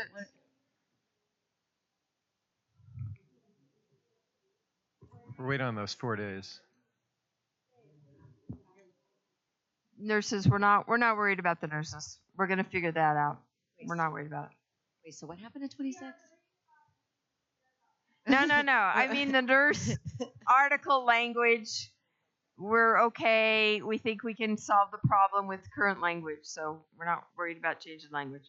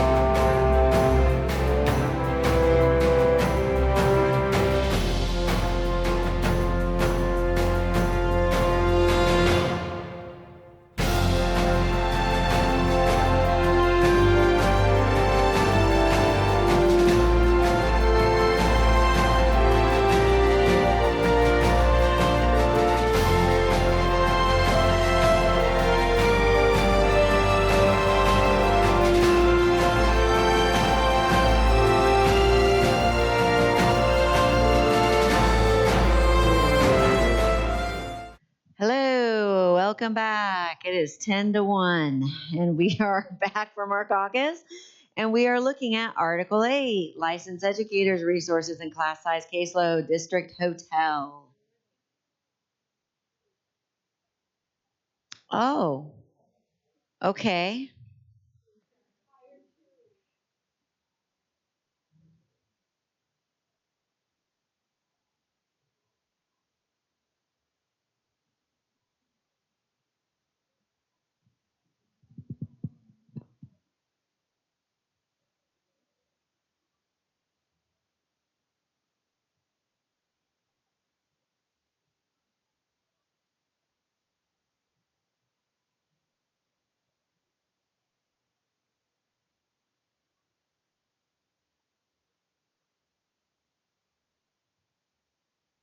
Come on. Uh-oh. Sorry about that. Well, I'm trying to share.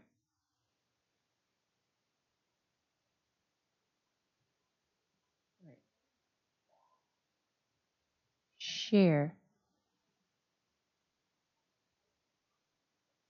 So, I'm sorry, but I can't share right now. I don't know what's happening. Wait. Got it. Okay. You got to push the button 33 times, not 32. Okay, so we are very close on Article 8, DTLs. So in the DTL language, we agreed to what you added around clarification for the outlined in Article 24. If the DTL needed to teach a class, the variance would be followed. If they are opposed, that their concerns would be noted in the variance application. On the, I think the chart is what comes next. Please hold.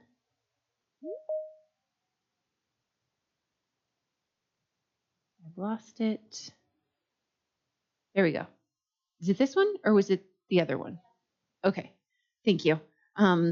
So on this one, we agreed to your language on range and removing the word guidelines. You're welcome. And we would like to offer something slightly different to the consideration for all the plans that might exist in a class. So we would like to simplify that, taking into consideration what the way in which Michelle previously described it, around a 504 plan might not require as extensive of modifications, accommodations than a very high needs IEP. So what we'd like to say is considerations will be made for factors such as, but not limited to, students served by an IEP or 504, multilingual learners, etc. And so we certainly don't believe this is an exhaustive list, but we do want people to take those things into consideration when they are determining additional staffing or support structures, as both at the school level and the district level.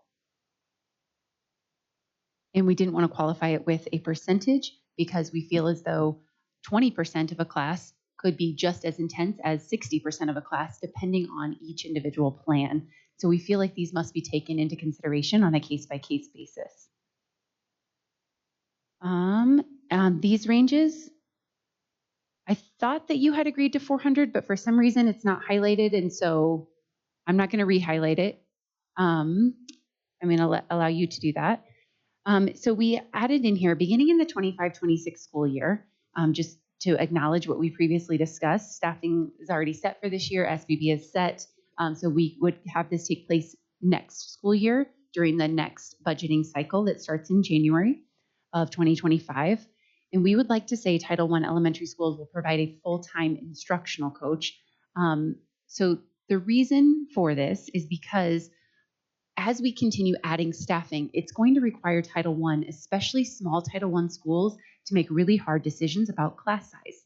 So as you have laid out, and we agree, class size is important to consider, specifically at the Title I schools. Additionally, some of our Title I schools are dual language classes.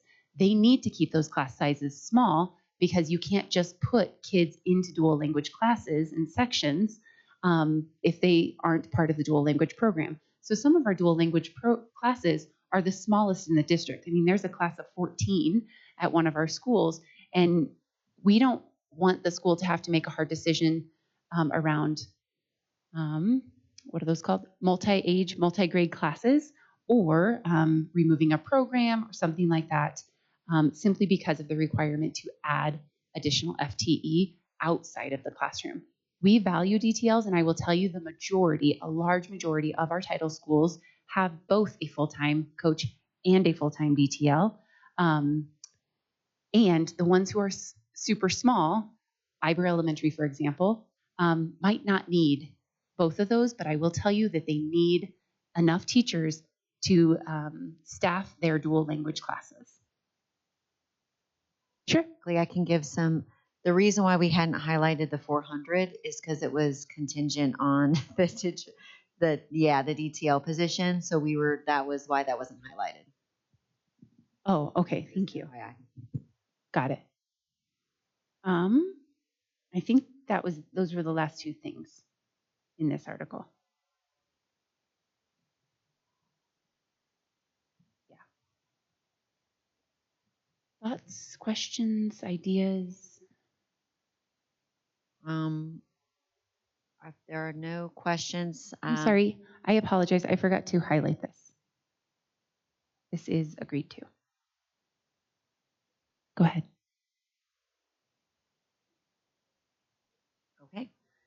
All right. We might need just a minute to confer on that. And so I think we should move ahead with our next agenda item, which looks like it is us. So Article 17, compensation structures.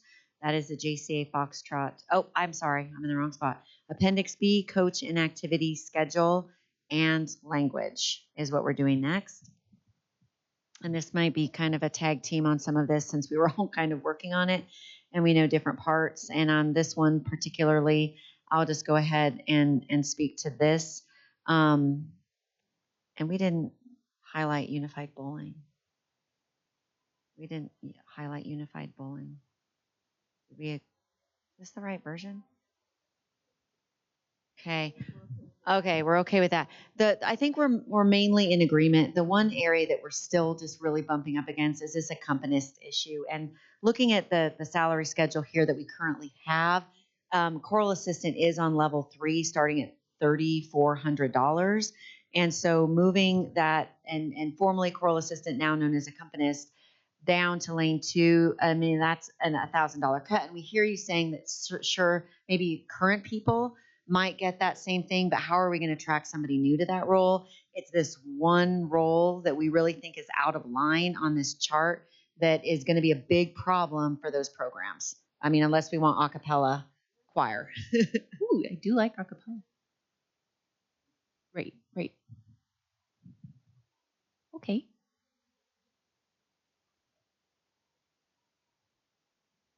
And that is the schedule, and we are going to move on to language next.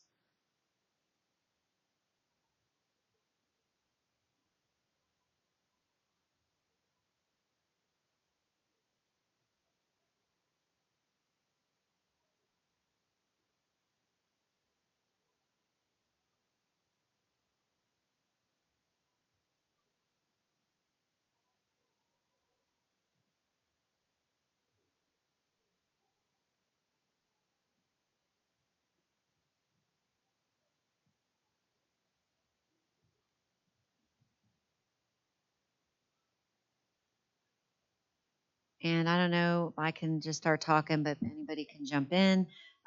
We are agreeing at this time to what we have so far. So this has all been agreed to. But like I said, team, jump in if there's something that needs explained on here. So moving down to, it looks like under pay. If we go down to number 6. So this is that issue that Lisa was discussing. So those who teach a subject, and Lisa, do you want to talk to that? I'll let you speak. Yes, and in 5 above, the extra and the coach should not be highlighted. That's a new proposal for us. I think part of part of the issue here is understanding the difference between extracurricular and co-curricular. Extracurricular would be like student council. It's not attached to a content you're teaching. Co-curricular is attached to a content you're teaching. So here's our run at this again. Educators who teach a subject with a required co-curricular activity or activities will receive the stipend associated with that activity, even if there is more than one educator teaching in that area. Both educators will receive the full stipend.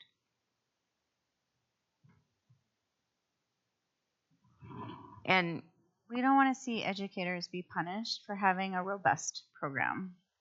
Well, and I also think that it's the point too is that they have to do this. It's required. It's part of their teaching job. So it's like you wouldn't have people split a salary for a teaching job, even though they're both doing it full time. And nor do we think they should split the stipend for a co-curricular. So that is our attempt at some language there. And then I think everything else is agreed to. We have agreed to all other changes in this. Oh, except for, nope, that's not true. All the way down at career technical education leads. So we've agreed to that language. We just added one line and middle school so that it reflects both. So this is in addition to the high school and middle school building liaison, just because that wasn't reflected in both. So I assume there are middle schools that have those. Apparently. Do all the middle schools have them? Okay. Can I ask a quick question? Yes. Are there other examples?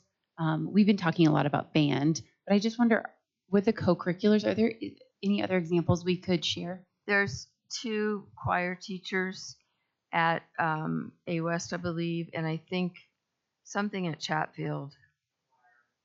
Choir at Chatfield. Okay. I just wondered. Any other questions on the language?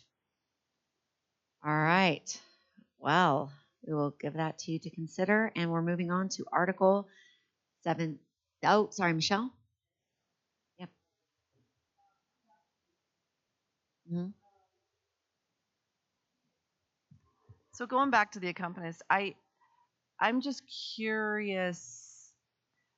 What I'm familiar with, at least at the middle school level, is the accompanists come and perform at the concerts, at the choir concerts only. And they're only there, like they have 2. Is that what, are we talking about them being on the same schedule? No, I don't think so. That's what we're talking about is an accompanist that, and I'm sure there's some music teachers here that can explain this better than I, but I think these are accompanists that are working in the classroom a lot. Maybe every day.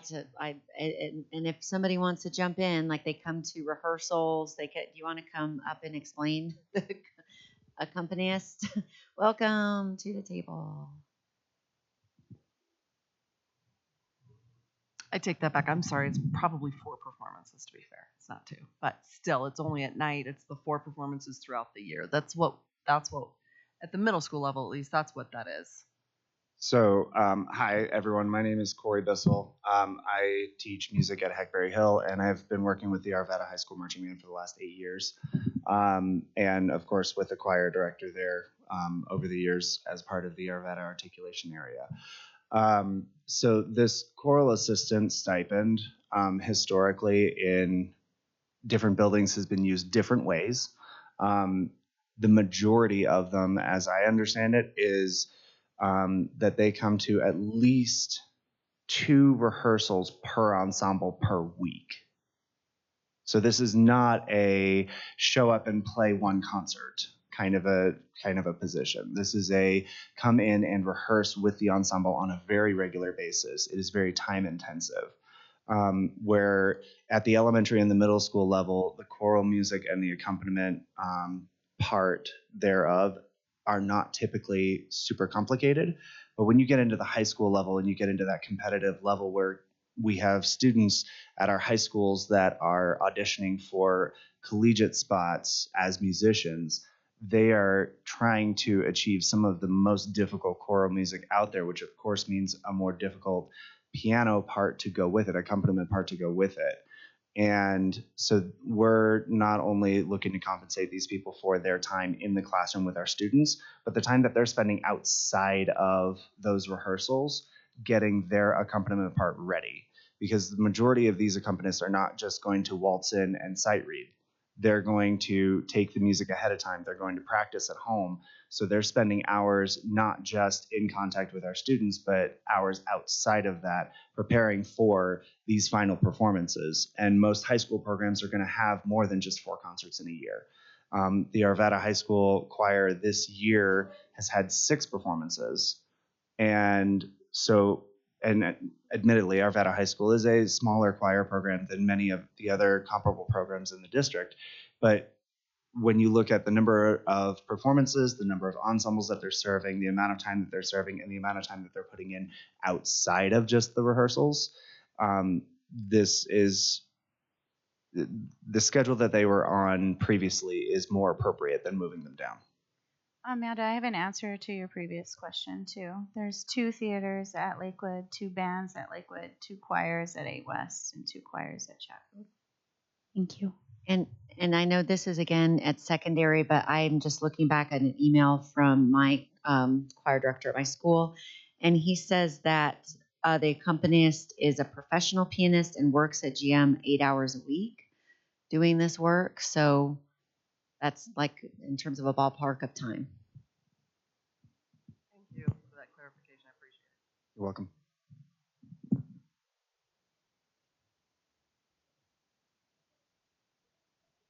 Okay.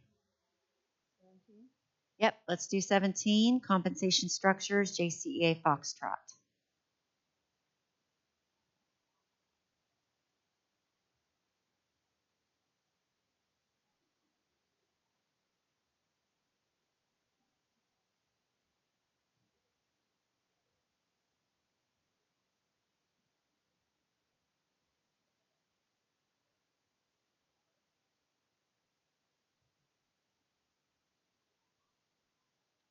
Okay. I think that, I can't remember what we accepted. As I'm scrolling down, I see that we have accepted at 17.7, the guest teacher pay. We think that this language should be in here, but at this point, we think this is something that we're willing to just let natural consequences be a thing. So we'll move down and time. I think we accepted that. The 17.10.6. We've accepted that language, and then 17.10.7. So at this point, and I guess we didn't highlight all of that, but what we've done is we've changed this to educators will be paid for each stipend that applies to each role that they currently hold. So depending on the role that we're at, and we've put the licensed social worker back in. Okay, so that's back in there. We've accepted I down below in J, and then in 17-10-8, we put the same language in there to each role they currently hold. And we understand where that language moved. With special educators, we are suggesting, we are countering with they will be paid an annual stipend of 2% of step 1, lane 1. And again, this is something that we think it's really important given especially all the unfilled roles. And that's money that would have been paid for an actual teacher that is not in that role at this time. And we know that if we have tons of special educators and all those roles are filled, that might be different. That's not the case at this point. We're trying to attract people to our district. Okay. I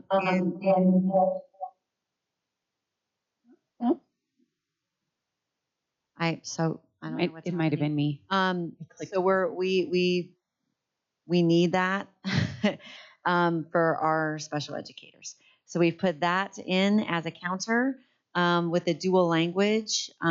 We are accepting that. And And then grudgingly, we are accepting that you're taking on the bargaining chair, even though we're all on the same team. I'm doing work for the district over here too. Just saying. Okay. Visually impaired. Teachers of the visually impaired qualified to provide orientation mobility services will receive a stipend of 1% of annual pay. And I don't know whether you want to speak to this, Lisa. Is Leslie here? Does Leslie want to say something? I mean, Leslie's been working with us on this, and it's like, it just costs them a lot of money to maintain two separate. There's only 4 of them. There were 6, but 2 of them have dropped one of their licenses because they get paid the same with one as in 2. And why are they putting out that money? And this is also when we compare to other districts, surrounding districts, they all do something for them. So we gave up on the 1.17. We've hit the 1% of their annual pay rather than the $500 that step 1, level 1 would represent. It's not even going to cover the cost of their licenses. And I wanted to say something too about the putting the licensed social worker back, because I think, as the social worker explained, that is a step up from just entry level. I'm legal to be a social worker in the school district. That's all she wrote. Steve. I just want to make sure I understand with the DORA social worker being added back in, that if a social worker has all 3 certificates, they're going to get 9% of their of step 1, lane 1 pay. That's the intent here. I don't know that that's the way it works. I think you kind of get one or the other. I mean, you might move up through the ranks, like start with one thing and then get another. The other piece of this is that you have to have these higher level licenses to be able to bill Medicaid. And yeah, Stephanie, you talk. You understand this better than I can. Yeah, you can come. I don't understand social work, but I understand the purpose of the stipends and why we put them in.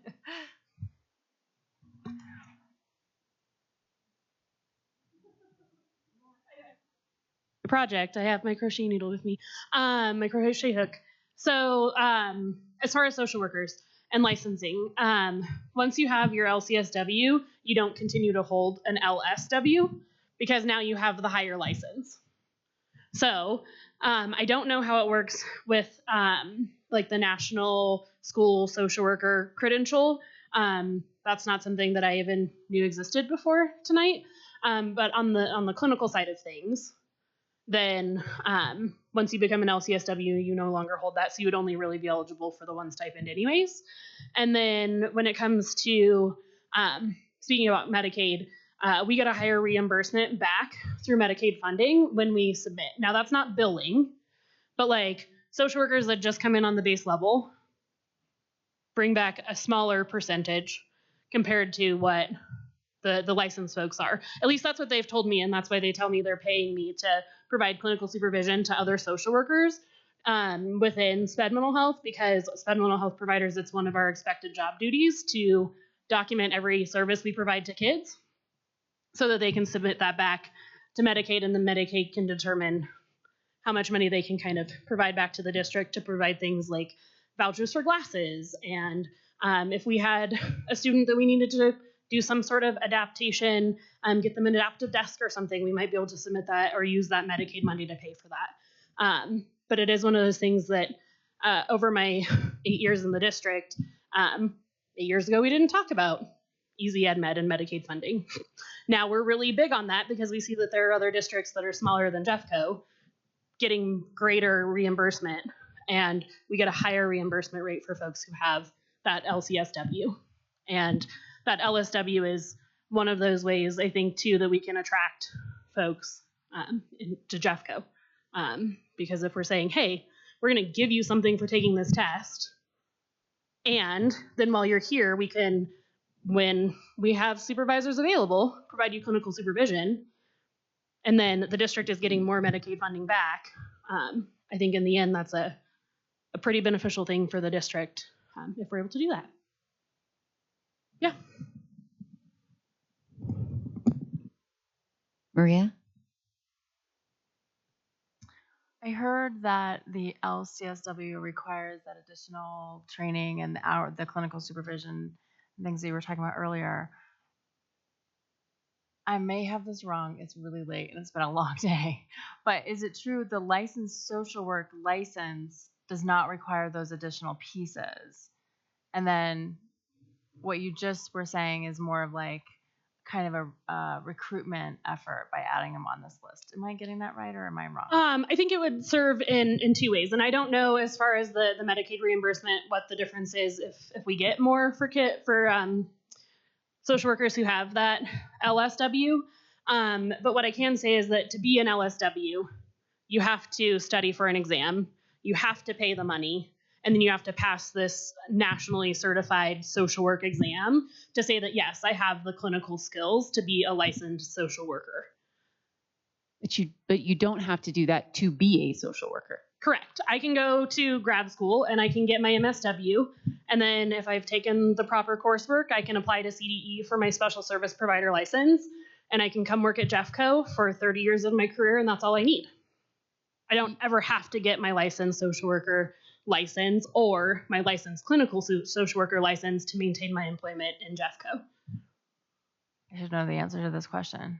We have social workers that do have DORA and we have social workers that do not. Yep. Is that correct? Yep, that's correct. I supervise right now one because I do provide that clinical supervision to try to help folks get that clinical license. And so I have one who does not have her LSW because she can still get her clinical hours and then take the test at the end. But I think for us to know where we're headed with folks, I think that would be a good commitment to say, we will offer you clinical supervision when we see that you've maybe taken this test and are a licensed social worker versus pouring in hours and then, you need 96 hours of supervision, whether that's individual or group, in order to become an LCSW, and you have to pass that test. And it's very possible that right now we're providing clinical supervision to folks that they'll get their supervision and they'll say, all right, or because it's hard to get supervision and it's very costly to get it outside of the school district, like $75 an hour, usually at the minimum. You have folks that it's like, well, why wouldn't I go somewhere else where I can pursue that and get that paid for? And so I do think that there's a both and. I think there's a benefit to the district in the long run, and I think that it would be helpful for recruiting social workers to fill some of these vacant positions. I know mid-year when I was requesting support, the answer was there's none to be had because all of our available mental health providers that we would normally rely on are busy covering schools that don't have people. So, Thank you. Any other questions? We good? Thank you, guys. That was very helpful. Thank you for being here. This is amazing. All right. Okay, any other questions on Article 17 at this time? Okay, so compensation and benefits, JCEA, Foxtrot.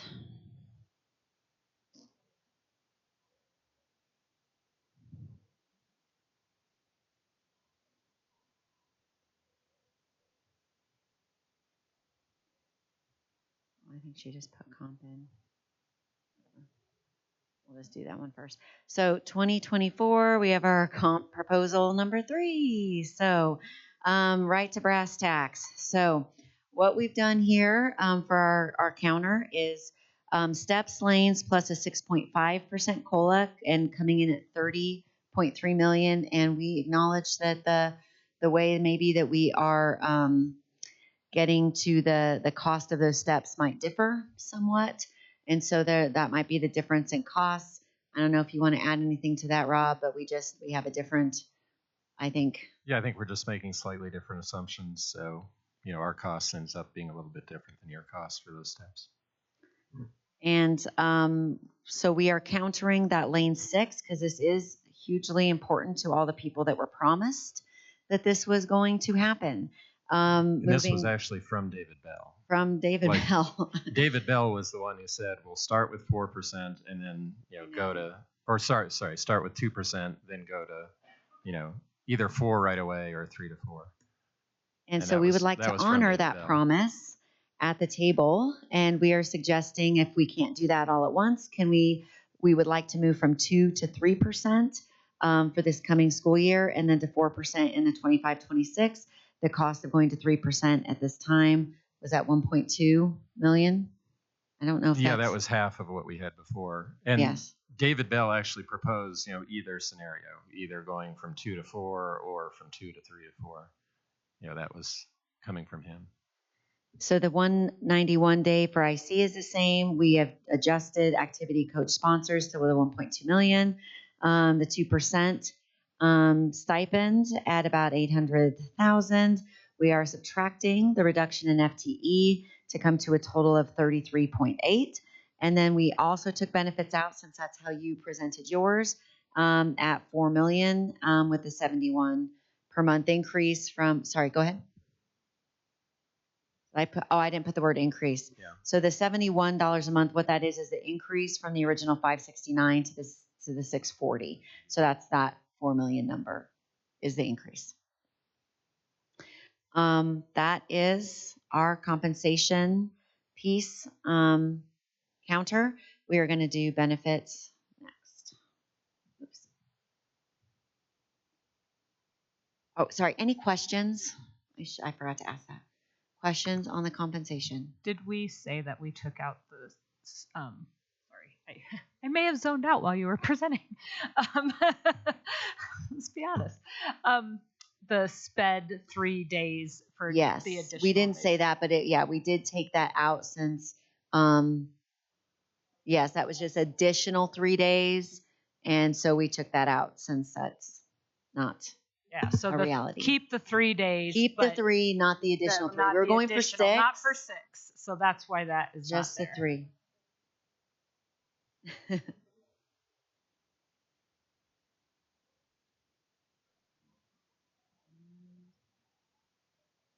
We also need the benefit language. Yes, yep. Do you want to go over the benefit language, Rob? It's in the agenda, I believe. It's been uploaded. Late, sorry. I'll let you do that one.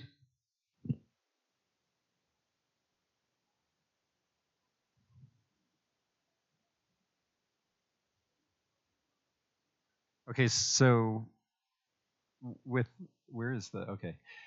the benefits language, essentially what we've done is we like your intent of adding additional funds for families and people with children, things like that. But we feel that the language that you have proposed doesn't honor the recommendations of the Benefits Advisory Committee. It was specifically tasked to look into problems like that and to be advisory for this body and other bodies such as the board. We actually there is a joint grievance with Jcea and JESPA on this very issue that I think is being, I don't know, is the word argued? It's being presented this coming week. So we feel that we need to honor the work of the BAC and recommendations made there, and we think that if we go with your language, that would undermine that whole process and devalue the BAC committee. So given that, we've struck your language and just put in benefits will be negotiated no later than December 2024 for this 2025-2026 school year. So giving a little bit of a runway there.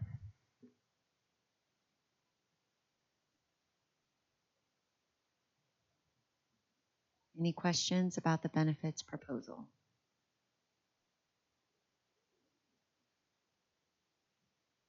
I don't think so. Well, I'm at this point, it sounds like we might need to caucus again. Yeah. No. I just kind of want to talk through 8 a little bit here. 8551 in particular. You could pull that back up.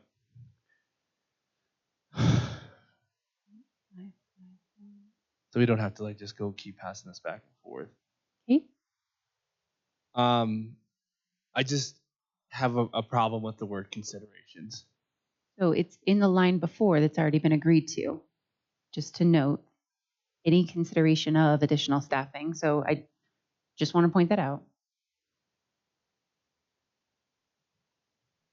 Now you got me all worried, and it's 1:30 in the morning, and I'm overthinking it. Every time we TA something, I worry. Okay. So Okay. don't worry. Okay. Thank you for. Don't worry. Okay, here we provisions. Provisions instead of considerations. Provisions will be made for factors such as, but not limited to.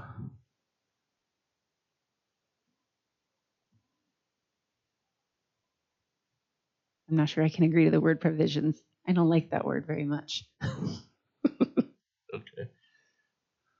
Okay, thank you. But text me another word if you think of one.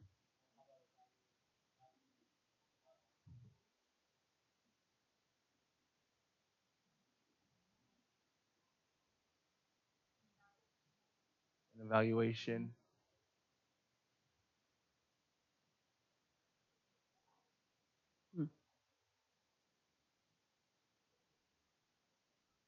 Like I said, let us think about it too, and we'll text you if we think of a great word. I understand, I acknowledge the consideration might not be an agreeable word, and that's okay. We can come up with something, but we might need a second. And I don't know whether with the Article 26. Yeah, that's what. Is that what you were going to say, Rob? Yeah, I Okay. thought we were going to circle back to that one. Yeah. So there is a relationship with the. Okay, with the 2%. Do we want to talk about that now or bring it back with the compensation? Or whether I think that was still in your corner.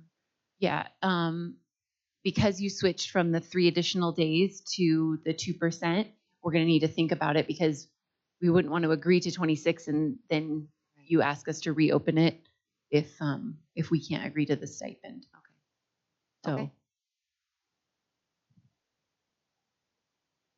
I'm sorry, it was either 3 days or 4 days. You guys were holding off on agreeing to that. All right, so we probably need 20 minutes.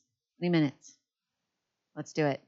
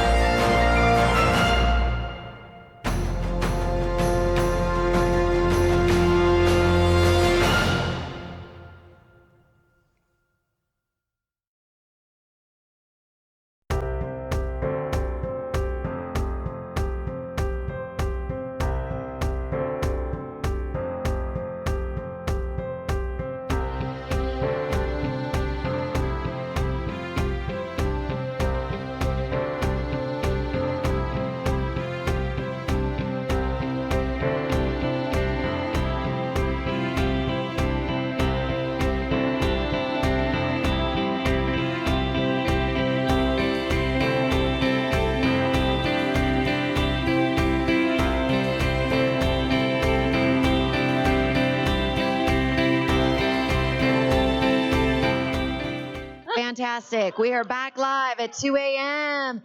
at the Jeffco Ed Center. Woo! Yeah, if you're tuned in, good on you. We're going to start with Article 8. It's TA'd. Unless you want to do a thumbs up, it's a thumbs up.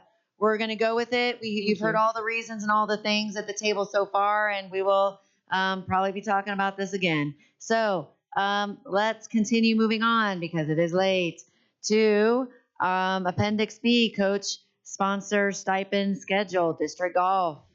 So it is TA'd. It's a TA. We What? We agreed to accompany us, and I think that was the last thing on the schedule. We're all good. Rock on. All right. Thank you. You are welcome. And are we moving on to the language? The language. Are you wanting me to put it up here? Y'all in this? Are you okay? I'll put it up. Okay. Apologies. I know. I just feel like they really want to see it. And I aim to please. Okay. Let me just put this up here real quick. Okay. I think it's actually T8, but I just want to make sure. We did say District Foxtrot. Am I on the right one? Okay, good. I believe that we have agreed to everything, but let me double check. Here's the co-curriculars. We have agreed to co-curriculars.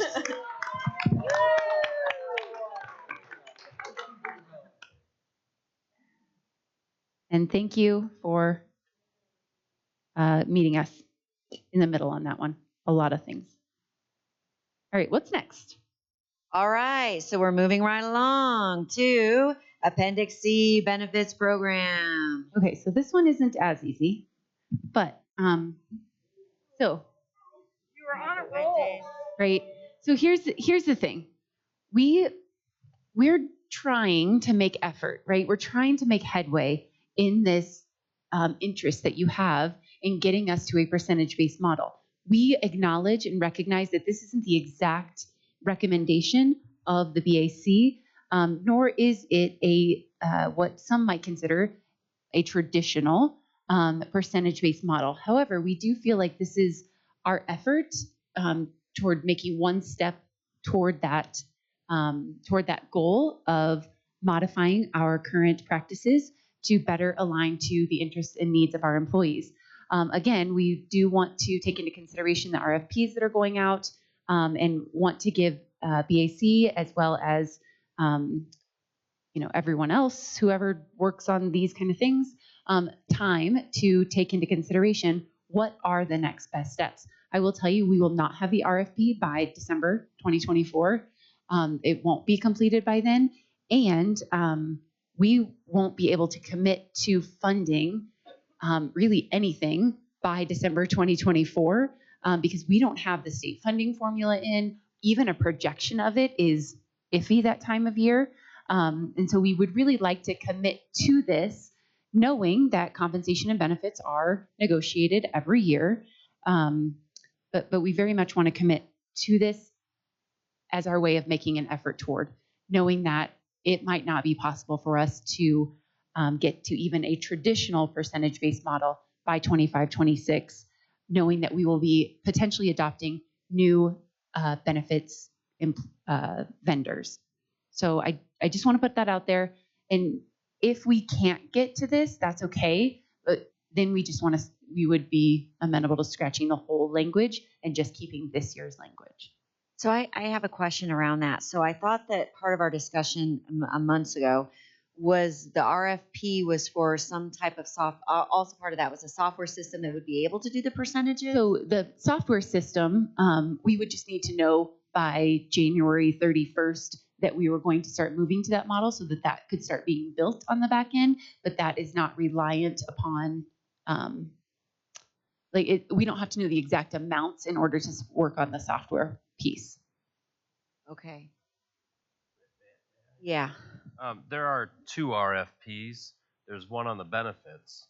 That one should be completed next year. The ERP RFP, or the RFP on the ERP, however, the new ERP system would not be implemented it's going to take a couple of years Yeah. to do that.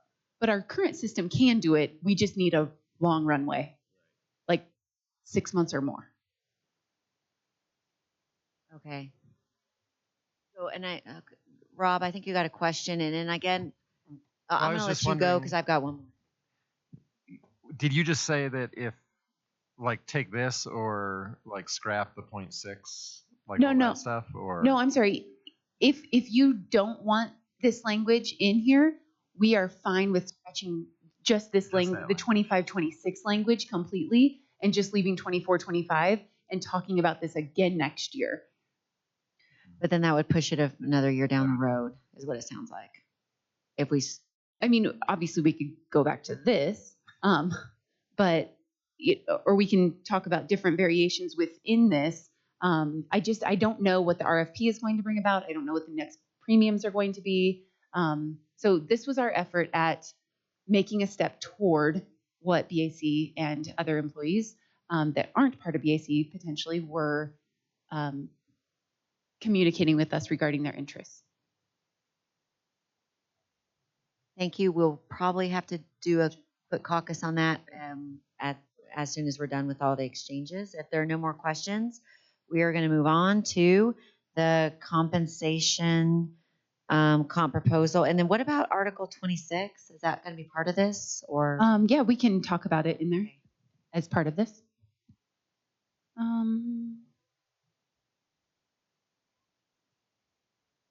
Whoops. Oh, this is Article 17. 17 first, and then the comp proposal. Comp structures. Let's see. Where are we?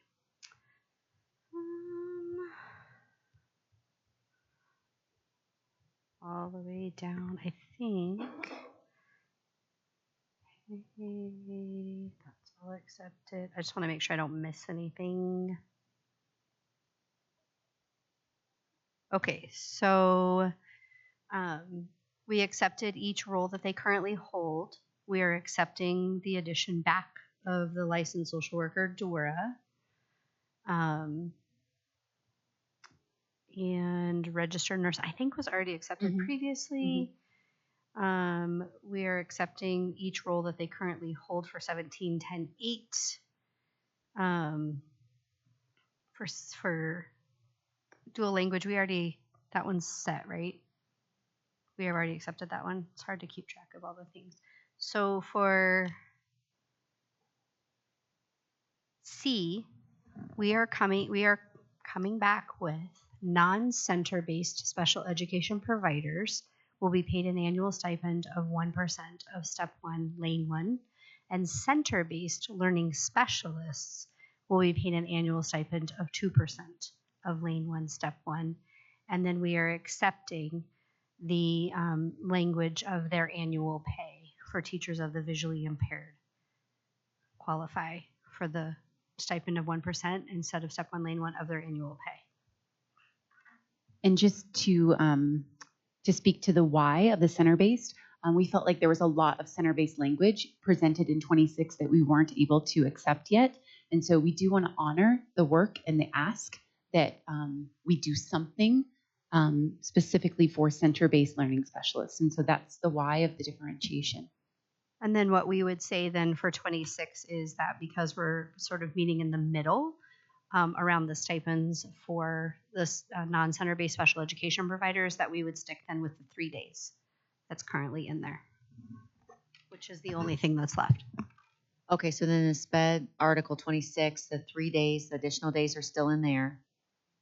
Yeah, and that was the only thing that was left. That was the only thing that was left. That we were waiting, like there was a conversation about waiting to see what comp came forward. Okay. Fantastic. All right, let's do, sorry, are there any additional questions on 17? Okay, let's do comp proposal district golf.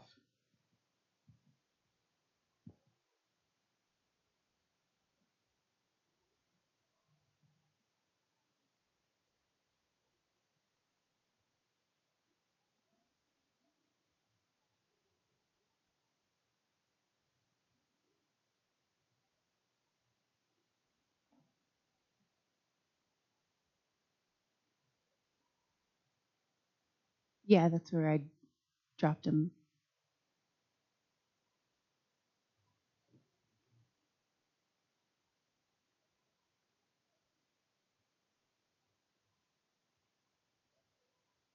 Two again.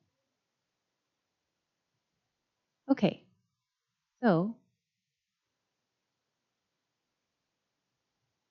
our comp proposal, our counter proposal is outlined here. So we would like to offer steps, lanes, and a 5% COLA. We would also like to offer a 2% one-time payment for all employees. That would be calculated on base salary after step and lane increases are added and COLA is added that has been agreed to or that will be agreed to. That's approximately a $10 million investment. And we do want to honor your reminders to us that we have a large fund balance, and we do have a shared interest with you in reducing that fund balance and using some of the funds that are there. And so that's one effort toward doing that. Again, leaving in the instructional coaches and activities. Again, that will increase from 1.2 million a little bit higher, probably 1.3, 1.4. And then adding in the stipends, again, dual language, special ed providers, center-based learning specialist, visually impaired, qualified to provide orientation and mobility, which would bring us to about $1 million in additional stipends. And our total salary increase proposal is $44.2 million just for the JCEA bargaining unit. And again, still at that $6 million in benefits. And just for clarification's sake, that is only for this coming year's benefits. We did not factor in the following year into that $6 million, even though we wrote the language in. I just wanted to make sure everybody was clear on that. And so at this time, as you might expect, this is the last compensation proposal that we are able to entertain at this time. With regard to compensation, certainly if there are other things related in other language, we can go back and forth on that. Okay. We're obviously going to have to chat. Of course. Rob, question? Well, we're just kind of wondering about this. The one thing would be the 4% for the last lane. It is currently at 2%. District personnel were the people who recommended having that go to 3% and then 4%, in previous years. And I guess when I looked at what district I was going to, what I looked at was what's the starting pay and how high does it go? Like, what is the ending pay? And when I look at Jeffco now, were I a new teacher now, I would look at Jeffco and go, no, I'm not going to go there. Partly based on where the ending salary is based on other, districts. I'd look elsewhere. And so I don't quite understand the resistance to that. And So certainly, former leadership is no longer here, and make promises on behalf of other leaders that come after. We obviously none of us were there when that promise was stated or made. At least none of us here at this table on this side were there. And one of our hopes was that the 2% it would be added to all employees. We acknowledge that the highest lane does not get more than COLA. They don't get steps and lanes if they are on step 22, lane 6. And so one of our efforts was to ensure that employee group would be included in an additional piece of the pie as far as the one-time stipend.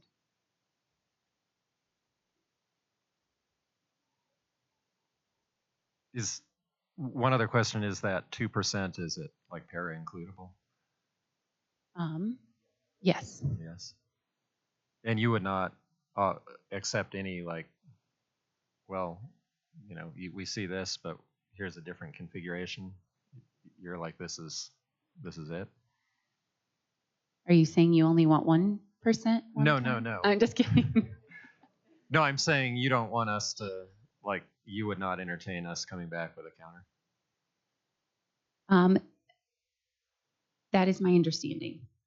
We have reached 2 a.m. and anything additional is likely to not be able to get approved, but certainly run that by me before making any rash decisions. I guess what I'm getting at is it this? We take this or we go to impasse.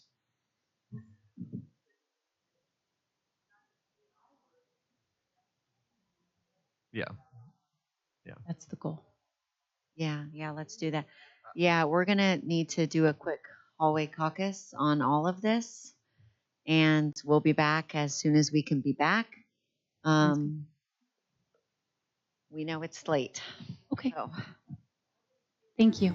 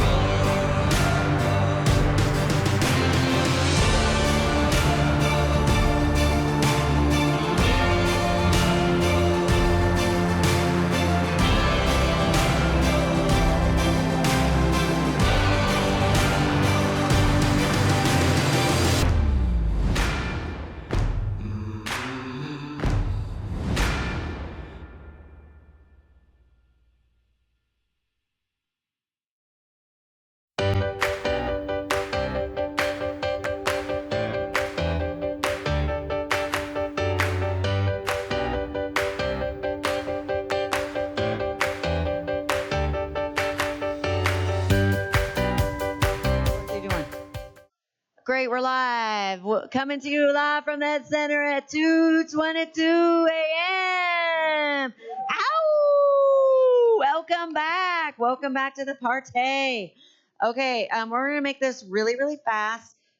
So we are accepting all the things except for one thing that we're adding to the compensation. So we just took our old offer and we, did I need to say anything else about any of the, SPED is accepted, 17 is accepted. The benefits. Benefits. Benefits you need to talk about. Benefits, you're right. Benefits we need to, oh God, I didn't put that back in there. If you look at the old benefits from yours, God, that's right. The old benefits, if you look from yours, we hear you. Okay. District Foxtrot. I can't even find it on there. We did strike that language at this time, so that's nothing else has been changed except for that. On benefits, we know that we are still working through the grievance process, and we want to wait and see what the outcome of that is. And so at this time, we cannot agree to that language. It's just not doable for us. So at this time, if you guys accept that with it struck, then we are in agreement. T8. Okay, and everything else was accepted in 17, meaning that everything was accepted with SPED Article 26. And moving on. So, do you want a thumbs up? Sure. Yes. 17 and 26. And with two Hey. separate thumbs. Good job. What? Oops, I meant to do this. That's not. This is a mess. I'm just going to delete this. Nope, I'm going to just hide it for right now. Talking to myself now. I'm just going to hit skip slide on the old presentation. And this is a little bit confusing, but we couldn't figure out quickly how to change your slideshow. So we just put everything you put in there. It looks real ugly. And then if you look on the next page, the only thing that we're adding, and so essentially from the original comp proposal, we are accepting the steps lanes 5% COLA, the 2% one-time payment, coach activity sponsors, all the other increases. The one thing that we are adding with language just to make sure that this is done this way is that 2% one-time payment for all employees calculated on base salary after step lane increase and COLA, which is $10 million, will be paid out in 2 installments, one in November and one in April, rather than monthly. Yes.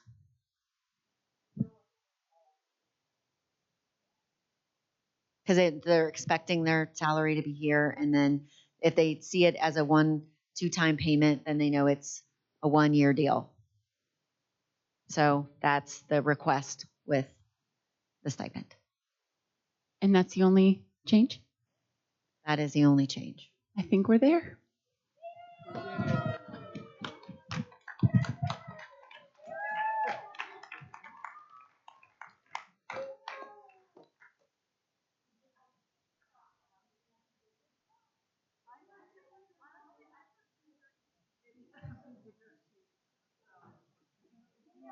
Thank you to to everybody who is still here to the bitter end at 2:30. Your presence was invaluable.